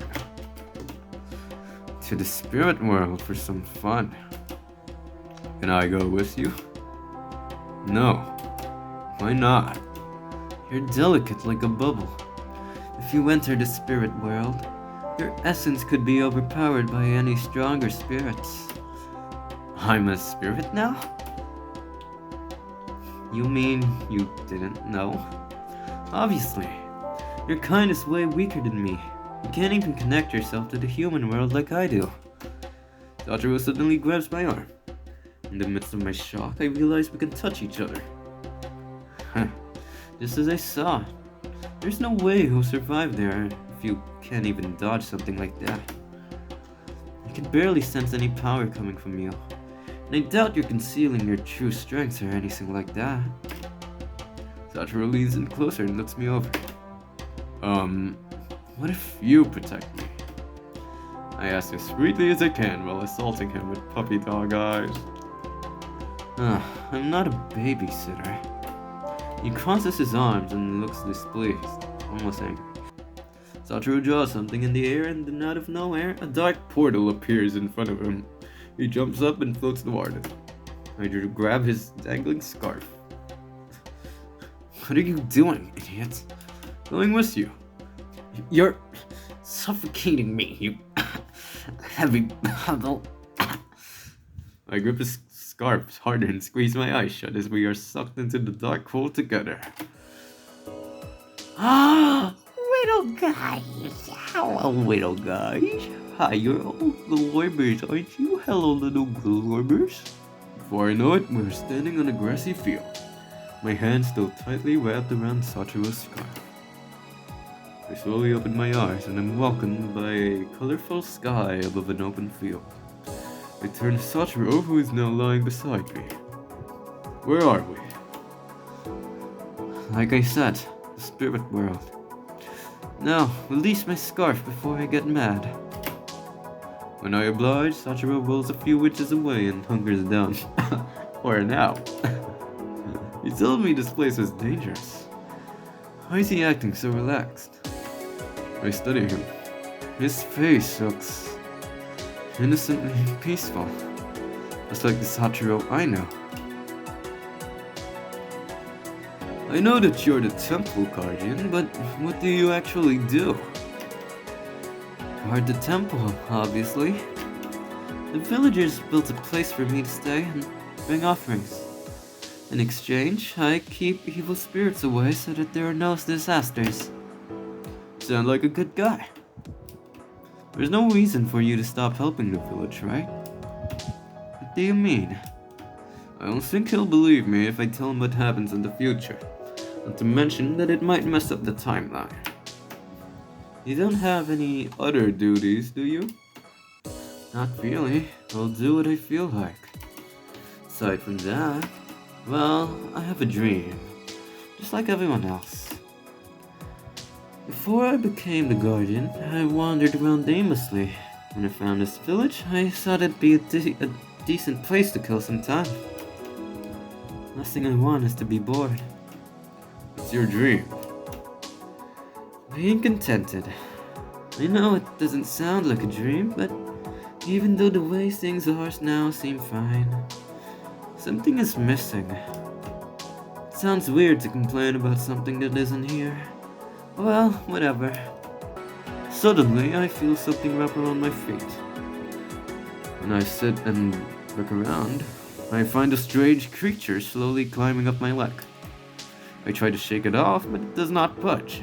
In my erratic movements, I accidentally kick Sachiro, waking him from his nap. You better have a good reason.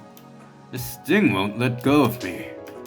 The man looks at the creature with half-lidded, uninterested eyes before finally shrugging.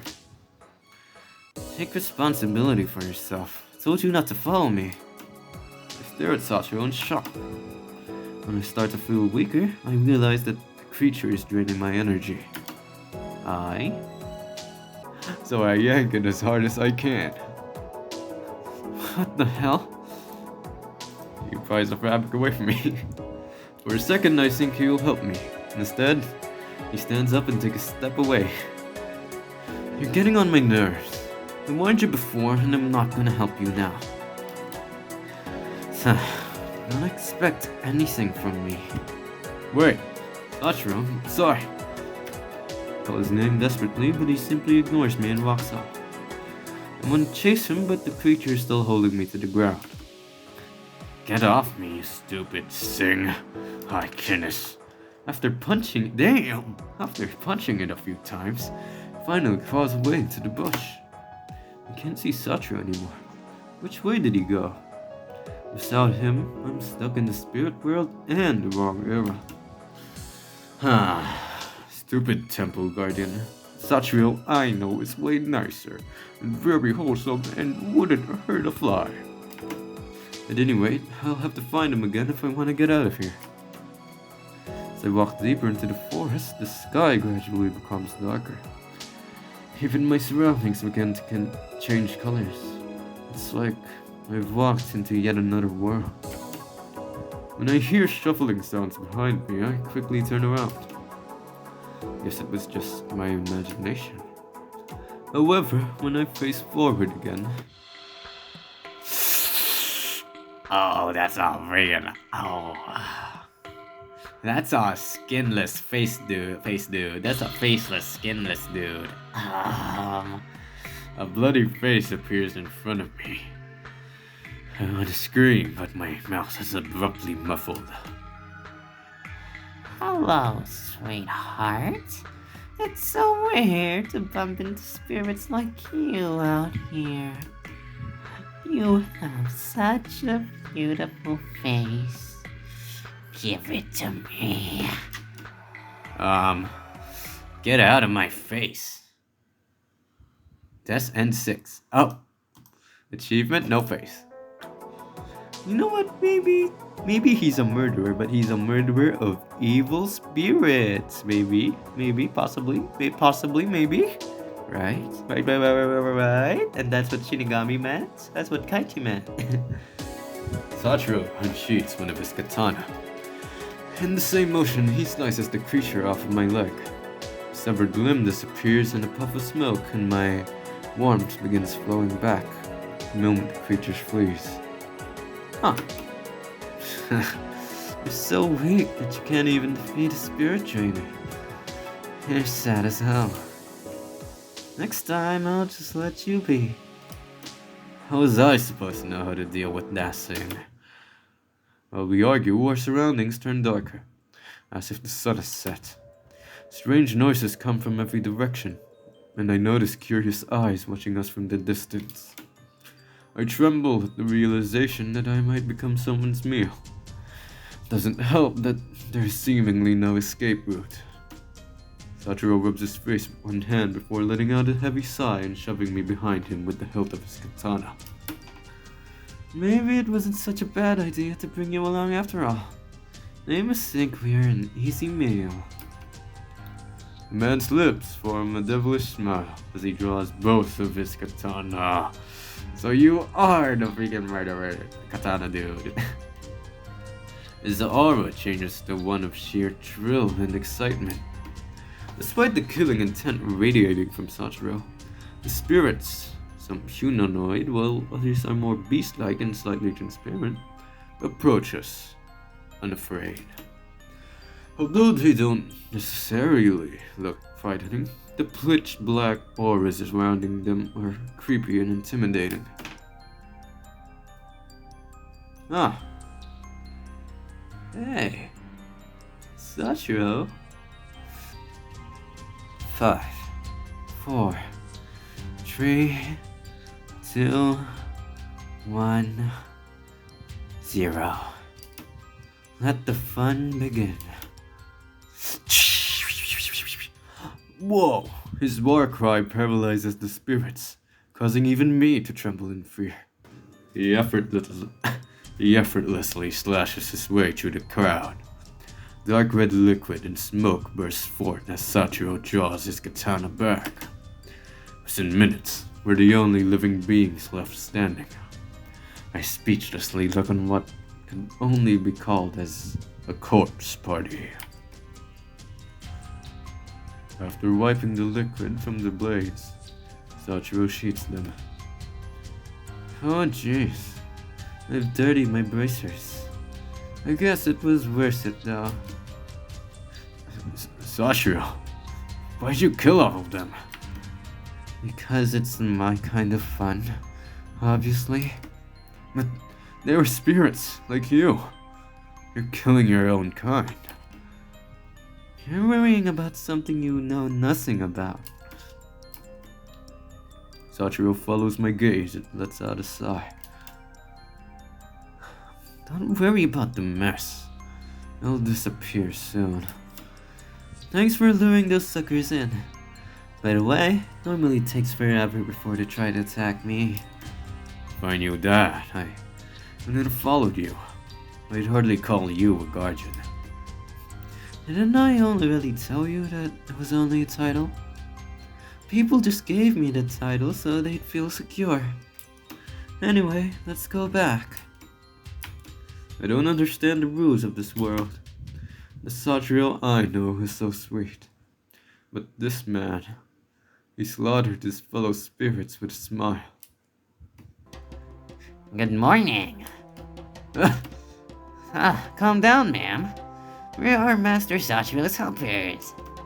Oh right, it wasn't a dream, and I really did turn into a spirit, huh? Where's your master right now? He's up at the moment, but there's no need to worry. We're here if you need help with anything. Okay, very awesome. Rumor says an angel lives somewhere nearby and that they'll grant anyone a wish for an equal exchange. It's said that the exchange is not worth it. You lose as much as you gain. So, like... I'm pretty sure Sachiro exchanged his memories, right?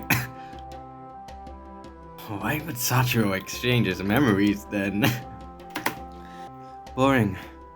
I came to the village to explore the rumors, but I just ended up at this temple. What do you wish for? I wonder what it is like to live in the village as a human.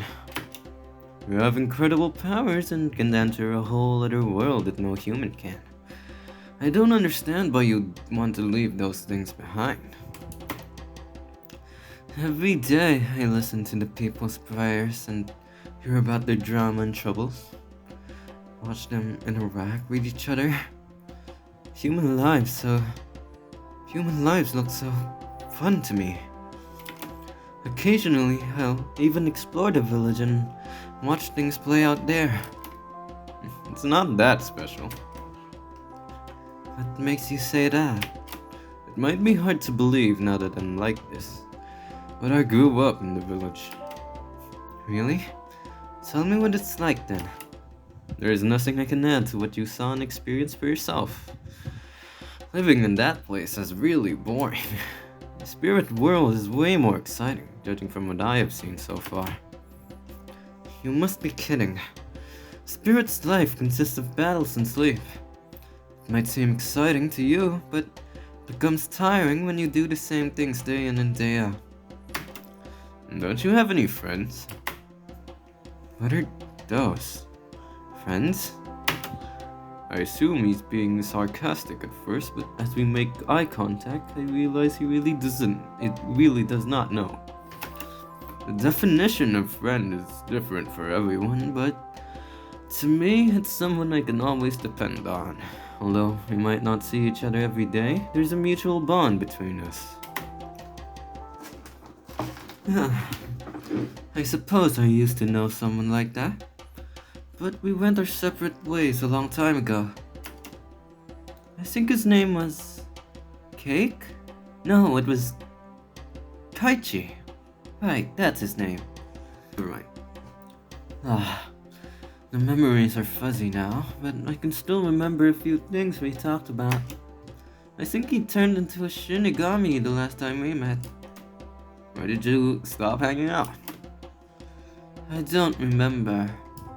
Must be lonely, having no one else to talk to. I don't really need company. That's true. Why do you want to become human? Out of curiosity, I guess. There's so many things I want to experience that don't exist in the spirit world. Like, there are more kinds of food. I enjoy the offerings the villagers bring me, but I'd like to try the other dishes too. Well, I can at least tell you more about them. We spend the rest of the day talking about our worlds. Of course, I have to be careful not to say too much about the future. When I hear a familiar voice, I become alert. After a moment, a shadow emerges from a nearby bush. Oh, it's our funny little dude. It's Kaichi. Sachiro moves into a defensive position, but then relaxes when the darkness gives way to a human form. Kaichi suddenly pauses at the glance of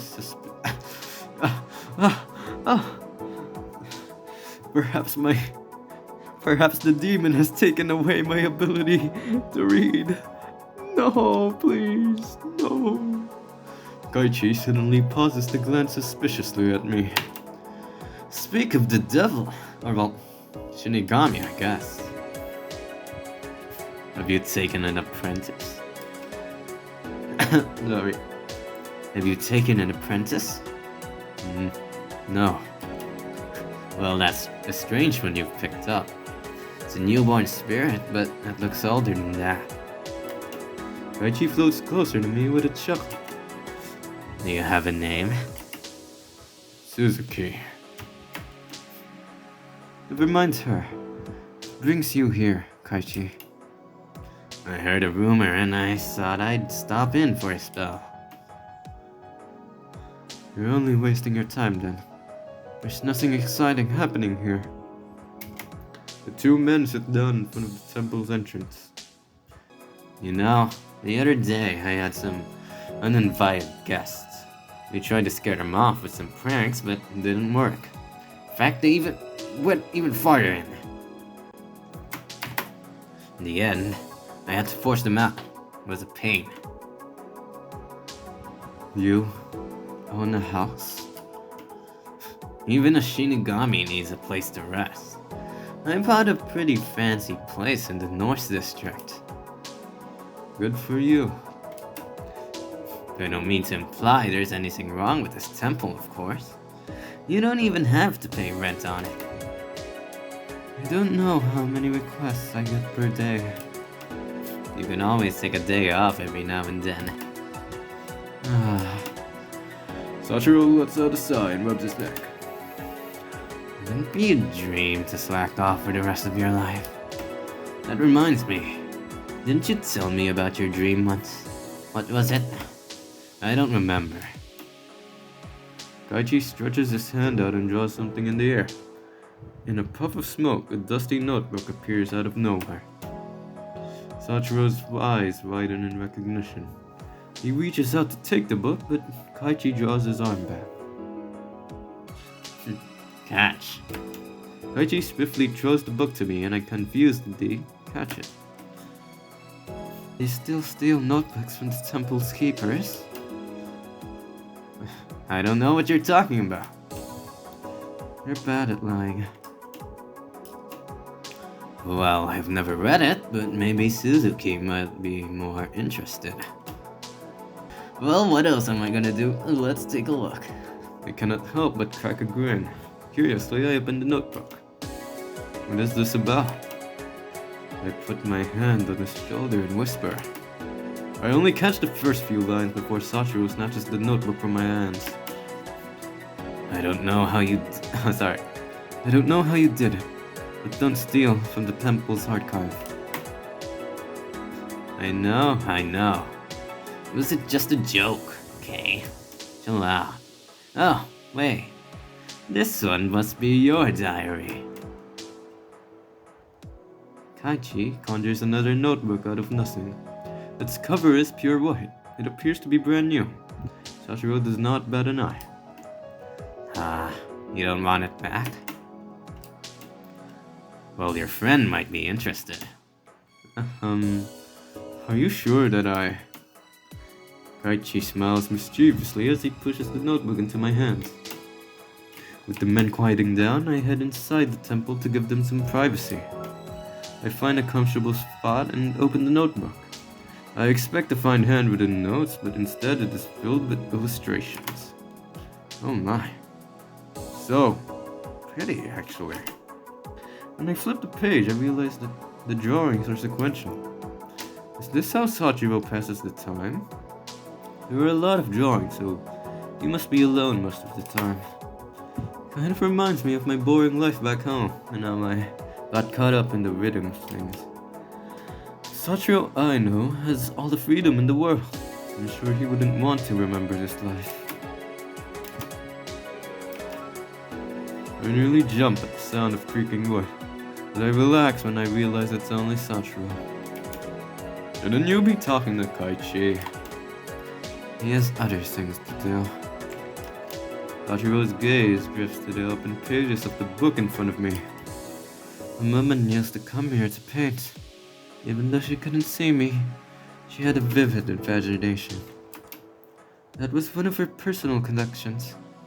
I like to think she was imagining what my life might be like. It's far from being accurate, but it's an interesting reflection of the life she led. It's fascinating that humans can create such lively works of art without ever seeing or experiencing the subjects of them. There are more sketchbooks in the storage room if you're interested. Go ahead and take a look. Sachiro seems to want to say more on the subject, but he hesitates. Anyway, excuse me. I'm going to clean my katanas. Sleep wherever you want. I'll be taking that room. He sheaths his sword while gripping his scarf. Are you hiding something under your scarf? No. Sachiro's head droops as he clenches his fists. My neck is my weak point. Oh. Huh? Every spirit has a weak point. Once you hit it, they'll disappear. Aren't spirits kind of dead already? I'm not dead, dummy. I was born as a spirit. Although some people are resurrected as spirits when they die in their world. I don't know what dying feels like, but if you die as a spirit, you're gone forever. When I reached out to touch his fluffy hair. Fluffy hair? Wait a minute. Check the comment section right now. It's fluffy hair. When I reached out to touch his fluffy hair, his eyes flicker open and he rolls away from me, standing. Oh, it's just you. I thought someone intended to kill me. I cannot help but laugh internally. Hey, you were the one cuddled up to me.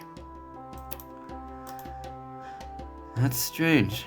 I don't remember doing that. If you wanted to nuzzle together, you could have said so. I'm open and I'm free. Why would I want to do that? I walk towards Sachiro with arms wide open, but he steps backwards. You have to learn a lot if you want to go to the human world. You can't survive without ever making physical contact with another person. As if I can trust your words. Okay, maybe it was a slight exaggeration, but you need to chill out. Come on, I won't hurt you. Besides, how could a weak spirit like me ever kill you? You have a point. You're about as threatening as a raindrop. Thanks for rubbing it in. We can figure out how to get you back home later. You seem fine here for now. Physically, maybe, but I still want to go home as soon as possible. Sachiro takes off his scarf and wraps it around me. I get a feeling of deja vu. The warmth in his action is so overwhelming that my cheeks heat up. Always makes me feel secure and comfortable. I don't know if it'll help you too, but you can hold on to it for a bit. Right, so he has weak spot. He has his dead spot on his scarf. I mean, hidden underneath his scarf. It's in the back of his neck, I'm pretty sure. It actually kind of reminds me of a character I'm making right now. Their name, I won't tell you their name. You can find out their name when you read my future manga, okay? Anyways, it reminds me of a character I'm making right now. He has little holes on his neck. And those holes are basically a representation of generalized anxiety disorder, because the character is a self-insert, you know. There's actually a demon living in the force. I haven't met them personally, but there is a rumor. I have no business with them. It will only be troublesome if I go. Is it safe? The demon just guards the forest. As long as you don't harm any of the inhabitants, you'll be fine. I'm surprised there's even a forest demon in this era too. Wonder if it's the same one. What do you know about this demon? They're on good terms with the other spirits. Or so some of my guests have told me. On the other hand, I don't think the villagers know about them. And it should probably stay that way. Why? Humans fear what they can't understand. And I've heard that the forest demon has already cursed a few people. I don't know how it all went down, but I heard there weren't any happy endings. That said, those are all just rumors. I have no idea if any of it's true, actually. I'm going to see for myself. Forest spirits are calm during the day, so you should be safe right now. Thanks, Sachiro. Oh, hi, little dudes. Hello, wholesome guys. I encounter a few spirits that resemble small glowing stars. stars. Oh, you're all little glory bears, aren't you?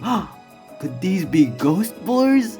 Are these the ghost blurs we've been searching for? Oh, the ghost blurs are so cute. Oh. Oh, it's a feminine voice. Okay. A feminine voice softly whispers to me from nowhere in particular. Oh no! Please don't be a faceless dude. Are you lost, little one? I need to get back home. I somehow came here from the future. A guest from the future? How unusual. Are you? The demon who lives around here, maybe? There are many demons living in the forest here. Be more specific.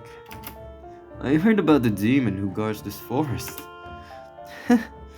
That is me. You see, I'm originally from this village. Somehow I got sent back in time.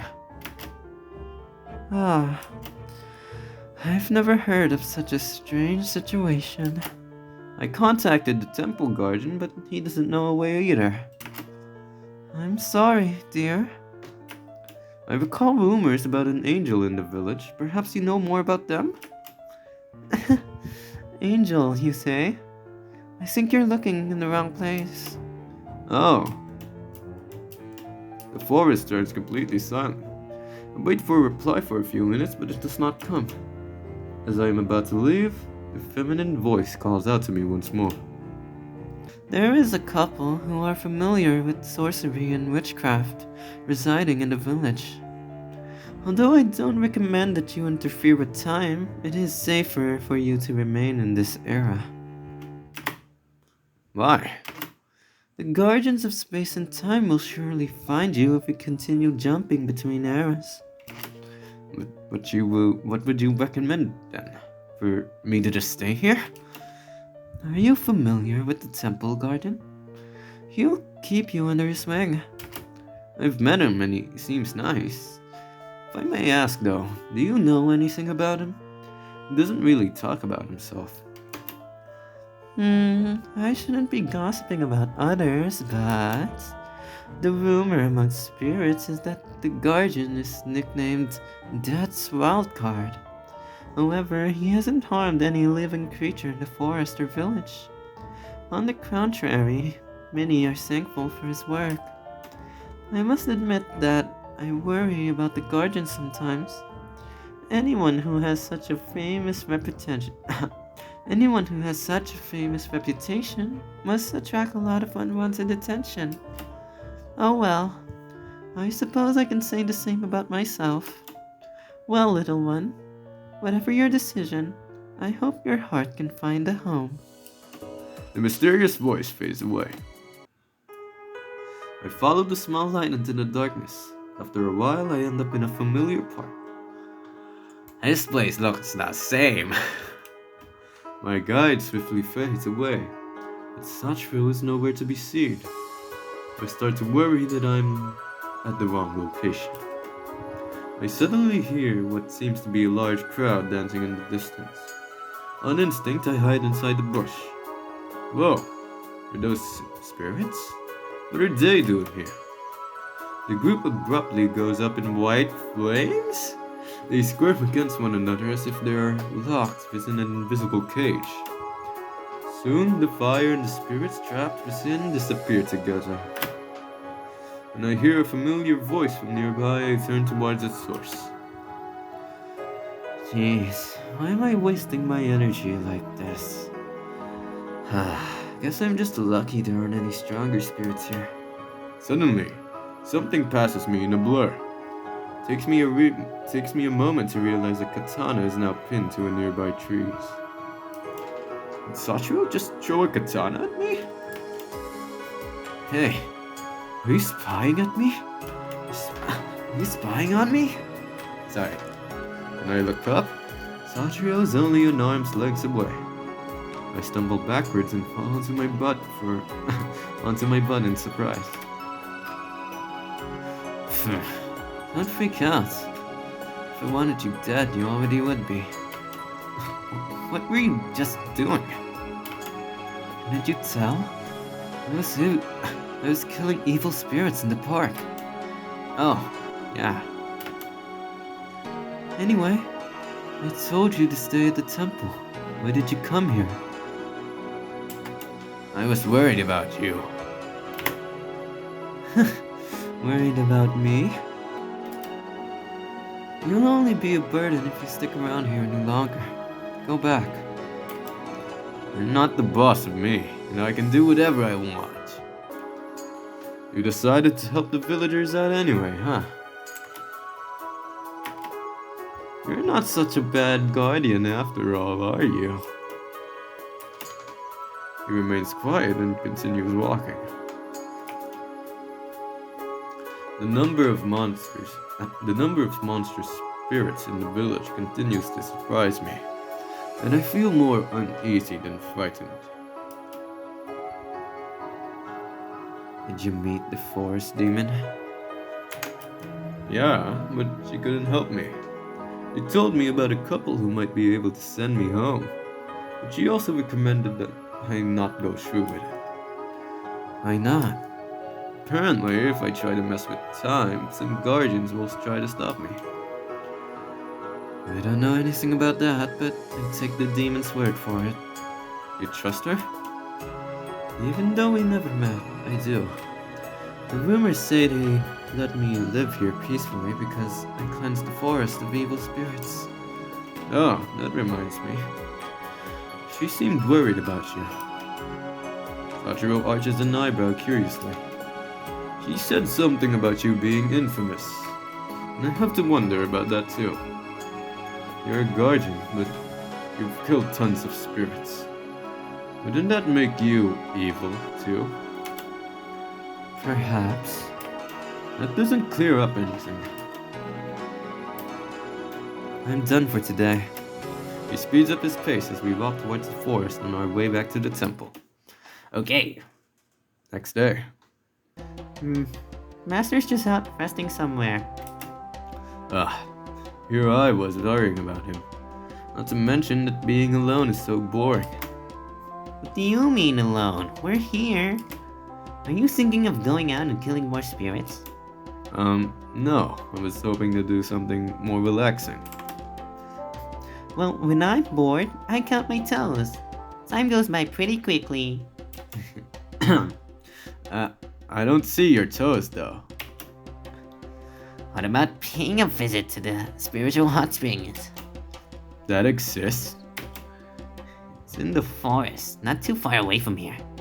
If you follow the path behind the temple, you'll get there. Awesome. I haven't taken a bath in days and... I just said that out loud. I don't feel smelly, but just thinking about it. During the day, there are barely any evil spirits around, so you'll be okay. It's the night though. Okay. I follow the path and soon spot the hot springs ahead of me. As I draw closer, the mist becomes denser.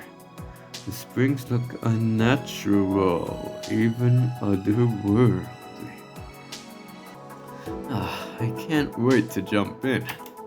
Actually, do spirits bathe with their clothes still on? Whatever, I should be fine. Excited to take a dip, I quickly undress, wrapping my shirt around my torso for comfort. Okay. The steaming water immediately relaxes me.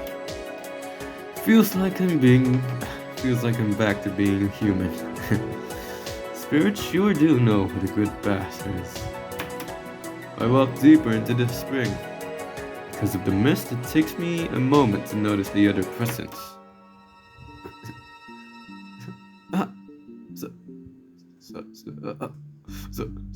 Sachiro? Sachiro?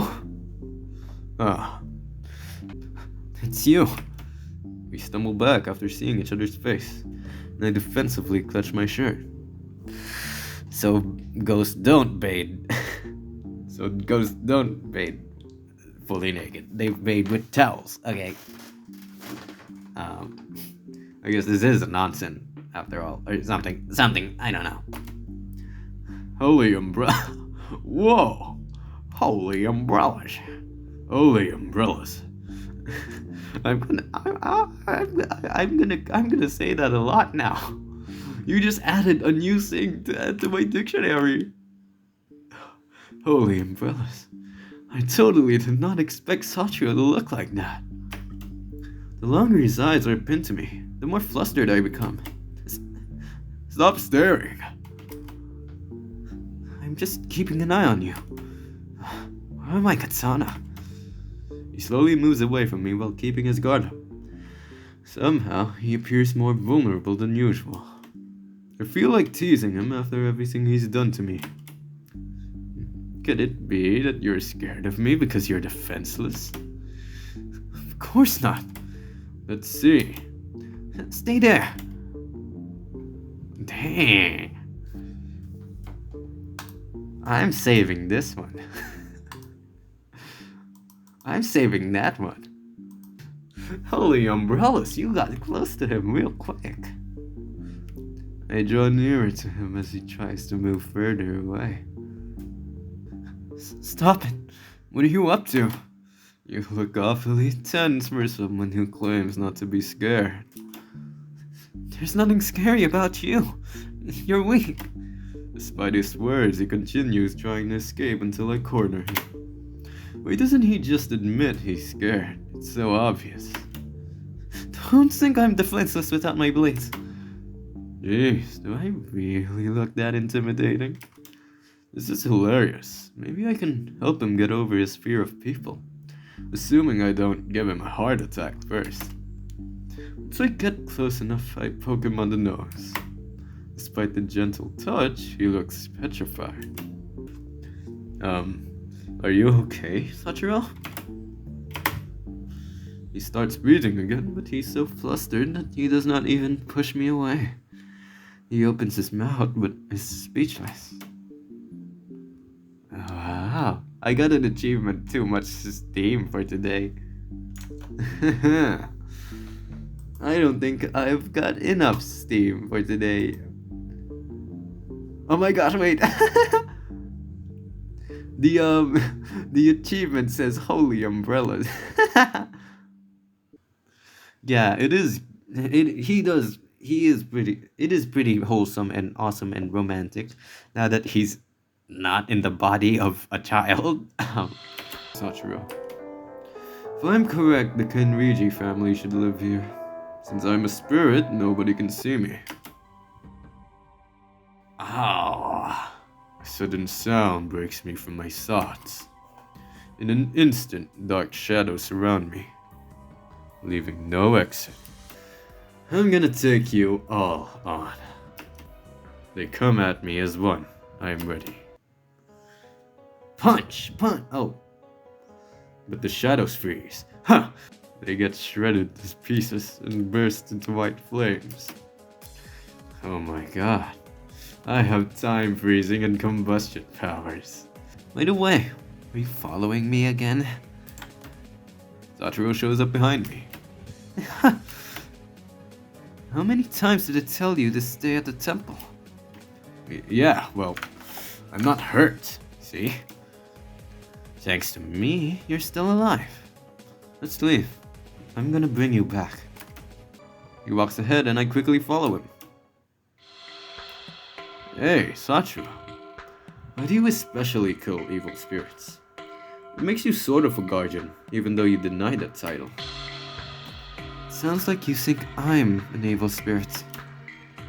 Listen, spirits who kill other spirits get a stained record. It gets worse with every spirit we kill. Weak and strong spirits alike, each kill adds up. If you don't kill for a while though, your record can become clean just by waiting. If a spirit kills tons of other spirits, they may go insane or just cease to exist. As a spirit kills, they'll gradually turn black and be labeled evil. Oh, sorry, that says turn dark. Oh my gosh. It seems my eyes, they are racist. Just like my mind. Perhaps my very essence is racist. Those kills would only count if you killed good spirits, right? Sachiro closes his eyes.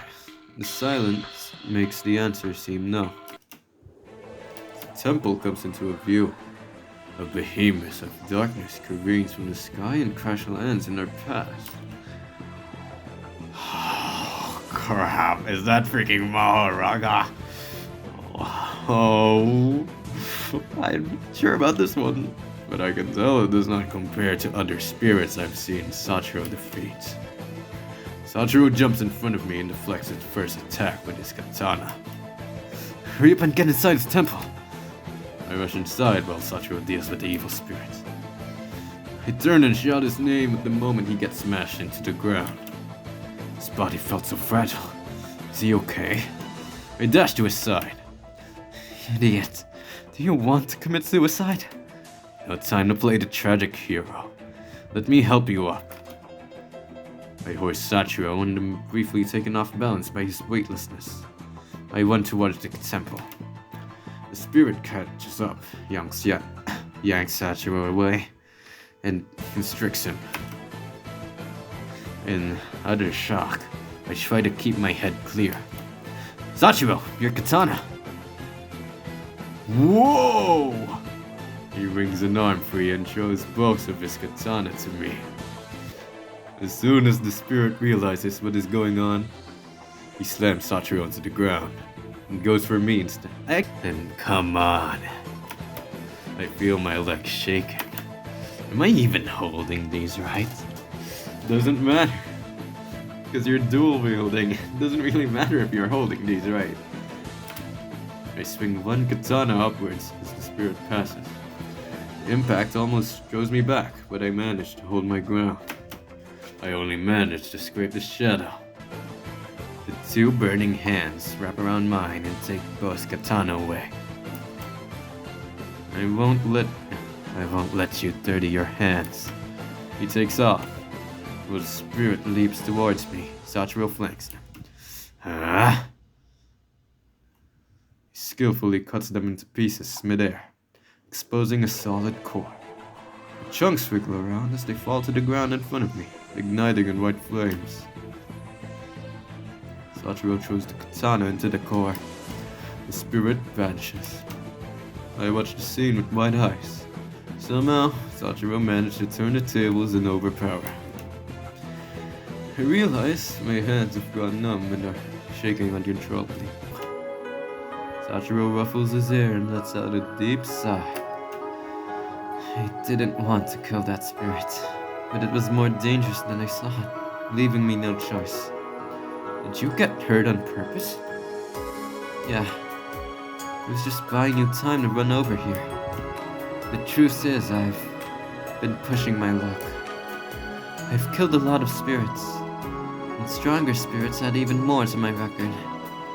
Back there, I didn't want you to kill it. You might end up like me. So you're becoming an evil spirit? Yeah. Honestly, I do want to protect the village. But the only way I can really do that is by killing off evil spirits. That comes with a risk. If I'm not careful, I'll become one of them soon. Sachiro takes one of his braces off. His forearm is cracked like glass. He does his best to assure me that it's not a big deal. Even though he denied it, I knew you were a good guardian. I should have known better and laid low. The more renowned I get, the more will look for me. They'll seek to destroy me, even out of spite. Who are they? Other strong spirits. Some species collect energy and power through killing others. That's how they survive. I can't die yet. I still want to experience life in the village. I wonder if this was the memory you forgot. By the way, thanks for saving me back there. You're tougher than you look. Thanks? He smiles at me before lying down to rest. He holds up his exposed arm. These marks won't stay forever, although we'll be waiting for a while. I should take a long break from hunting spirits. I'm actually sort of glad you're here. I'd be bored to death without you. No problem. Okay, no problem. Because I'm awesome. Huh. We can lay low until, and then when he's all ready to go, I can go back to my awesome world or something. I don't know. I reach out to him, but suddenly, everything goes black like I'm falling into a dream. Oh no, we're leaving Sachiro in the most vulnerable state. No. Aww. Oh, we're leaving him like that. No. I blink a few times before the scene unfolds. Sachiro is walking toward the temple. Suzuki? Suzuki, where are you? Jeez. I can't find her anywhere. She went back to her own world. Hopefully I can meet her again someday. I admit, she was good company. For now, and I need to take care of some things. Sachiro stands up and heads off. I follow. I try to shout his name, but no sound passes through my lips. Even though I'm clearly in view, he does not see me. I desperately try to get Sachiro's attention. I don't even notice the powers passing by amidst my myriad attempts. It's night already. That's right. This is what life is like. He pauses and furrows his brow. Tonight is awfully quiet. I guess the villagers have gone to sleep early. The spirit from last night was not that troublesome. I still can go on for a while. Two pitch black shadows cross his path. They look human. This is what happens when you lose your mind. Maybe it's time to clean up the bigger troubles as well. He dashes towards them, katana at the ready. Despite his incredibly fast attacks, the two spirits weave around his katanas and remained unscathed. You two are tougher than I expected. Maybe I should get more serious. So you're the guardian of this village. I expected more from this wild god. Oh? You two can speak. This is interesting. Two shadows double team him, but Sachiro remains calm and confident. The battle starts off with the attack of the enemies. He dodges every one of their attacks. As soon as the shadows realize their normal attacks are useless, their hands transform into axes. Are you finally showing in your hidden cards? You shouldn't underestimate me. Using his katana, he attacks both shadows at once. Sachiro expertly wields his katana. It almost seems like two people with perfect coordination are battling instead. To my surprise, the shadows keep up with Sachiro's speed. After a while, one of them cuts through Sachiro's leg, throwing him off balance. And the other one slices through Sachiro's arm, making him drop one of his weapons.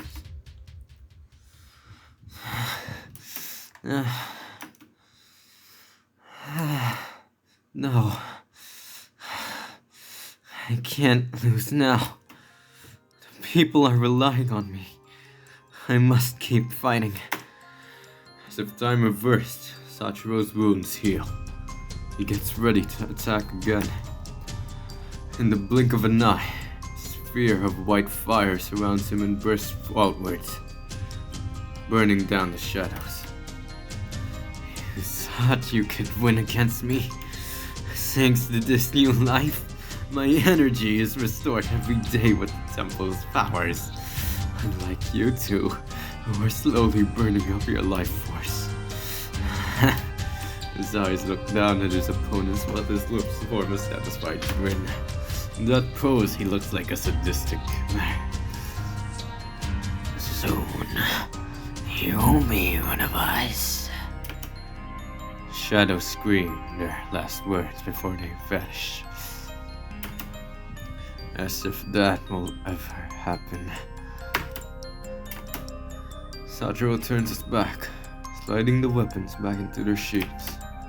Even though he won, his expression says he lost. He stares down at his hands and removes his braces. All of his fingers, his hand, and his forearm are like cracked porcelain, throwing pitch black underneath, as if dark energy dwells inside. Those bastards. He mumbles incoherently and puts the bracer back on. Thanks to these two, I need to stay idle for decades. Well, at least I got their power. They won't cause any trouble anymore. I'm tired. Time to head back. Hey, dumplings, I'm back. Sachiro reaches the temple, but he suddenly gets knocked back. Oh no, he's an evil spirit now, and then because he's an evil spirit, the freaking temple blocks him. No. What the? Takes a moment until he realizes what's going on. Come on. Only 2 kills and I'm not welcome anymore? Master, are you back already? You too. Remove this barrier. We can't. What happened to you, Master? Lie. Sachiro hides his dirty bracers in his pockets. Never mind. I'll be back later, maybe. Guard the temple for me. Sachiro leaves in bitterness. Right now, he has no place to stay. Aww. Shall I go to the spirit world? No, bad idea. In this condition, I'll draw even more evil spirits to me. I need to go to a place with no spirits around. Like a lone wolf, Sachiro wanders, ending up at the village and then the park. I need a place to rest. I can't recover my energy with the temple's power. No, it's too soon to worry. I just need to avoid fighting anything. He sits down on a nearby bench and clenches his fist. He's clearly trying to keep it together. I wish I could reach him. Please, hang in there, Sachiro. While Sachiro watches the night sky, someone steps out of the shadows and joins him. It's been a while, my friend. You are... Did you forget your old buddy? Only a few months have passed since we last spoke. I'm not in the mood right now, Kaichi. Are you still upset because I took a few of your dear villagers? I'm not the guardian anymore, so I don't care. What happened, buddy? Kaichi floats through the air and takes a seat next to Sachiro. He remains quiet while Sachiro finds the words. I'm tired from all of this. I took the responsibility to protect the villagers. In return, I'm kicked out of the temple. Ah, I remember the records you told me about. So just wait out or find another job. Easy for you to say. You've got more options than what you see before you. Spirit world isn't that bad. I like it better than being human. I want to stay in the village. Since you never experienced that, you wouldn't understand. Tell me about your life as a human, Kaichi. Well, it was pretty fun in the beginning.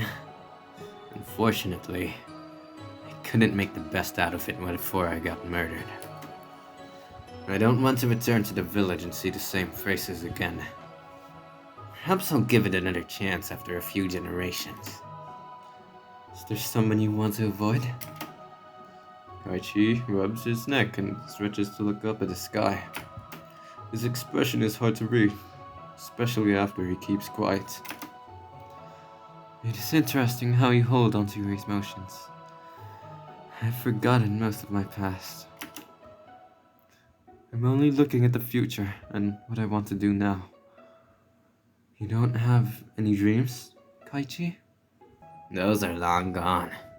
What I want is no dream. The past is what drives me further.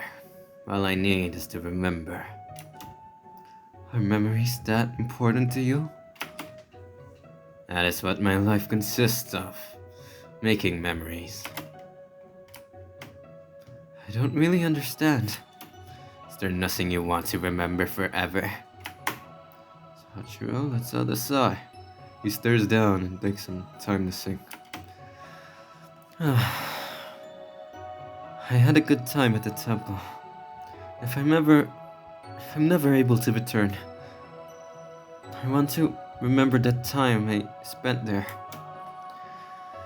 I don't know if these memories are important. Perhaps something better will replace them later. You want me to keep a record for you? Huh? It's like a diary.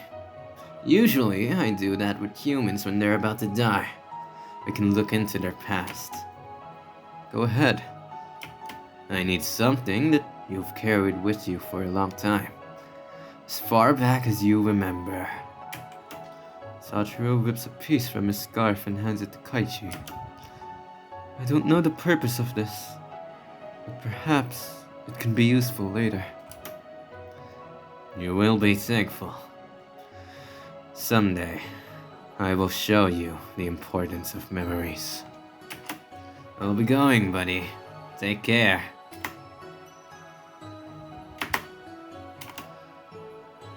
Sachiro leans back and gazes up at the sky. Guess I'll spend my first night here. I can worry later. Right now, I'm tired.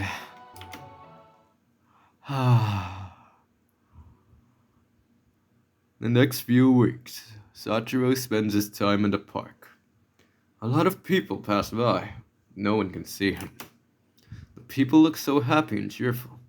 Sachiro observes them quietly. Honey, remember what day it is? Of course, sweetie.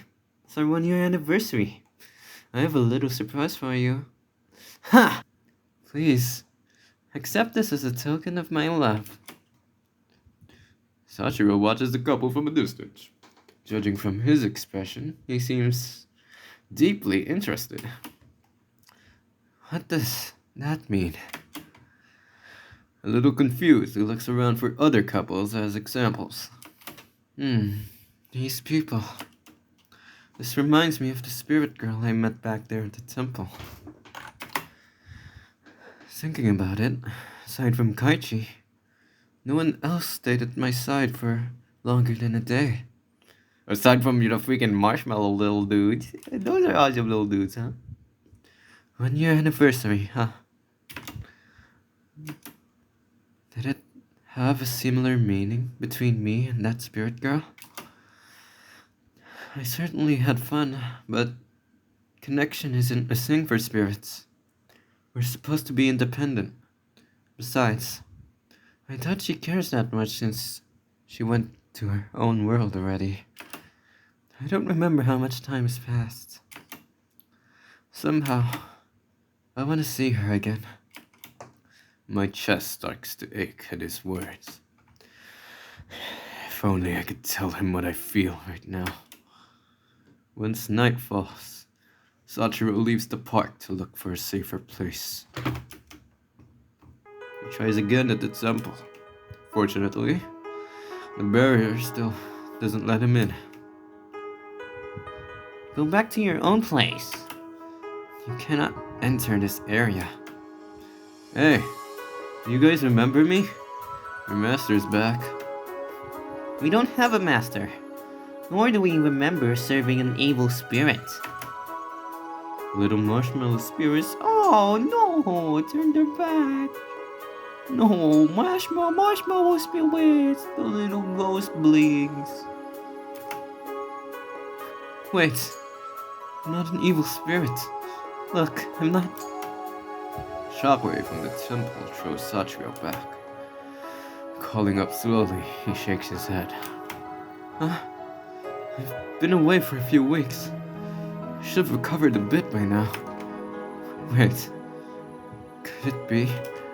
He removes his bracer to check his arm. His hand and forearm have gotten worse, and his upper arm has started to crack as well. That's why I can't enter. Damn it! Frustrated, he turns and leaves. I underestimated the recovery time. The temple spirits have already overridden their perception of me. This means I only have two options left.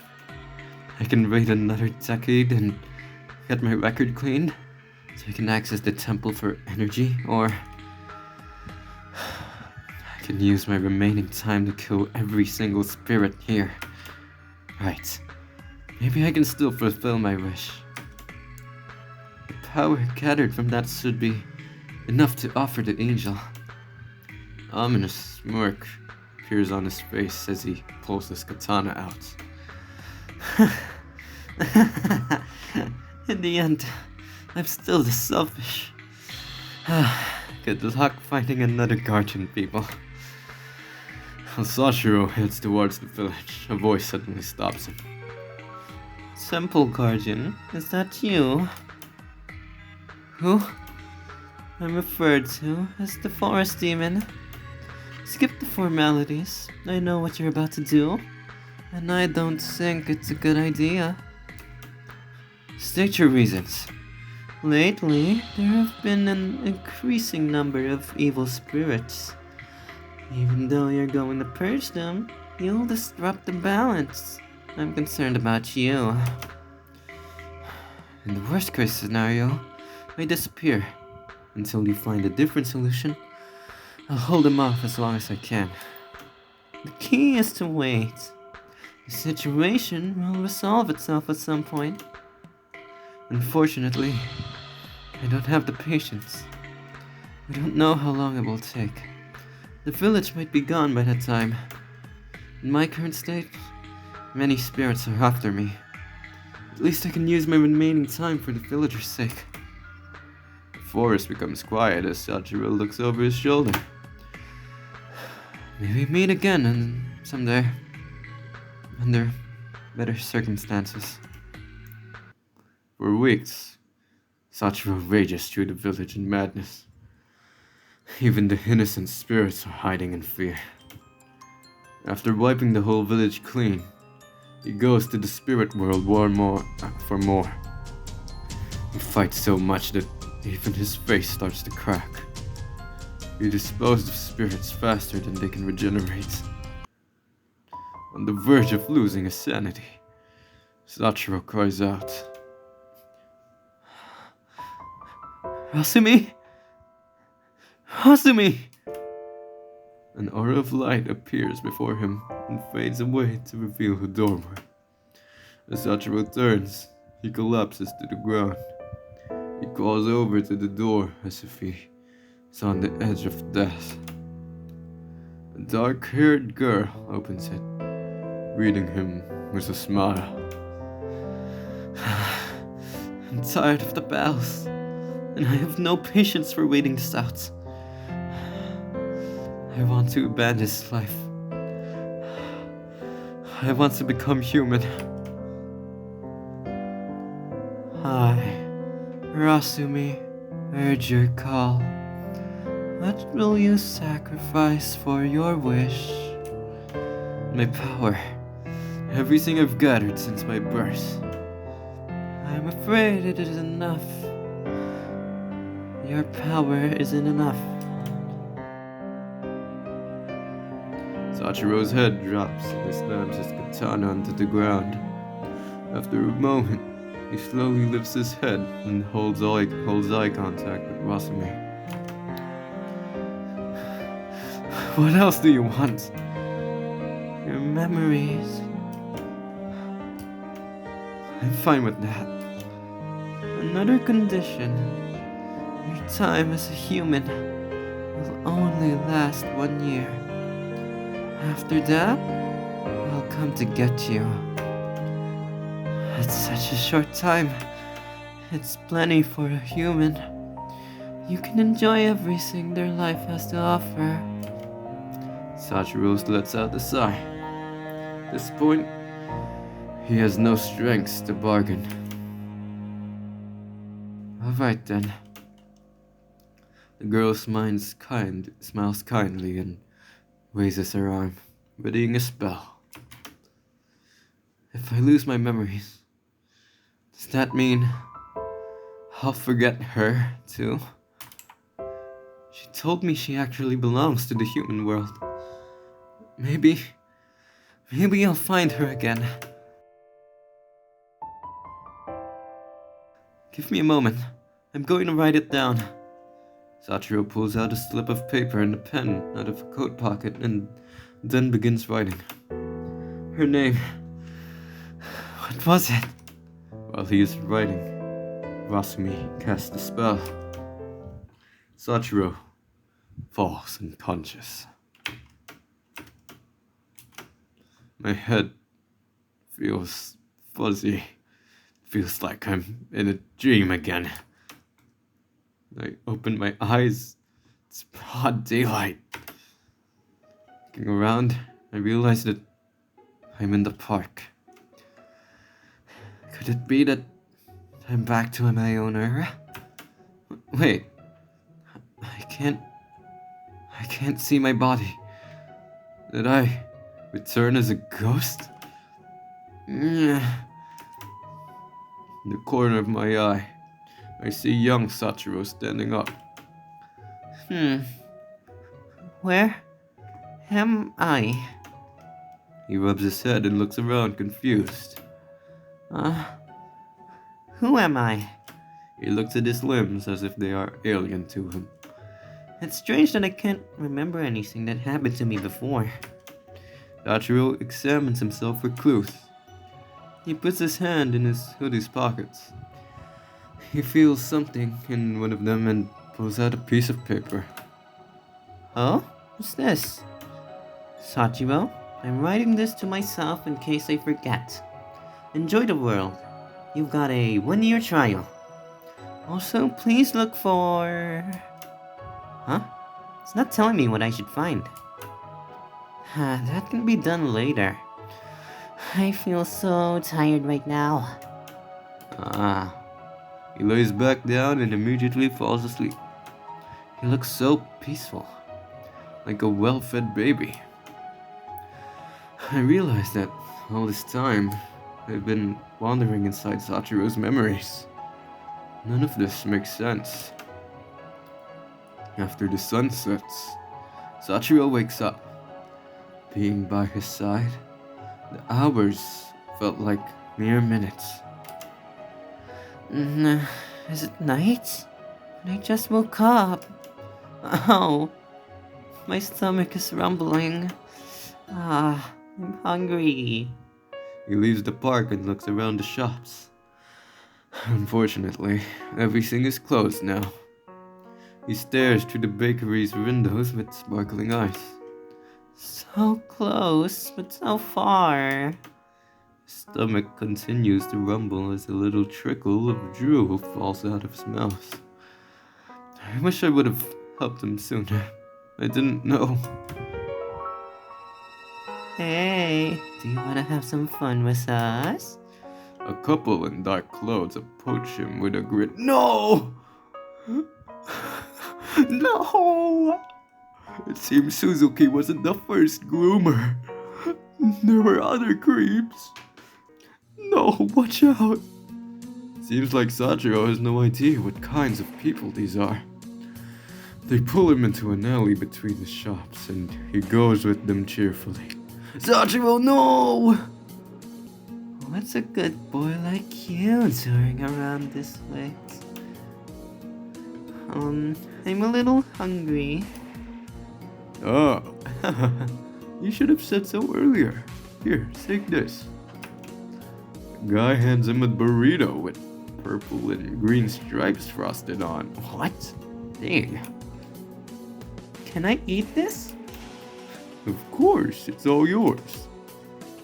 Sachiro brings the burrito close to his nose excitedly and takes in a big whiff, sorry. Then recoils and tries to hand it back. It smells a little weird. I'll pass on this one. That's just because it's a healthy, gluten-free, and vegan. No! Those aren't creeps. They're Watch out, Sachiro! Even though they are persistent, Sachiro gives it back. Suddenly, the woman grabs his arm.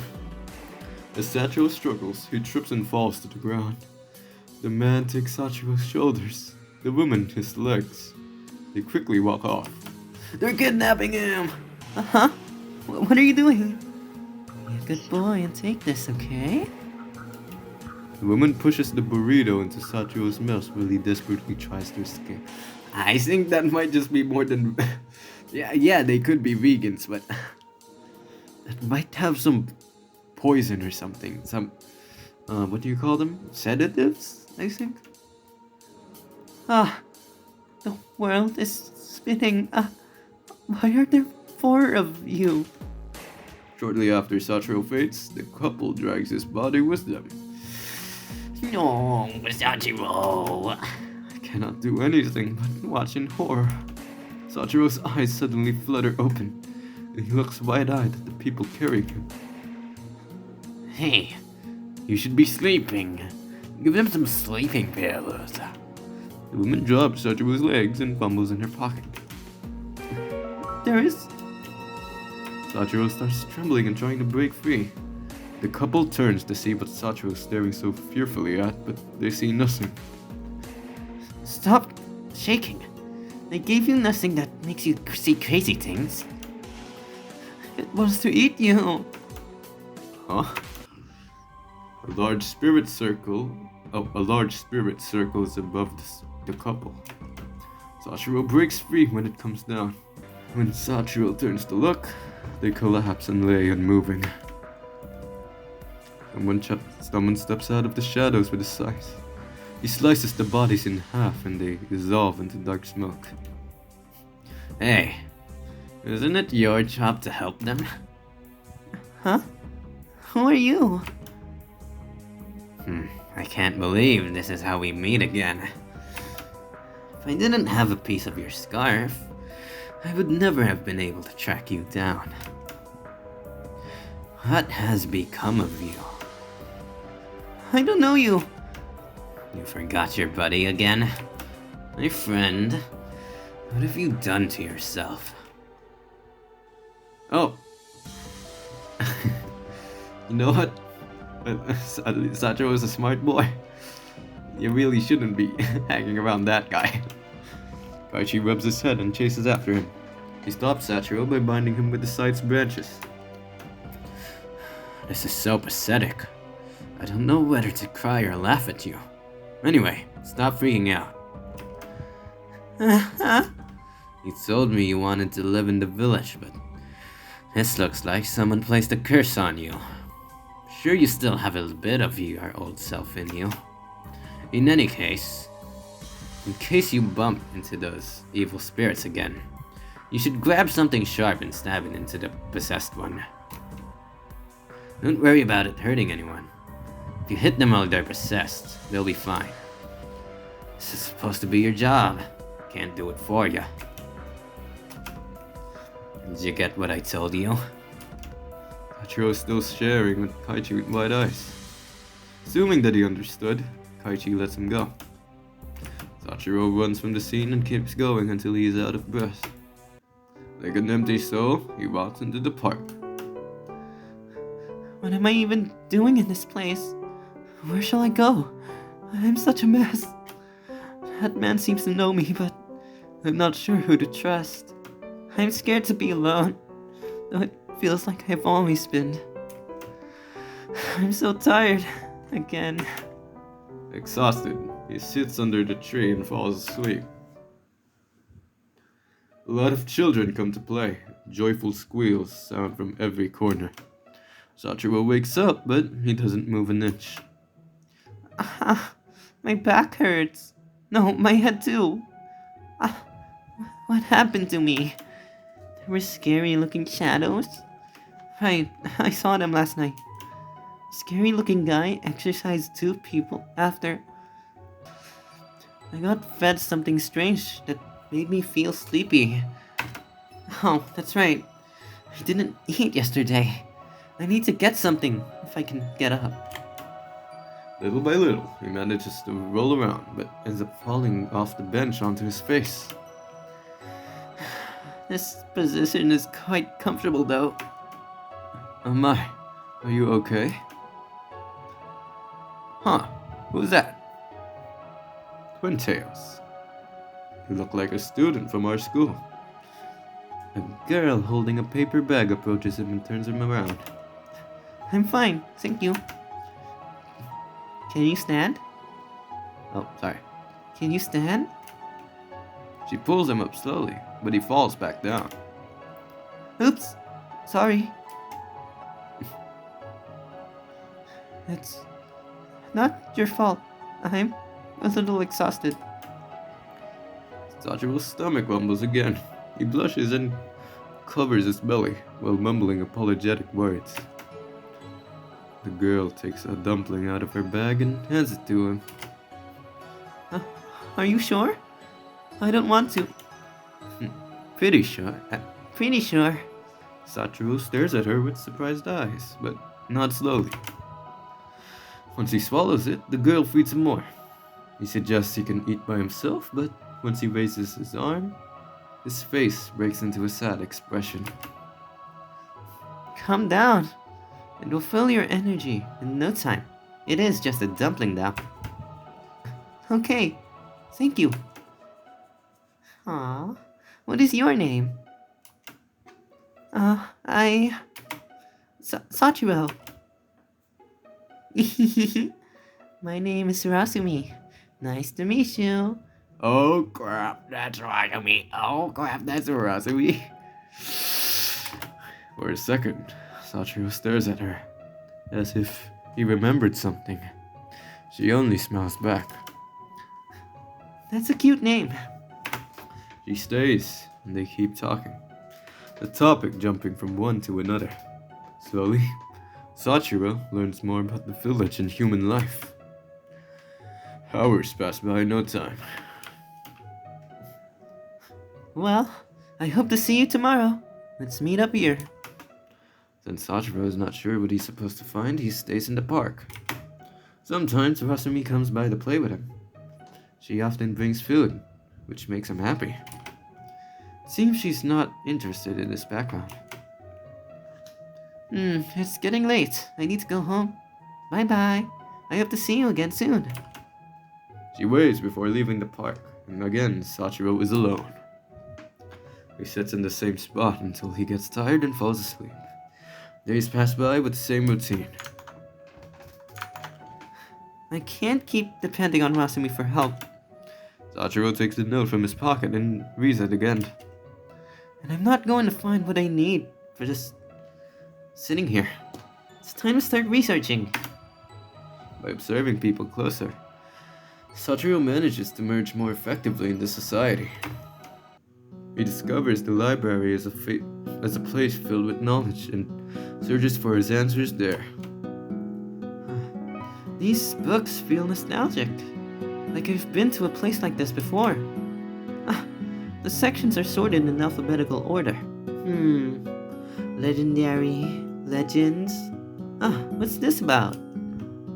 He takes a thick book with a dark cover from the shelf. He browses through it without much thought, stopping at a page titled Temple Guardian. I can read this. The priest warned the people. There is no guardian anymore. This village will be possessed by evil spirits. He was correct.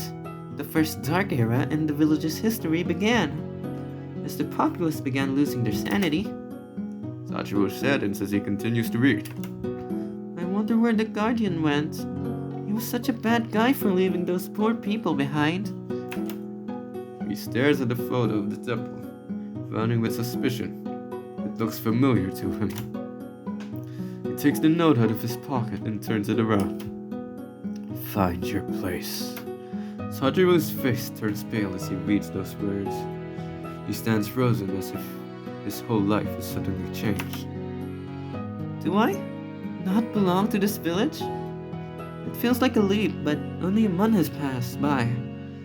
It feels like I remember even less than the day I found myself here. I need to rush. Sachiro places the book back and continues browsing through the shelves. The library is about to close and Sachiro is barely moved from his spot. His expression changes the more he reads. He seems to have discovered several things, but I cannot read his mind. He puts all the books back as he's unable to borrow anything without a library membership. The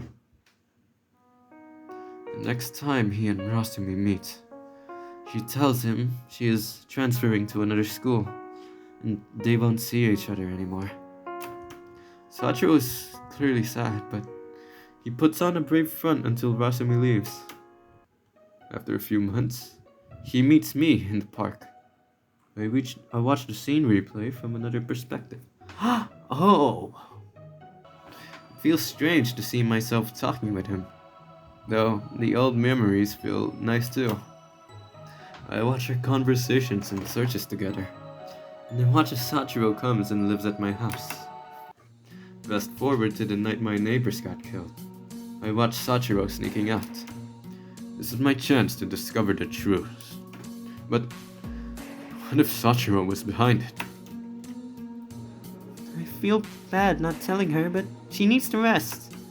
The school grounds were a mess, but the more I scrap off the list, the closer I get. Where shall I go today? Maybe the forest? He begins walking down the street, but stops in front of the neighbor's house. A few spirits can be seen through the windows from the street, weaving through the seams of a closed door. I just slipped in that room. Don't tell me they're possessing the residents. Oh no!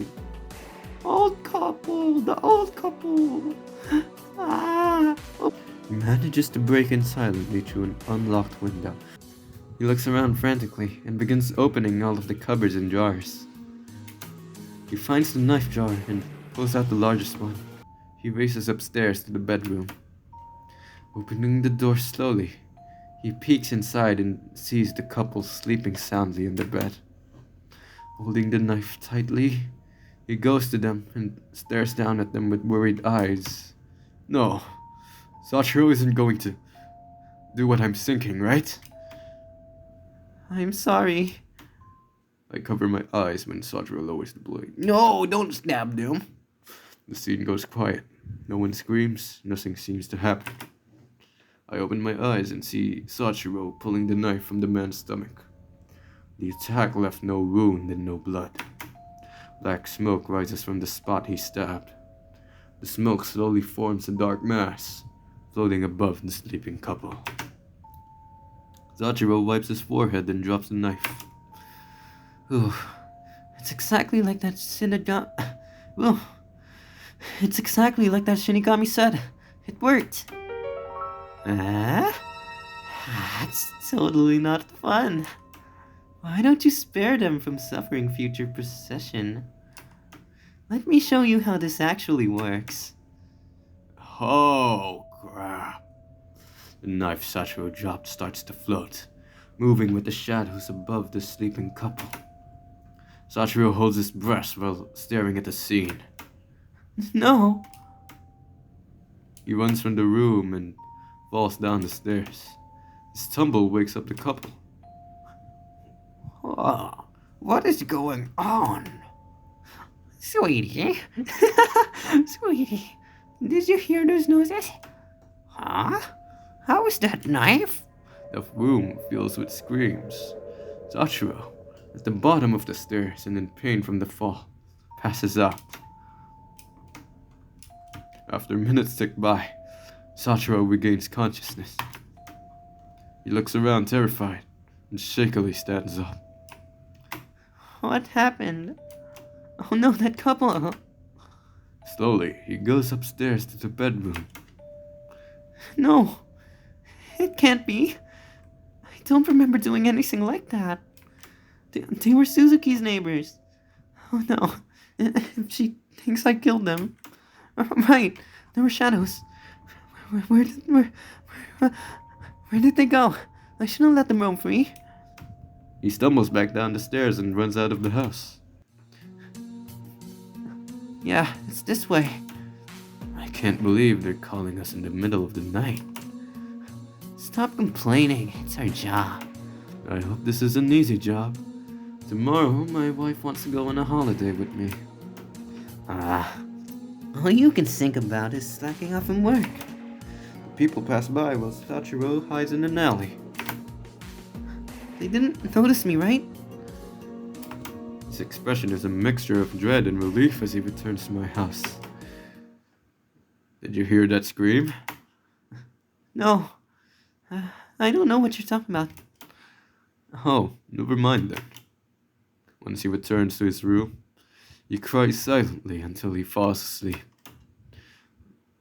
Now that I know the truth, I feel more sorry for him. The following murders are just like I expected. Sachiro tries to purify people, but a few of them mysteriously die afterwards. I don't know what happened with the cases before he moved in.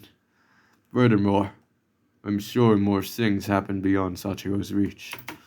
It is painful to see Sachiro so helpless for the people he cannot save. One night, I see two possessed bodies fighting in an alley. One of them has his mouth wide open. Is he trying to bite? In a moment, he sinks his teeth into the other woman's flesh and rips out a chunk. What the heck? He continues to bite and tear the woman apart. I avert my gaze as I cannot do anything. This could be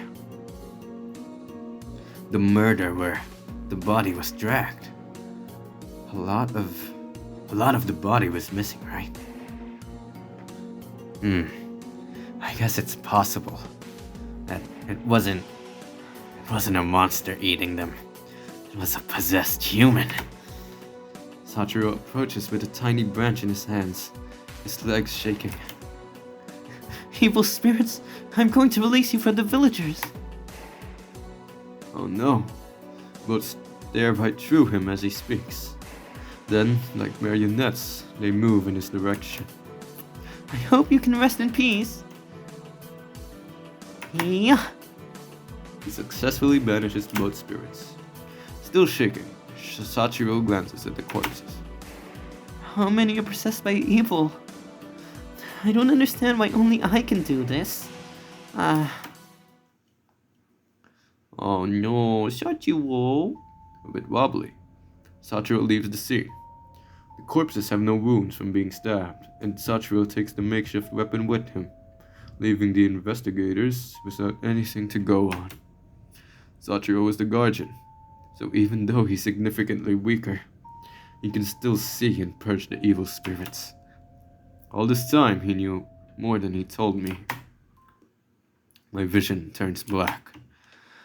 Once again, I feel like I am endlessly falling. Am I finally going to wake up? I open my eyes. The bright light almost blinds me. I'm back in my room. It all felt like a dream. My hands clutch the blanket. I slowly regain control over my sore body. It takes a short while before my head processes the dream. My thoughts after this experience. Sachiro did what he could. The results might have ended up with the same, with different choices. I feel like someone is holding my hand. I shift my eyes to Sachiro, who is resting on my bed. I realize his appearance has changed. My movements woke him up. He slowly raises his head and rubs his eyes. Oh.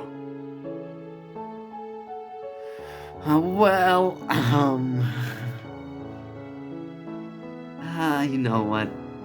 Fine. This isn't grooming then. Well, it definitely felt like grooming. Definitely feels like grooming. Fine, he's old now.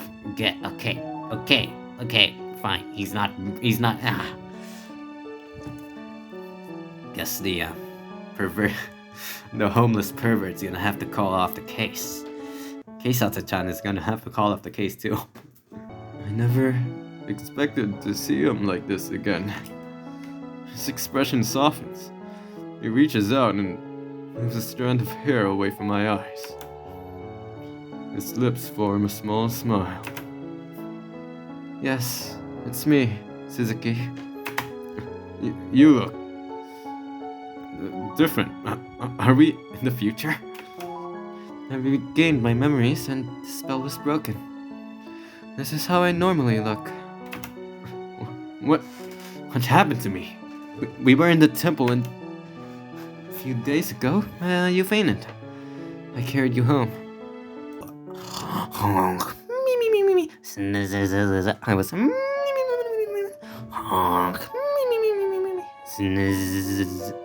Alright. A few days ago, you fainted, and I carried you home. You did what? I was worried, so Kaichi and I took turns looking after you. Both of you? I cut my cheeks, feeling embarrassed. I didn't know that I'd been out for so long. While you were unconscious, I had a dream about my past. For some reason, you were there. Even though we spent a short time together, you left a deep impression on me. Sorry for rambling. It was just a weird dream. No, I don't think it was. While I was unconscious, I had a dream about your past too. I think I actually saw your memories. And somehow even merged into them. I tell Sachiro what I saw, and he agrees with every single detail. He's surprised at the accuracy. As we wrap up, I remember that I have more questions. By the way, where is Kaichi? It's all good between us now. Don't worry. So you remembered your whole past? Even your life as the guardian? Yeah. And even though I have some of my old powers, I am human now. I regret many of my choices. I can't believe that I let down the people for my own selfish wish. Despite my attempts to reassure him, he still looks disheartened. I try to cheer him up a little by wrapping my arms around him. Don't be sad. Oh, sorry. Don't be sad. No matter what, I'll support you. I know you're a kind person. I feel the tension leave his body as he hugs me back. Okay, wait. This is kind of... Sorry, this is kind of familiar. I'm pretty sure I was on the receiving end of this. Sorry for not telling you earlier. Thank you for staying by my side. Chapter 4. My Guardian. Following days, I spend my time resting. Sachiro has been going out with Kaichi at night, and together, we've successfully caught a few evil spirits. After I feel better, I decide to tag along.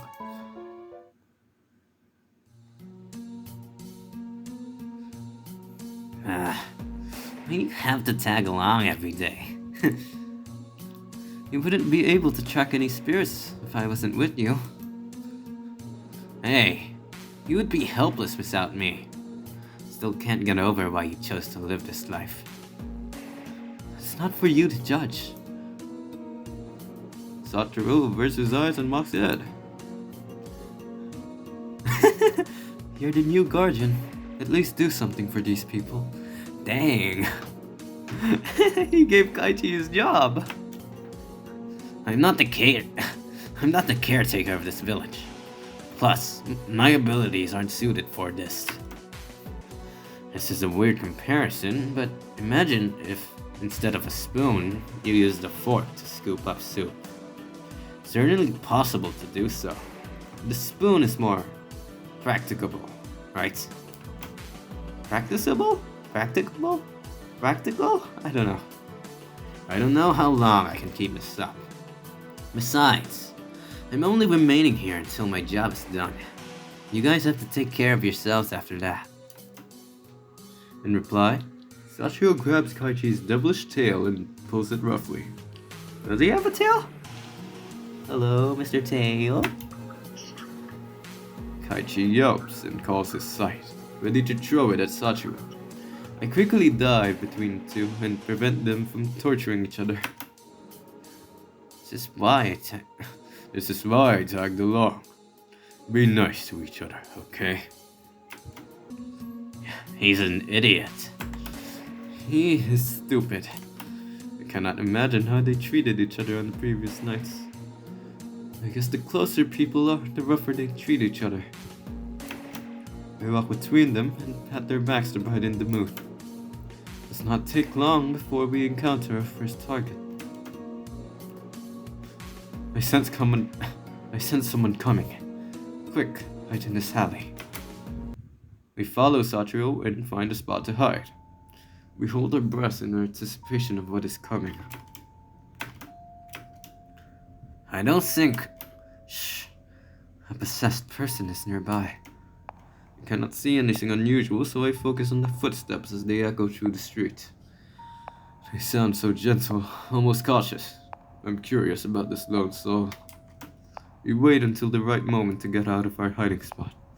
Even though we try to approach carefully, he notices us. It's actually Ikuyo. It's not Logi.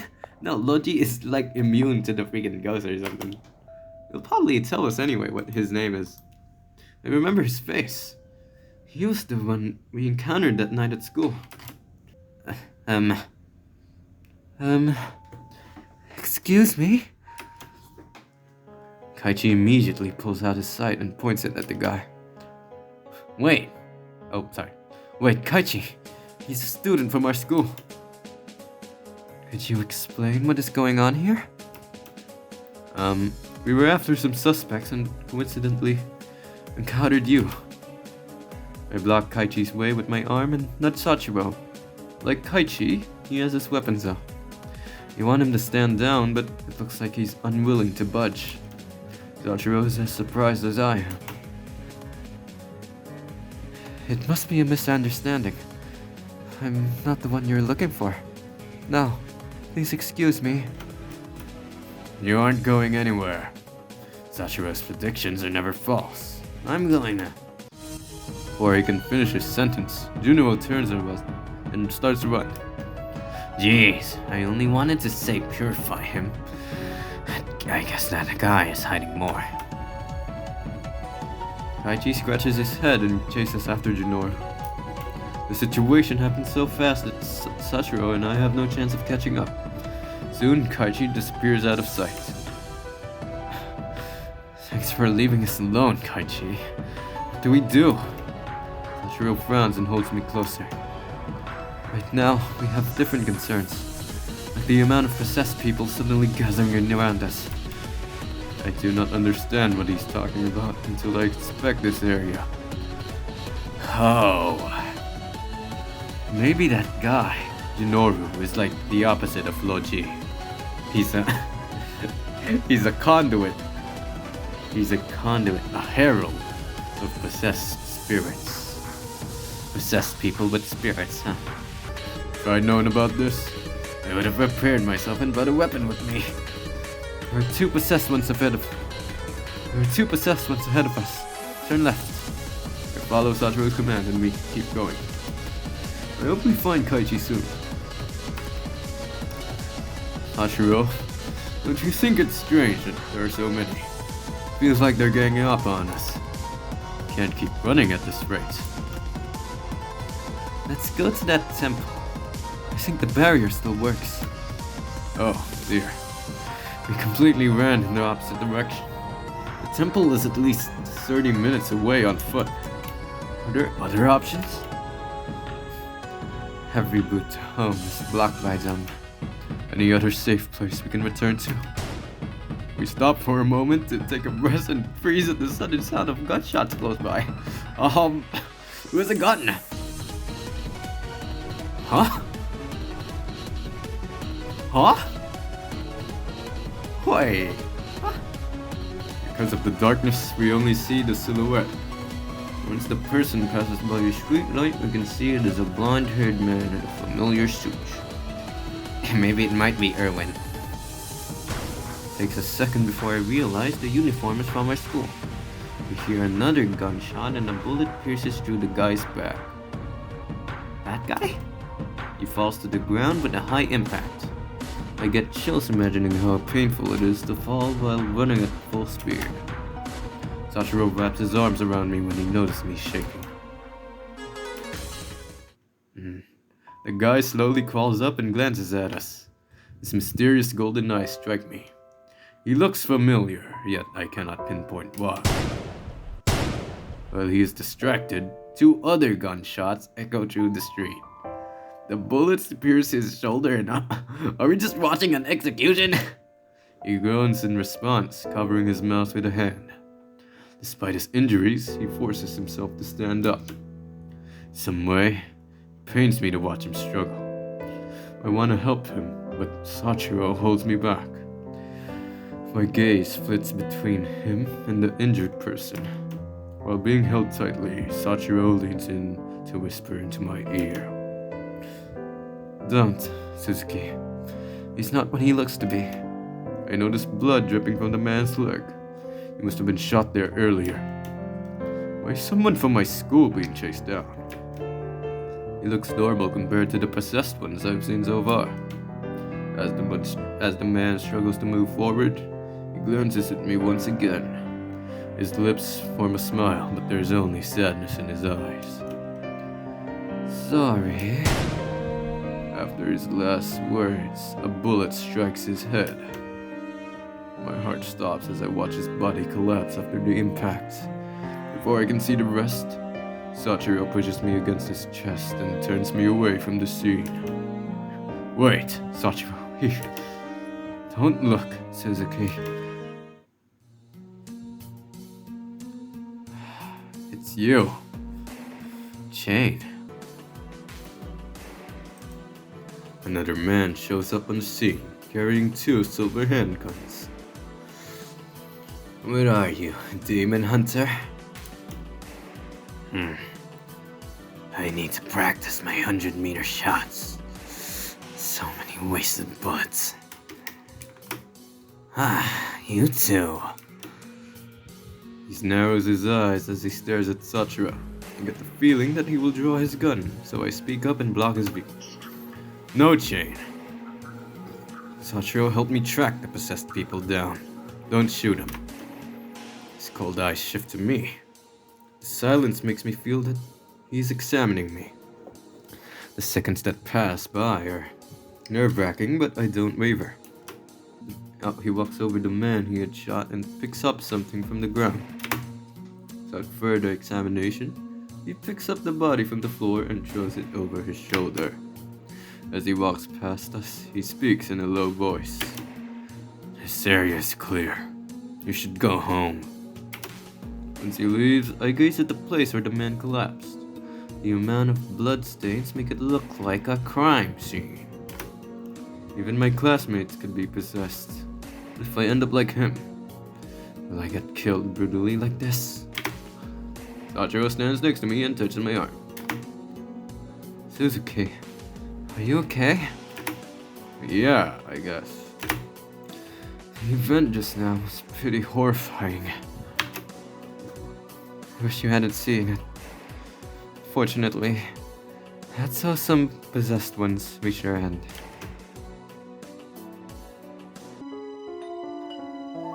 Suzuki, there's a visitor for you.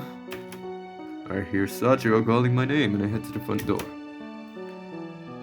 Well, Kaichi, what are you doing here during the day? The library is closed for the holidays, so I decided to pass by and check up on you. I nod and lead him to the living room. It has been a while since I've seen him in daylight. His child form still feels odd to me. Let me get some tea. Make yourself comfortable. When I leave them alone, I hope they'll not argue again.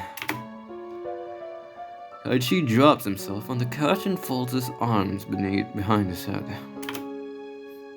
I see you've found yourself a caretaker. I'd rather you not call her that. Whatever labels you use, it doesn't change the situation. I won't be staying here forever. Oh? Have you encountered any hindrances? Not really. Why? Your first days weren't so nice, I'd say. Do you remember what happened during our first encounter? You were bribed so easily. That was the past. I didn't understand much of what was going on. Life doesn't only contain pleasant surprises. You're lucky to have met Suzuki. I wonder, if she stopped supporting you, would you still have a reason to live this life? You've become so dependent compared to when you were the guardian. Seems you've got the wrong impression of me. Even if I am, what's wrong with that? Too much selfishness won't do you any good. You might think I'm weak and pathetic, but you can't convince me to change my life. As I said, I won't continue relying on her. Time is ticking, and soon I entered the living room, carrying a plate filled with snacks and a tea set. The atmosphere in the room is different from when I left. It looks like I interrupted something. Sachiro's expression looks serious as he sits there with his arms crossed. Kaichi, on the other hand, is currently interrogating him. Sorry. Don't mind me, and keep talking. Never mind.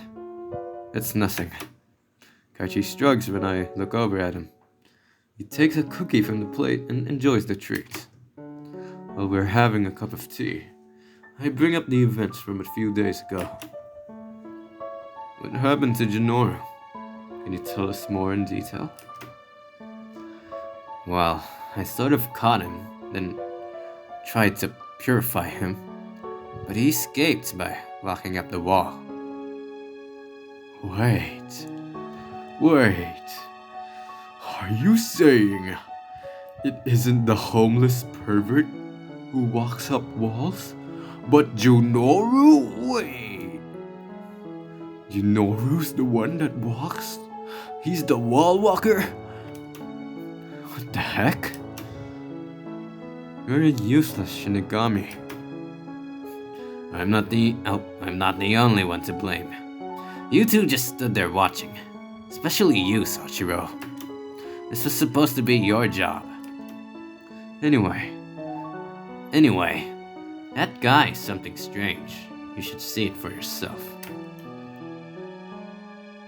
Too bad he's reported missing now. You messed up our only opportunity. By the way, you left us alone with hungry corpses that night. Totally could have been killed. Your fault for not being able to protect yourself. Look at his smug face. Speak for yourself. Okay, very awesome. Kaichi, what is your connection with Chain? We're classmates. As far as I'm aware, he hasn't made a link between my night and day form. That happens, I might be doomed. That leaves you out. Maybe Suzuki and I can join forces with him. Right now, we need more information. I'm certain Chain has an overview of the situation. Are you sure about this? I get a feeling that he doesn't trust you, Sachiro. Well, doesn't that leave one option? Kaichi stares at me and smirks. Sachiro looks in my direction and awaits my response. Wait. Me? Right. I'll give it a try. We finish our tea and continue chatting until it gets dark. Previously, I've only been watching you, because I want to give the space for you to share with me. The reason I'm approaching you now is because you're becoming more stressed and I don't want to stay on the sideline. I can take care of myself. Why are you suddenly worrying so much about me? It's not sudden. I've always been. It should be obvious by now, Suzuki.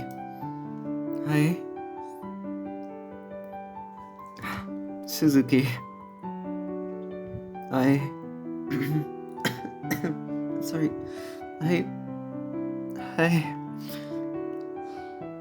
Suzuki.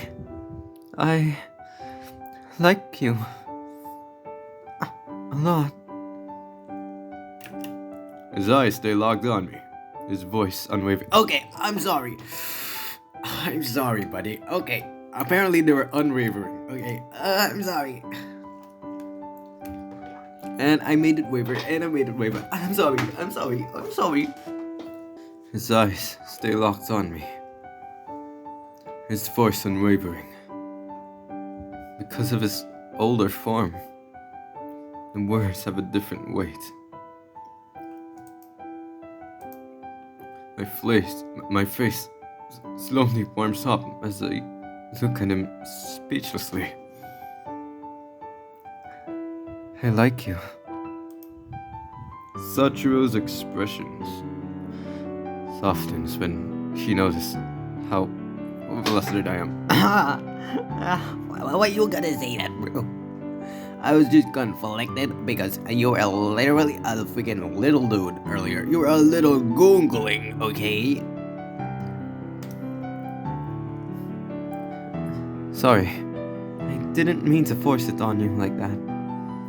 If there's anything you need to get off on your chest, tell me. He stares at me for a few seconds before averting his gaze. Good night, Suzuki. Right after he stands up, I grab his hand. He turns his face to me, surprised. Wait. Stay a bit longer. I'm sorry that I couldn't give an answer right away. There's a lot on my mind right now. I want to say that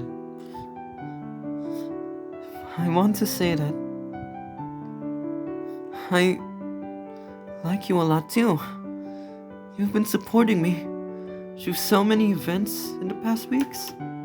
Please don't think of yourself as a burden. Sachiro's face broadens at my words. Well, about what is troubling me. To be honest, last night got me scared. Thinking about what happens to people who are possessed. What if that happened to me? I squeeze his hand lightly and bite my lip. Suddenly, I feel his hand on top of my head. He gives comforting strokes before leaning closer to me. It's okay. I'm here. Perhaps you can take some time off from the investigations. Don't worry. We'll find a solution. But I know how hard you've been working. For now, just rest. His reassuring smile makes me give in. Not long after, Sachiro tucks me in bed. I noticed that after he gained his memories, he's been taking care of me more. His presence puts me at ease, and I keep holding his hand until I doze off. 4 days later. Huh? No, huh? Oh, sorry. No, huh? You have to scream yes to me, baby. I have to tell Lord G you finally found the man of your dreams.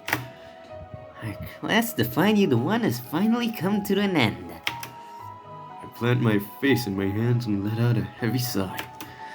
Ikuya. If you know what's good for you, you better shut your mouth right now. Hi, Kinis.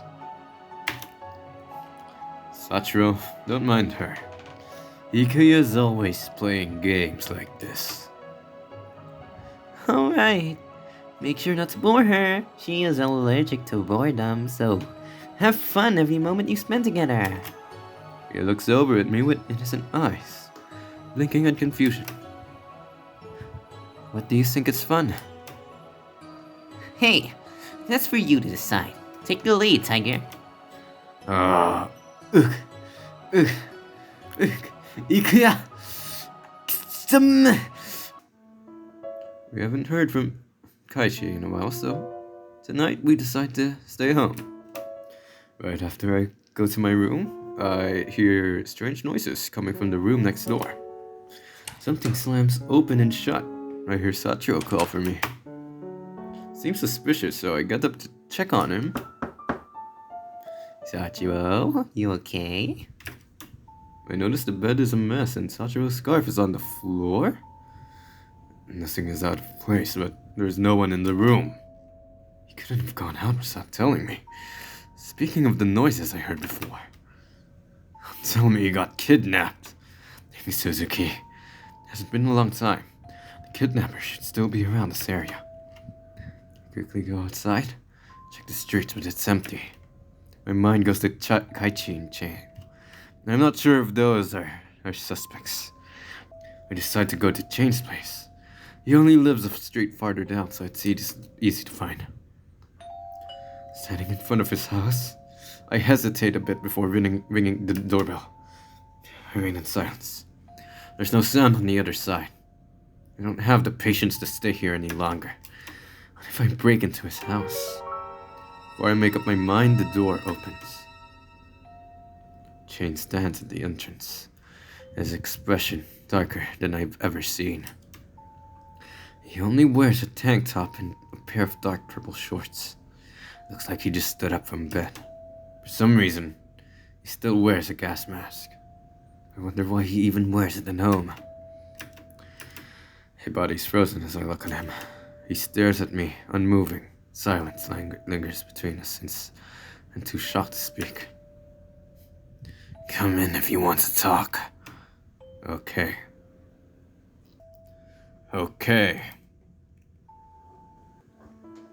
He turns around, and I decide to follow him. Leading me through a dark hallway. We end up in a large dark room. I suppose it is his living room. There is barely any sign of personality. You know what, dude? This looks like the living room of 3 different houses. Chain drops on the couch. He speaks to me in a casual tone while he combs through his hair. So, what is it? I thought you were home, so I came to check. I'll just get straight to the point. Sachiro is missing and I thought you kidnapped him. I see. I thought you were still after him. I'm sorry for misjudging you. The room is still filled with silence after I apologize. Well, I mean, what can you do? He definitely seems like an introvert. A very introverted person. Jane has his eyes closed. The gas mask distorts his slow breath, making it sound strange. Since he does not reply or move, I question if he fell asleep.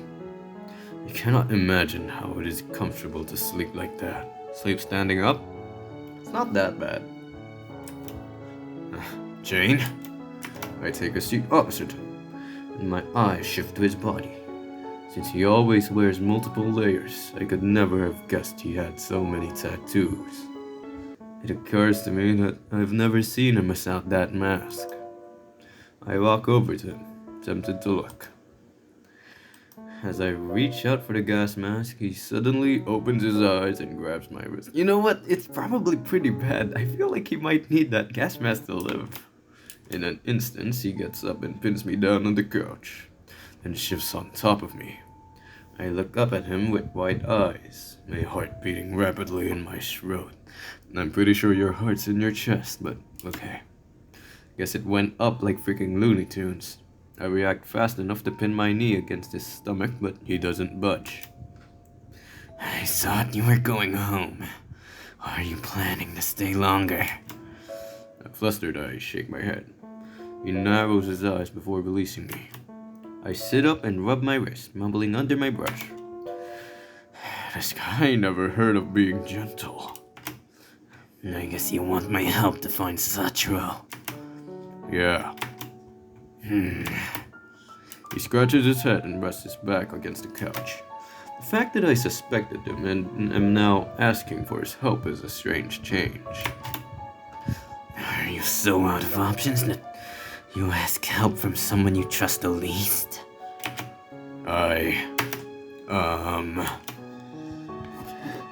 You're not Philo.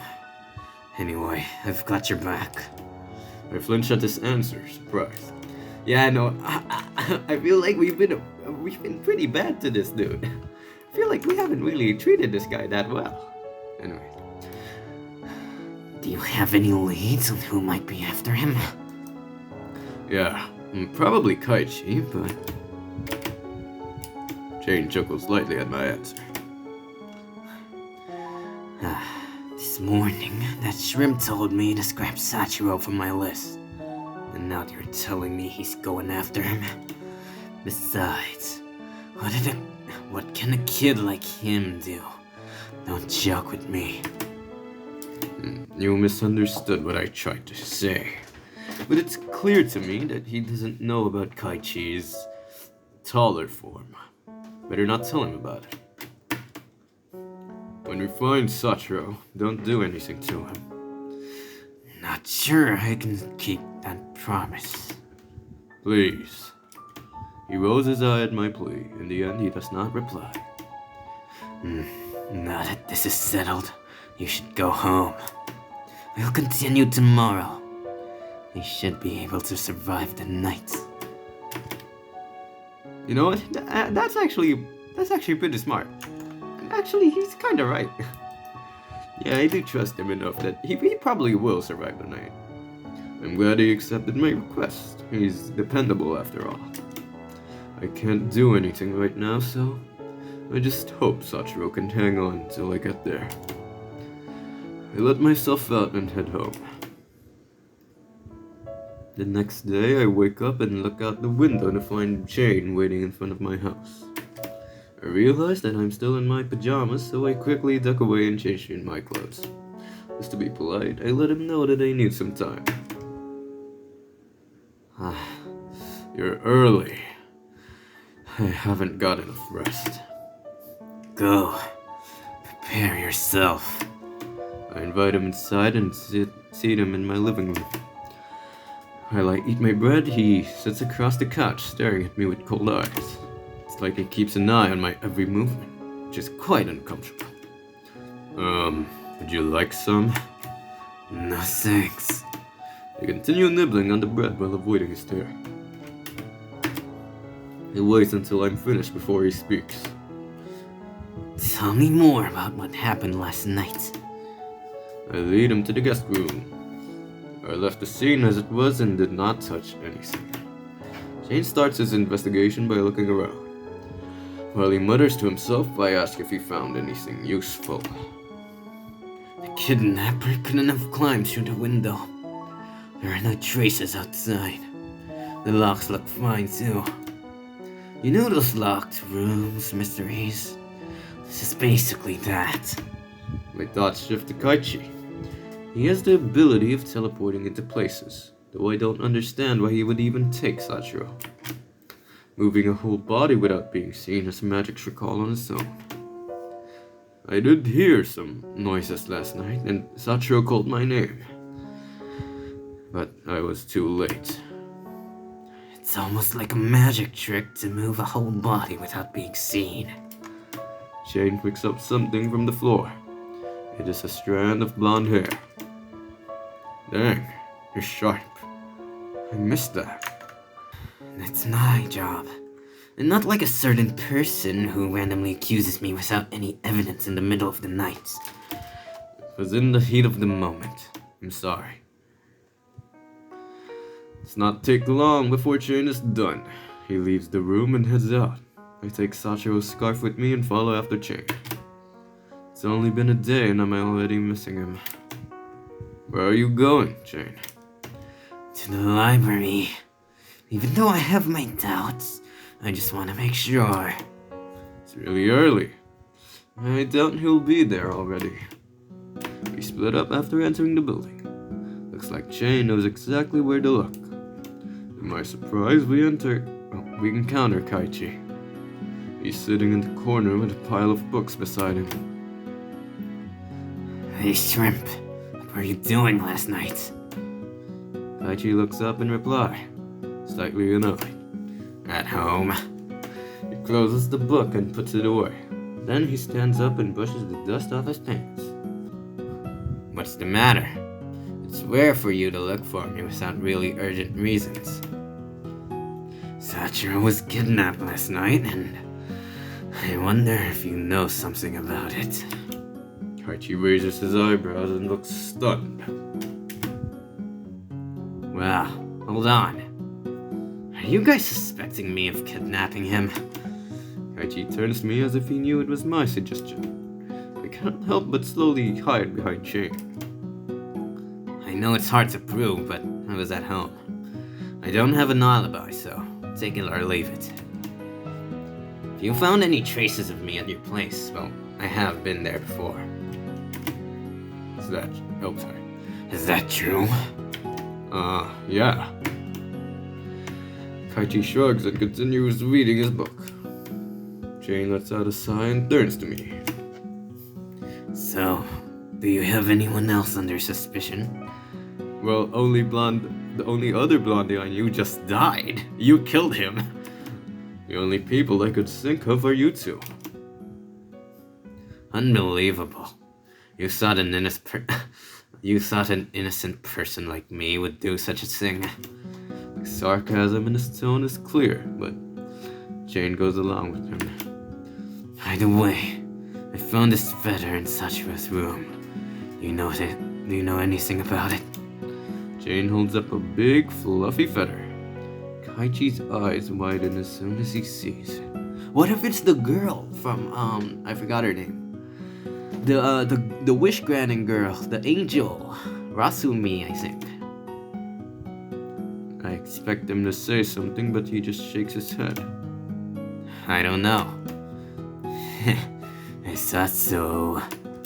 If you discover anything, just tell me. He puts the feather back in his pocket and leaves. I decide to stay behind with Kaichi. Just like before, Kaichi continues to read. I get the feeling he knows more than he lets on. I sit beside him and watch silently. Do you want? Thought earlier. Do you have a clue who took Sachiro? Not really. He trails off while he continues reading. Once he finishes, he turns to me again. Sorry to keep you waiting, but this book was more important. There is information I needed. Anyway, what else do you want to ask from me? Back when Chain showed the feather, I thought you might be hiding something. True, but I couldn't say it in Chain's presence. It's an angel's feather. I've seen it before, a long time ago. I'd never forget it. What? An angel kidnapped Sachiro? I think so, but I don't get why they would interact with humans. The only angel I know so far is Rasumi. Ah, that name sounds familiar. I think she recently joined my class. Can you contact her? Kaichi raises his eyebrow, as if I asked a strange question. Immediately he shakes his head. Yup, freaking introvert. I only heard rumors and I've never talked with her. Besides, have you ever seen a demon and an angel getting along so casually? Well, in fiction, but... That's clear enough then. Anyway, that's not my point. What if she really did kidnap Sachiro? Oh, do you have any more evidence? Besides, do you even know anything about her? My gut tells me I'm on the right track. Despite how serious I look, he shakes his head. If I accuse her, it would be the same as declaring war. I won't do that. Sachiro's your friend too. Aren't you worried about him? There are other possibilities. You need to obtain more evidence first. Like the strand of your hair in Sachiro's room? Well, I checked up on him a bit before he disappeared. I was just a bit concerned. Why aren't you helping to find him again? That's as far as my warnings go. Even if I'm a friend, I'm not obligated to help out. I leave out a heavy sigh and stand up. I want to apologize for doubting you.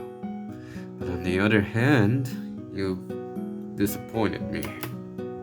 I didn't know you were that cold. For the first time, his expression is pain, but still he doesn't change his mind. With a bitter taste in my mouth, I leave the library. Even after gaining important information, I still don't know where to start looking for someone who I never spoke with. I dig in my memories about what Sachiro told me. I remember the trial period he mentioned. Could it be that his time has ended and she came to get him back? If that's the case, Sachiro should have known and told me about it.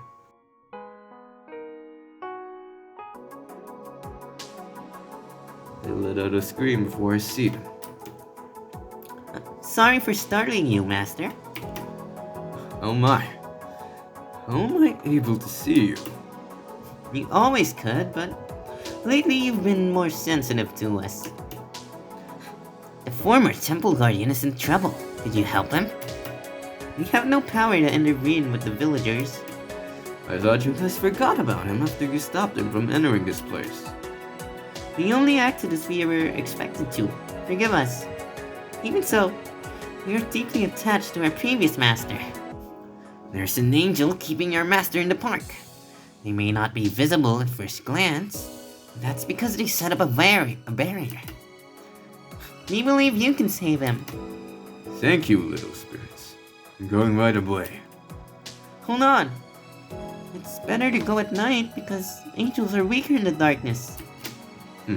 Alright then. I wave to them and head home. I should have enough time to prepare a plan. We're taking that guy back, okay? We're absolutely taking Sachiro back. After searching through my place, I only find a protective cross necklace. I don't know if it could be of any help, but it's better than nothing. You know what? I think we need to just call Logi because I feel like Logi's presence will annihilate that angel. I decided to check on Jane as I have not spoken with him since this morning. I asked for his help, but I have hidden a lot from him. Oh, sumimasen. Jamashimasu. What is it again? Oh, sorry. What is it again, you impatient one? His expression still annoying. Judging from his messy hair, it looks like he just got up from bed. As always, he wears the creepy gas mask. I wonder if I ever catch him without it. Oh, I thought you went home. Come in if you want to talk with me. Whoa! Why is it so dark in here? Just like last time, we talk in his living room. Shane rubs his eyes and grunts lightly. He seems more tired than he did in the morning. He proceeds to lie down. Did you continue with the investigations? I thought you were fired up since you came to my house so early. I know enough. The room looks quite dark. Since it's still bright outside, I reach out to the curtains. Doesn't look like there's curtains, unless they're one of those that are freaking inside the thing. Leave it be. Okay, Mr. Vampire. Being an investigator must be tiring. I can hardly imagine that he's a student like me. I think so. I think Jane has the same sleep schedule as me. I sit on the other couch and stare at him. You know, there is something I haven't told you. It might help with the search. It might seem unbelievable, but Sachiro is actually the temple guardian. Somehow he managed to take human form. He has indeed attacked a few villagers, but they were all possessed by evil spirits. He only wanted to protect the people. He found out he might be kidnapped by an angel. I try to explain it briefly. Once I finish, he remains silent. I can never tell what's going on through his mind. His sigh leaves his gas mask before he speaks. You caught up earlier than I expected. You know I'm hunting down zombies, yet you're surprised I know about this? I'm not that oblivious. But, you also know that Kaichi is... What about him?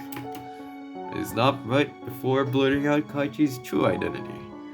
Judging from this strange expression on his face, it seems he still doesn't know. Those who know. Those who know, guys. Those who know. Kaichi knows it too. I see. Oh, sorry. I see. Jane takes out the feather from his pocket and hands it to me. Looking closer, I notice it's not an ordinary feather. The edges are colored gold, and the material is tough, yet very soft.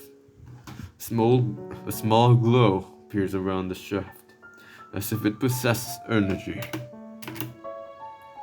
Do you know this angel? Yes, it's Rasumi. She was the one who turned Sachiro into a human. Do you know where we can find her? She took him to the park. I heard there's an invisible barrier. That is going to be fun. Jane gets up and moves to a drawer.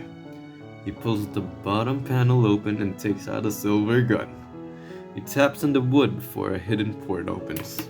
I get the impression he has hidden weapons everywhere in his house. Dude, he's kind of like the freaking Dante Devil May Cry. He's like the Dante Devil May Cry of the freaking... He's awesome. He takes the cartridges out from the guns and replaces it with dark bullets. Ooh. Dark bullets made from the dark people to kill light people like angels. Okay. Don't tell me you're gonna kill angels. Then you'll be defenseless when she does attack us. I can't say for sure anyway. Here, carry this gun, just in case. You're telling someone who doesn't know anything about firearms to shoot. These don't hurt people, just certain creatures. He takes a few bullets from the table and shows them to me. The color is pure black, as if I'm looking at a black pit. Wow, you sure got some unusual stuff. It's basic equipment for those who fight with supernatural beings. This won't kill her right away, but it should slow her down for a bit. He puts the gun down for a moment and starts to take his shirt off. What are you doing? I'm changing. These are my pajamas, you know. Hey, don't go stripping in front of me. Despite my flusterness, he keeps going. I turn away to be polite. Suddenly, I feel his fingers brushing against my neck. Chills run down my spine, and I ask what he's doing. This necklace. Where'd you get it from? I found it in my parents' room. It's probably from my grandparents. You know, angels and crosses, a bit of divinity might protect me. I see. Maybe you need it more than I do. Take it. I take off my necklace and hand it to him. He keeps it in his pocket. He starts equipping his weapons. We have to wait until night. Some of the spells embedded onto the weapons will be stronger then. It's the first time I'm facing an angel, so I can't guarantee your safety. I can take care of myself. Now that we have a plan, I take the time to look around the room. I noticed there are barely any personal belongings. I don't ask him about it, in case it's a sensitive topic. The police payroll is not paying enough. Being a devil hunter is not paying enough too. He's broke, he's even more broke than Dante. Shane notices my restlessness and gets me something to drink. Oh, actually, he seems like a considerate guy behind that mask. He seems like a different person from the first time I met him. That's pretty cool. Aw, I didn't know he was chill like that. I thought he was like, Oh, boo-hoo. I'm an introvert and I am solo leveling. once the sky turns dark, we head out. Before we reach the park, Jane hands a small knife to protect myself. Cool. I'm surprised at the weapon he entrusts me with. Even though I am armed, it does give me peace of mind. As expected, the park is empty. Jane takes out a small paper filled with strange symbols. After throwing it into the empty space, he mumbles a few chants. Suddenly, the paper floats in midair as though stuck onto an invisible wall. Jackpot, as Jane might say. Whoa! Whoa! In the next moment, cracks of light appears and the invisible barrier breaks into pieces. Oh, this place is so red now. Behind it, I see Sachiro unconscious next to Rosumi. Oh, we've got unexpected visitors. I forgot Rasumi's voice, honestly. She smiles kindly at us and tilts her head. So it really was you. I thought it was time to take him back. You have to let him go. His time's not up yet. How about no? I walk in her direction, but a sudden great force blows me back. I stumble over my feet. No! She has Conqueror's Aki! Why, Rasumi? She giggles, amused by my efforts, and strokes Sachiro's cheek. She talks to Sachiro. You didn't follow the contract entirely. You said you could regain your memories. Once time is up, you're mine. Don't tell me you actually lied to him. I think he forgot the small print in our contract. After the trial, he has two choices. Go back to the spirit world with no powers and memory, or let me consume his remaining life force as a human slowly. Have you gone mad? He's the first one that came to me with a crazy wish. So I gave him some crazy conditions. I thought it was really cute of him, and I grew to like him more and more. Her expression turns gloomy and she glares at me. Now I'm simply taking him back. Her sharp words give me chills. At the same time, she gets up and heads toward us. Shane pushes me back while holding his gun ready. Who might you be? If you are really an angel, you should know. Asumi chuckles at Jane's words and shakes her head. Then she speaks to me again. Took a slave with you because you were too weak to face me alone. Now I have to deal with two annoying flies. White wings spread out from her back and she flies up into the dark sky. A black and pink striped cane appears in her right hand and she flies right towards us. Jane pushes me away and runs aside to dodge her attack. Well, your legs are way too slow. While Rasumi is distracted, I run towards Sachiro. Take care of him while I'm dealing with this madness. I crouch down over Sachiro's body and call his name. Even after all of this noise, he's still unconscious. Is he under a spell of hers? If calling him doesn't work, I gently shake him around. I take out a scarf and wrap it around him. I thought it would work somehow, but he still does not open his eyes.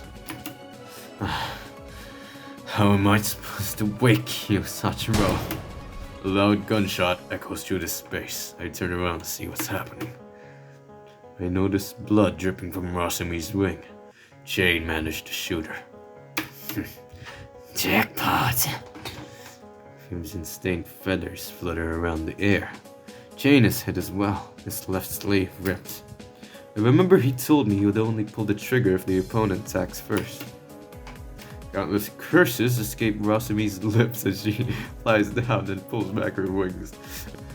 Your powers don't do much on me. Let's see how strong you are without dirty tricks. Rasumi looks amused. She stretches her arm and then shapeshifts her cane into a saber. Jane's expression does not change, but he stands quiet.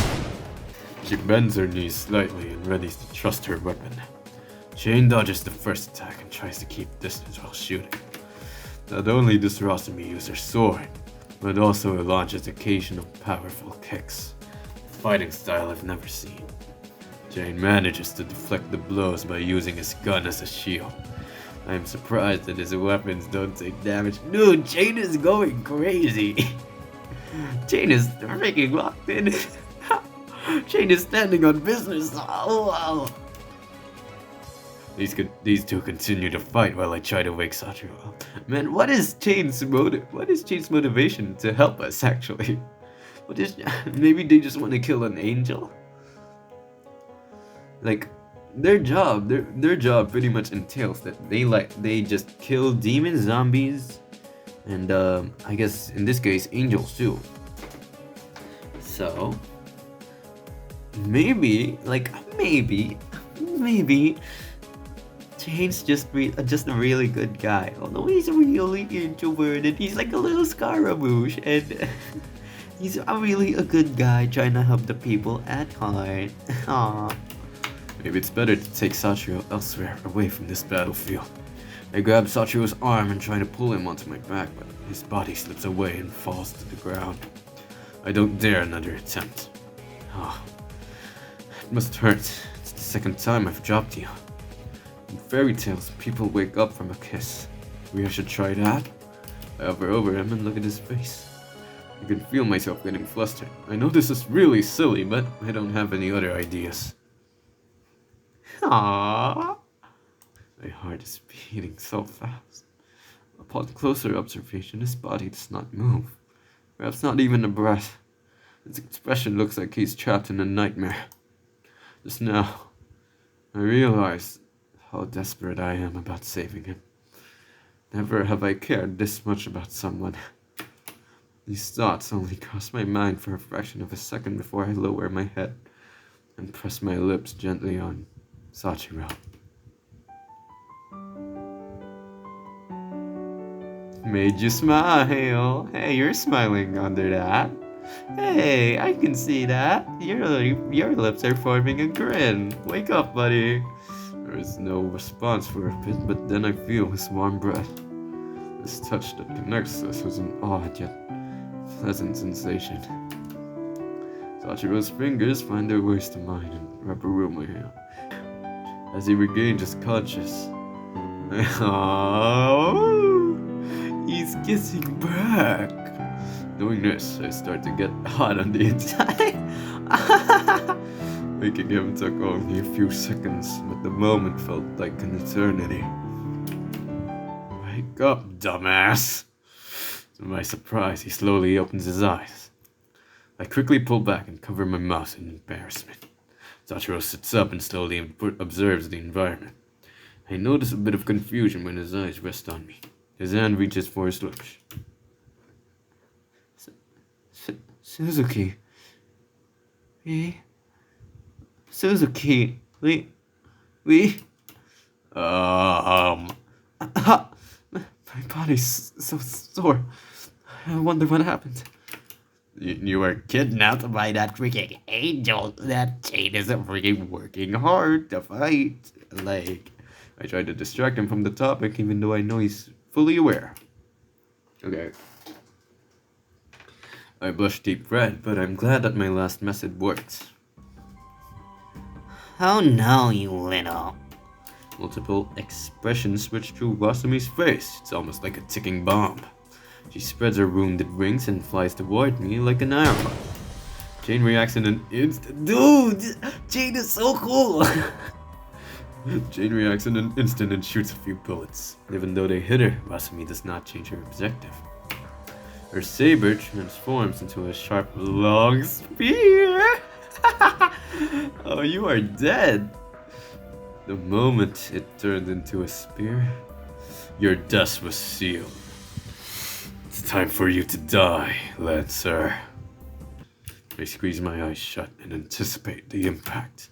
However, my heart is still beating rapidly. The next moment, I slowly open my eyes to see what happened. Rasumi's frozen in place, her blade inches away from me. Another person stands beside her. A big slice is pierced through her stomach, with 3 branches wrapped around her limbs. Kaichi, I knew you would come around. Oh, Kaichi does want to protect his friend. I'm sorry, Wasumi. Ha! You. Blood gushes out her wounds while her limbs grow weak. She throws a glare at Kaichi before collapsing on the floor.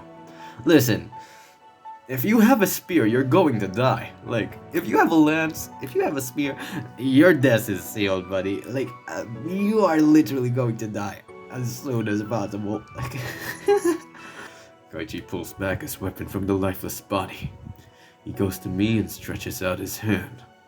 I accept his help to get up. Thank you.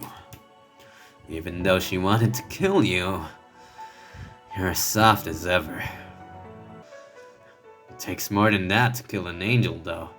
So don't give me that worried look. I'll take care of her. Kaichi pats my head and shows a soft smile. You changed your mind after all. Huh.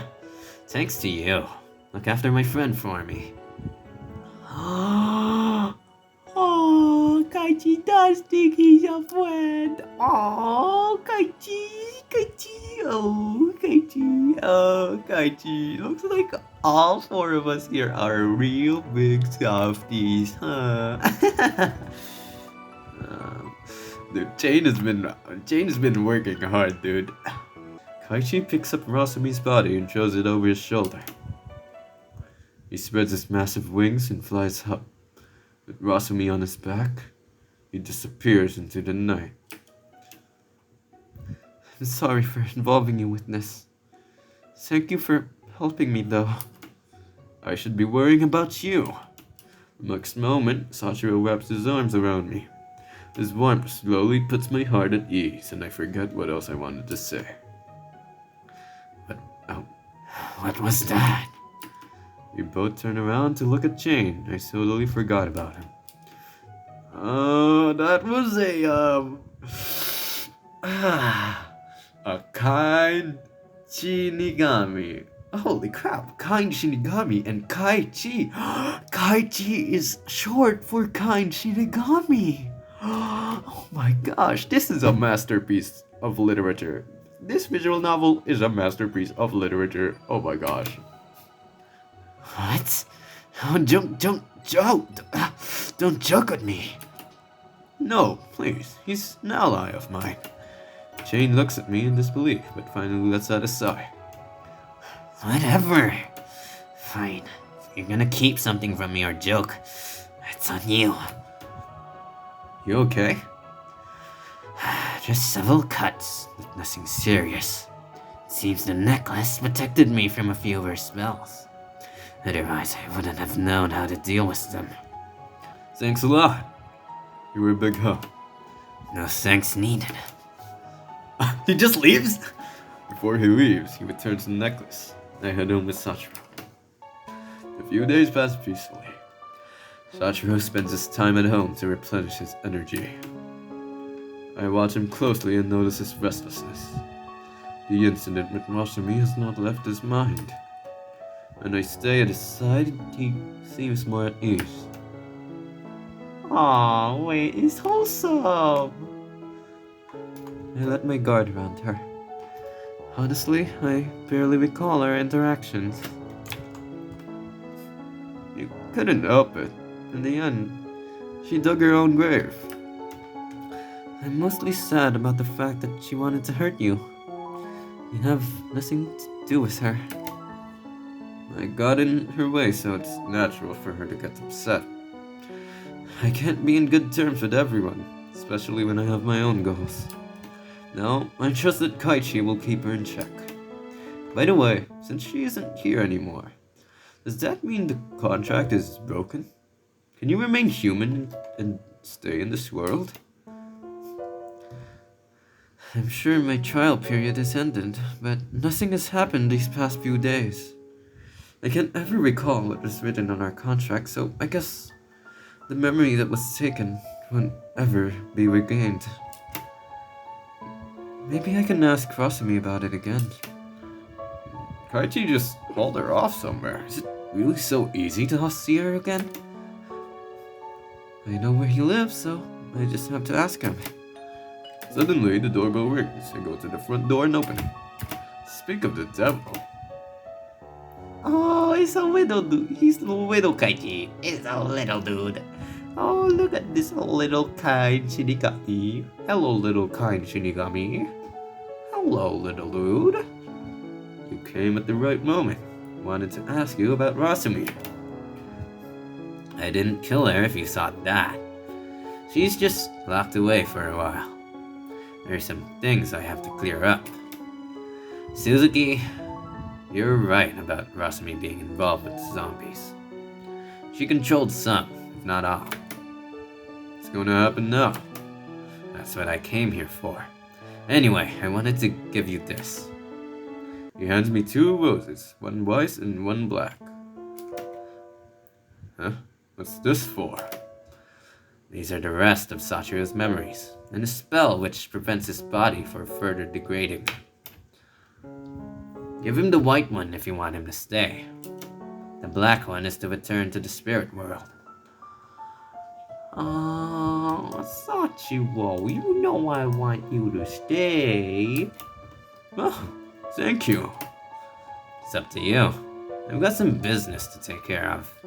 Talk to you later. There's a rose in each hand. I look at Sachiro. Which do you pick? Maybe you can decide later. It's so sudden to decide your fate like this. He chuckles at my words and shakes his head. Didn't I promise to stay by your side? My answer should be obvious. He takes the white rose from me. The flower scatters in pieces and are absorbed into Sachiro's body. A few months later, the reports of murders and missing people have stopped, but Kaichi and Chain worked hard on clearing the village. It happened slowly because there was still no guardian to do the job. I thought everything would revert to how the village was before, but not quite. Did you know? Did you know we have a transfer student this semester? Oh, really? We haven't had... That's his silly voice. Oh, really? Oh, really? We haven't had them for ages. I heard he's a cute foreigner. There's a rumor that he practices swordsmanship. What? Honto? So? What? That can't be real. Everyone excited about the transfer. The teacher tries to calm everyone down whilst the new student waits outside. Is it my boy? Is it my little dude? When the door slides open, everyone looks at the direction while holding their breath. Silver-haired boy enters the classroom with a confident smile. He stands at the front desk and introduces himself. Hello, my name is Sachiro Sakiso. From now on, I'll be a part of your class, so please take care of me. Everyone is excited as he speaks. Immediately, they start bombarding him with questions. Whoa! You're so cute! How old are you, and do you have a girlfriend? Huh, so you practice swordsmanship. Please show us sometime. Sachiro answers them calmly. He occasionally glances over at me. There's one person really important to me. Please take care of us well. Meet my beloved one, Suzuki. Okay, what is this? He beams as he points at the attention at me. My cheeks burn up as I smile back. Oh my Sachiro. Why would you do this, Sachiro? No, wait.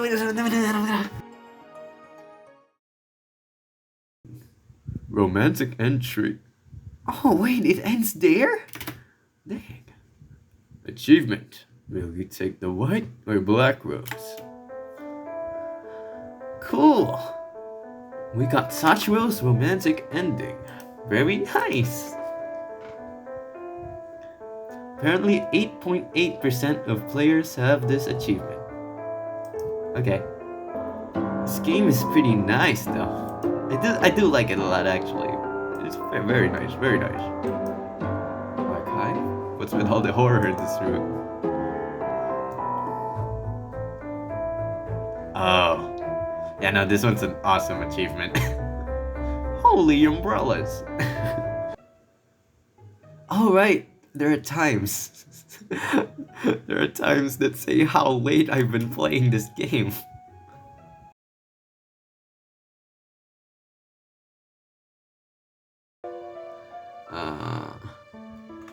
It could have turned out better.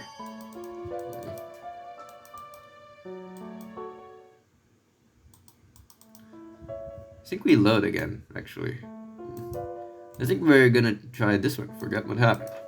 I should forget what happened as the past cannot be changed. I feel someone holding my hand. My movements will come up. Oh!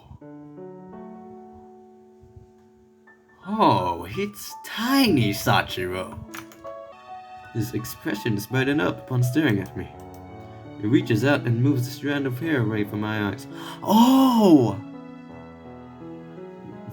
If you forget what happened, he stays a child and it's illegal to romance the child. Okay, you know what? That sounds about right. Finally, you're awake. What happened to me? We were in the temple. A few days ago, you fainted, so I carried you home. You did what? I was worried, so Kaichi and I took turns looking after you. Both of you? Got my cheeks feeling best. While you were unconscious, I had a dream about my past. For some reason, you were there. Even though we spent a short time together, you left a deep impression on me. Sorry for rambling. It was just a weird dream. No, I don't think it was. Oh, it's the same thing. By the way, where's Kaichi? It's all good between us now, don't worry. So you remembered your whole past, even your life as the guardian. Yeah, and even though I have some of my old powers, I am human now. I regret many of my choices. I can't believe that I let down the people for my own selfish wish. Let's keep skipping now. Return. Huh? I don't really have anywhere else to go, so we'll stay as long as you let me. I don't have much time left though. After regaining my memories, I recalled the angel telling me something about a trial. Honestly, I don't know what's coming next, but I want to spend my remaining time in this village.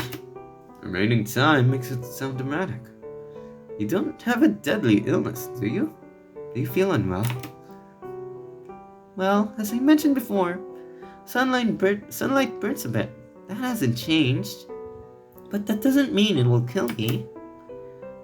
I'd like you to get a checkup just to be sure. You're always so worried. I do look healthy, don't I? I don't know, because I'm not a doctor. Sachiro laughs at my corny joke as he finishes off his ice cream.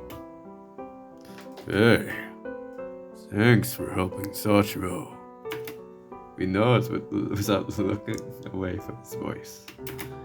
Mind if I ask a few questions? Go ahead. Why didn't you help him earlier if you knew what was going on? The poor guy was wandering the streets. I only saw a fragment of his memories, but you were a part of it. Unlike you, I'm not his lover. I almost snap back, but he gives me such an over-the-top smirk that I can tell he's just avoiding the truth. I respond with a cold and unimpressed stare. When he sees that I remain unmoved, his shoulders drop and he sulks ever so slightly. Jeez. These two are freaking beefing. Well, I wasn't sure how to restore his memories. I did try a few things, but that piece of work at the temple was a last resort. I figured it couldn't go too wrong. He could only really help himself anyway. Why'd you get me involved? He scared the hell out of me a few times. He chuckles and shakes his head. Simple. You were amusing. The truth is, you were never in any real danger from me. Well, except that one time, which was your fault anyway. You almost killed me! I realize I raise my voice when Sachiro's eyes flutter open. He looks directly at Kaichi. Well, have you apologized yet? Noticing my confused expression, Sachiro explains. Because of this guy, you were knocked out for a few days. And it seems he almost killed you too. The blonde boy coughs intentionally and turns his gaze away from me. Hey, Feel free to kick him. I'm sorry, Suzuki. I stand up and raise my leg as if I'm going for Kaichi's face. He turns his face slightly away, but has clearly accepted his fate. I stomp my leg onto the ground and lean directly into his face and whisper, I forgive you, High Kinnis. The confusion and frustration so clearly spreading across his face like it feels like a sweeter revenge than any kick I could have given. That's awesome. Sachiro bursts out laughing as I take my seat. Kaichi surprisingly seems more nervous and on edge about me now, which is the closest to respect I think I will ever get from him. Sachiro and I make our way back to the bars to park, the following night to see Kaichi again. Something wrong? I just remembered something. It's about Kaichi? Yeah, the first time I met him. I'm surprised it took as long. He's a pretty memorable guy. What happened? I mean, the day starts off pretty boring, but The atmosphere is surprisingly friendly. I do not remember if anyone else is there. I just walk straight to the counter and drop onto a stool. what would you like, sir? Any. The bartender is not fazed by my exhausted reply. I'll fix up today's special for you then. Okay. Quite unusual to see someone like you. Usually the dead pass through here. May I ask where you're heading? Nowhere. My pleasure to meet you, Sachiro. I have no name though, but usually I'm referred to as Mr. Random. Rando-kun. You can forget this name though, it isn't important. I do not pay much attention to the bartender. I do not even remember his face. Here you go. Today's special, The Sound of Death. I raise my ow at the title, but... I raise my ow? I raise my eyebrow at the title, but do not question it. The Sound of Death, huh? When I take a sip, a cold, bitter sensation fills my mouth. It becomes sweet as I swallow it. I quite enjoy it. At that moment, I turn my head and notice a new guest beside me. Ah, Kaichi, what brings you here today? I've only been here once. You remember everyone who comes through here. Anyway, give me the dark days. The bartender hands the man an ultramarine radiant drink.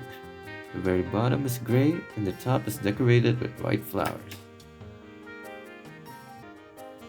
I am building a liking to the names of the drinks and their designs.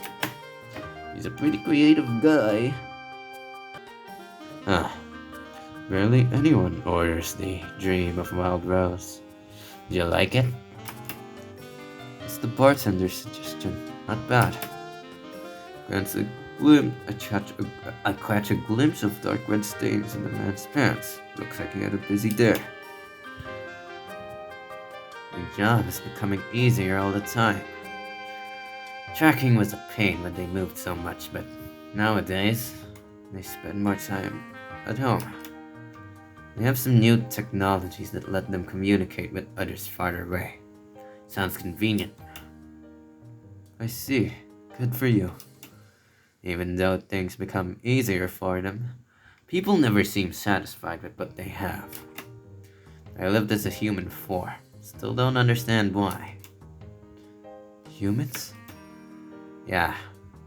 I assume you're not familiar with their world. Tell me more. You spent a long time talking about a world completely new to me. Kaiji's stories are so vivid that I only want to learn more. He even tells me about his life as a human and how he became a Shinigami. I am impressed by his attention to details. I become so curious that I ask him to show me the world he's talking about. No, forget it. That place is horrible. You'd regret even setting foot in it. You've just made me curious. I don't recommend it. My life is repetitive and boring. I need something else to do. Just learn to be content. The human world is not worth getting sucked into. I shake my head and place my hand on his shoulder. I'll just return if I'm disappointed. Alright then.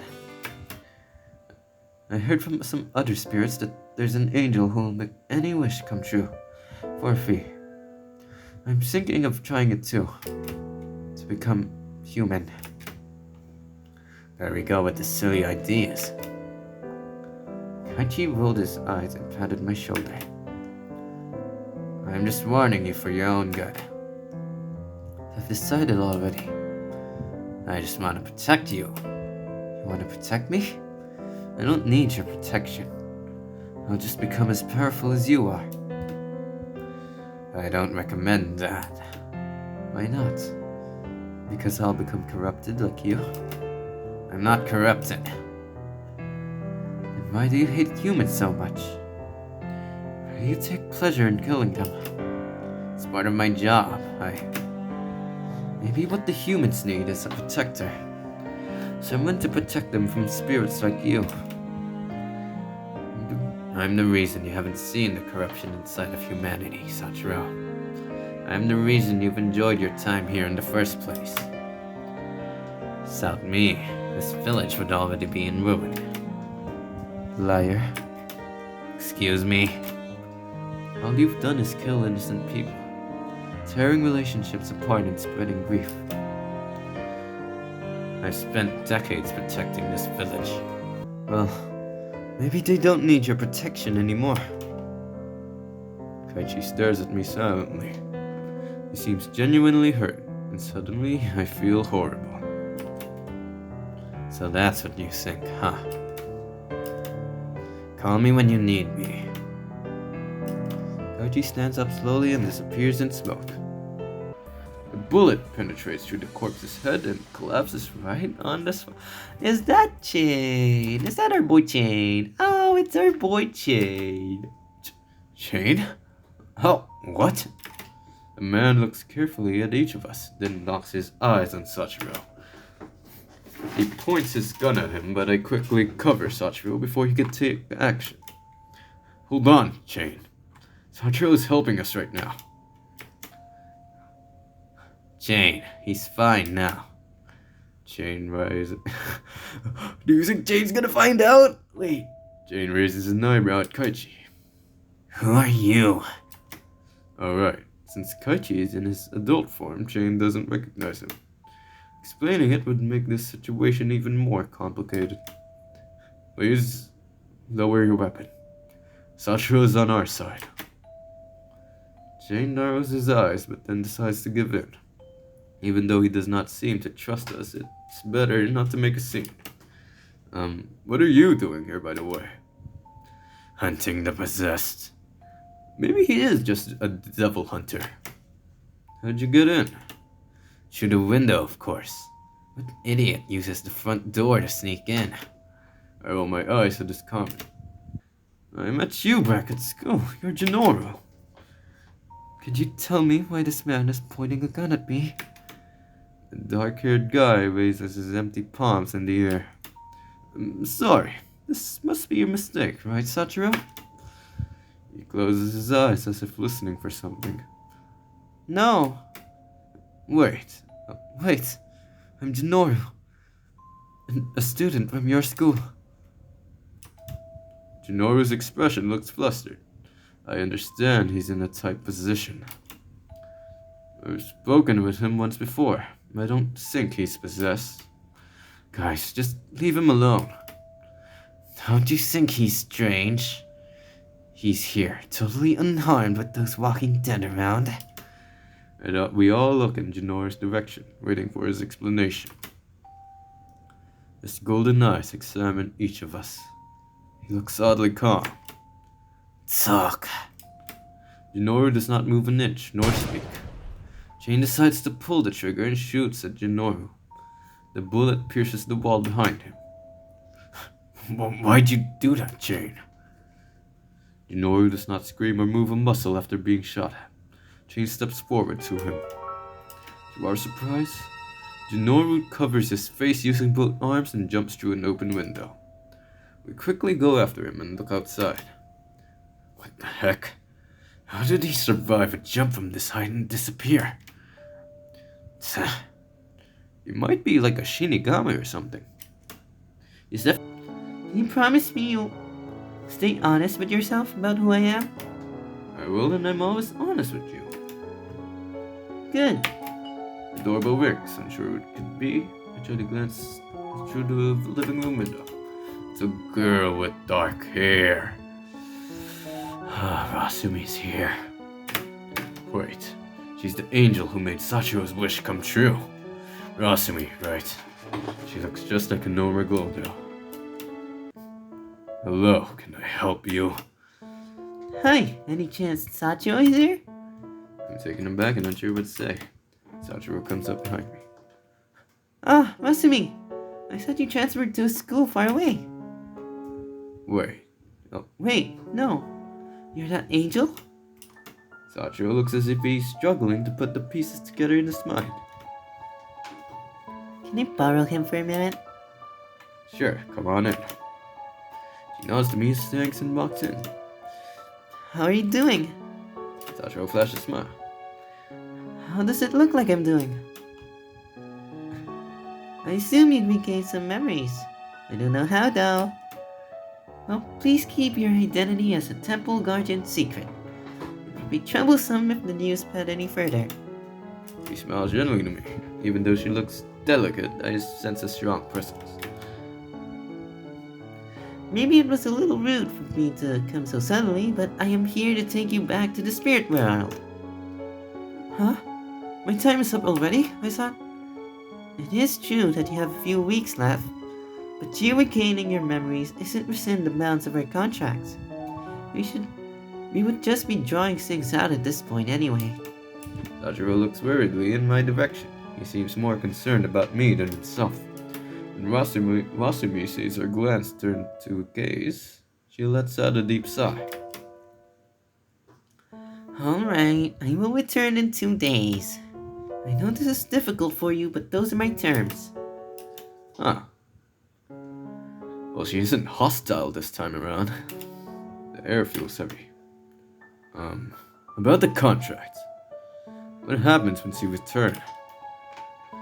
It said I will regain all my memories after I return to the spirit world. However, I have to start from zero regarding my powers. I know how to manage myself. I'm thinking of continuing my job as a temple guardian. Ah, I see. Don't look so sad, Suzuki. I had a wonderful time with you, even though it was short. He lifts his hand past my head. Sensation is something I'm not used to. Suzuki, I can't thank you enough. Ever since the first day we met, you've been so kind to me. If it wasn't for you, my life in the village would have been meaningless. I wouldn't have lived to the fullest. I would have walked around aimlessly. The time I spent with you affected me more than you think. Even though for a short time, my dream became true. The experience was enough to make me realize what really is important. The reason that brought me to you also made me regret not enjoying more of the present. I should have focused on what's right before me. I had a good time exploring the village with you. I'll continue my duty when I return to my world. This village and the people in it have become precious to me. Even if I don't see you again, I'll never forget you. I hug my pillow with my heart aching. I don't know what to say. I was not expecting this. Just now. His finger gently strokes my cheek as he looks into my eyes. I feel myself calm in his touch. I hope to keep watching over you, even from afar. I look forward to watching your life unfold. Always be yourself, Suzuki. I will. Thank you too, Sachiro. Sachiro pets me as my eyes get heavier. They slowly close into a peaceful sleep. May we meet again if possible, in another time and space. Good night and sweet dreams, Suzuki. Ah. 1 year later. Oh. No, 1 year later. The village is at peace. The perpetrator of the murders and disappearances was never caught.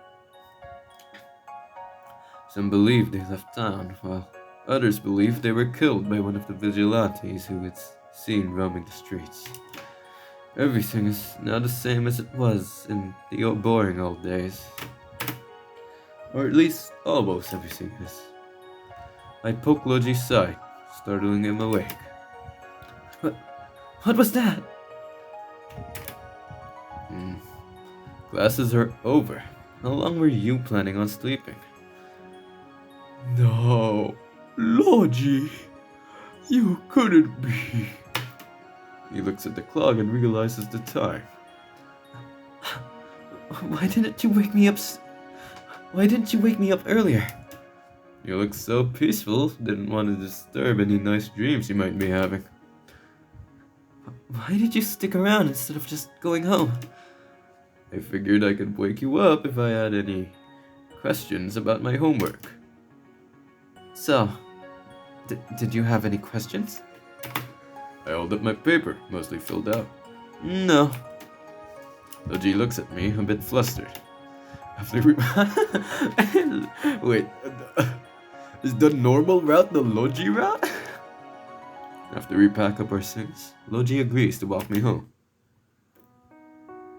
I rarely fall asleep in class anymore.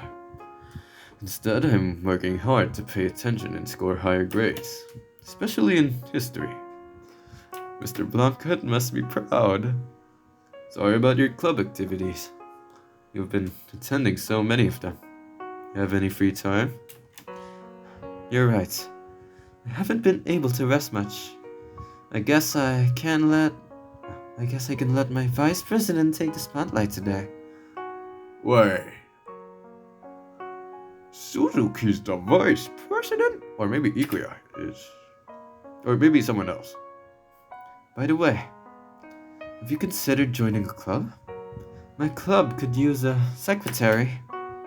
I bet you want me as your personal slave.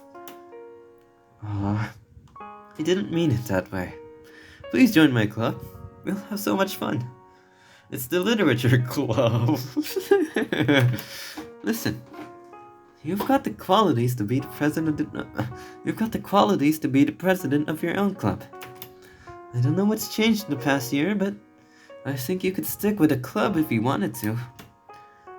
Might consider it, but first I'll need to see if it's my liking. Space buttons. So, you'll come? Don't worry. I'll make sure everyone's on their best behavior. It's really gonna be a Doki Doki Literature Club. Just, if you decide to stay, don't skip out after a month, okay? This day, 1 year ago, Rasumi came to take Sachiro away. At that moment, I wanted to hold Sachiro back, keeping him with me and not let go. Instead, I put on a brave front, suppressing the sadness inside. I want him to see me smiling until the very last moment. Our last memory should be happy, I thought. I did not want to make it too emotional or difficult, so we parted with only a smile. His last words were, "I will keep my promise." Just like he promised, the village became peaceful. Arms wrapped around my stomach and lift me into the air, kicking me. What are you doing, Loji? Don't startle me out of nowhere. Well, I can't startle you out of nowhere. Don't daydream in the middle of the road. You'll get hit by a car, or assaulted. You pass my shoulder. I think my only threat around here is you. He looks at me with puppy eyes, but I know he's messing around. I show an innocent glance back, then swing a rough hit to his side. Ah! I will pay you back later. I will have my vengeance. Hear me, Loji. I drop myself onto the couch and stare at the ceiling. I have not felt or seen any sign of Sachiro since he left. He did keep his promise by making this town more safe, but still. Maybe if it doesn't come to me, I have to go to him instead. Go to the shrine. That night, I decide to pay my first visit to the temple. It has been a year. Just like the last time I visited, the place is old and cold. I don't know if Sachiro is here right now, but I can give it a try. I gaze at the altar and recall he often sat around there. Hi, Sachiro. It's been a while, hasn't it? Sorry that I didn't come earlier to visit you, because... I clenched my shivering fists. I knew you had no choice, and this was a better way. But I wanted to be with you. And if I didn't get to be with you, I at least wanted our last memory to be happy. You made this world safe, and I'm taking advantage of it. I'm doing my best to make my life exciting enough for you to watch. But even though the world is better, I often don't feel better. I pause for a moment to take a deep breath. Sachiro, I want to see you again. It's a selfish request, don't you think? I've only answered by silence. I don't know if he has heard me, but I feel better having finally said everything out loud. I stand silently for a few minutes, feeling foolish, waiting for a sign. As the night air chills, I decided to head home. Thank you for protecting us, Sachiro. Goodbye. I bow politely before taking my leave. I was wondering how long you were going to stand there. Kaichi, when... A tall man steps out from the shadows, looking at me with an amused smile. That was a very heartwarming monologue, but your presentation could use some work. Are you spying on me? I look away in embarrassment. I've not seen Kaichi since our last time at Sachiro. Not even in passing at our school, or during my trips to the library. I guess you miss him a lot, don't you? His casual words hit me in the chest. I've barely been able to even talk about Sachiro with anyone. Loji asked about him at one point, but I lied and told him he had found his family in a nearby city. Oh, so Loji... it's like Loji is here in this text. But if it was Ikuya would have been in this text. Okay, probably. Loji was sad that Sachiro found his home. He had no idea. Kaichi's face softens as he watches me. He wraps his arms around me, pulling me into a hug. Can't hold back my tears anymore. Aww, MC is crying. I knew I'd find you here. This meeting is no coincidence. You want to see Sachiro again, don't you? I look up at him and nod. I cling to him as though his shirt were my lifetime. That guy knew you had a rough time, but he can't travel between worlds. That's why I came to get you. Shall we go? It will only be for a short time, though. Wind and dark smoke swirl around us. Kaichi covers my eyes and I close them. I feel my body lighten. When I open them, I encounter broad daylight. Is this the spirit world? Kaichi confirms my question with a nod, then releases me from his arms. I hear a voice behind me. A familiar sensation fills my body with life. I turn around. Emerald green eyes stare at me as if witnessing a miracle. I see that same smile I missed so much and hear the same voice calling my name. Sachiro's arms are open. Aw, very wholesome. Tapped in, wholesome, awesome, awesome, wholesome, very wholesome. Aww. Sachiro, is it really you? I've missed you so much. I had a rough time working my way back up. No, I've always watched over you. Sachiro pulls me closer. I've been waiting for you to come. Thank you, Suzuki. Hearing his voice hits me even harder, and I cannot help tearing up. I never want this moment to be over. Normal end. 3. Achievement. We part again after this anyway. Lol. Yeah! We got all the Sachiro things! Okay, I'm gonna go to sleep because I have to study tomorrow and I have a bunch of stuff to do tomorrow and I mean today, actually. Later today. I'll see you guys tomorrow, okay? I mean later. I mean tomorrow. I don't know. I'll see you guys. Anyways, bye-bye.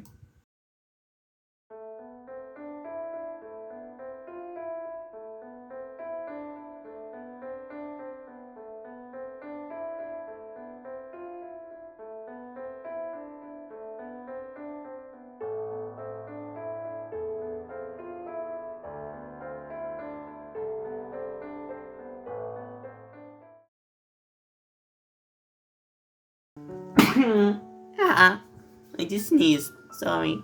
Also, we're about to meet someone. Oh my god, it's Mini Durin! Heck yeah. Hey, great timing. Dad just finished cooking. Is this your friend? What's his name? I'm Sachiro. Nice to meet you. Likewise. My name is Loji. Sorry. I thought that was Markiplier for a second. I thought that was entirely just Markiplier. If you are really an angel, you should know. I am the son of Sparta. Holy umbrellas. Holy umbrellas. Holy umbrellas. Holy umbrellas.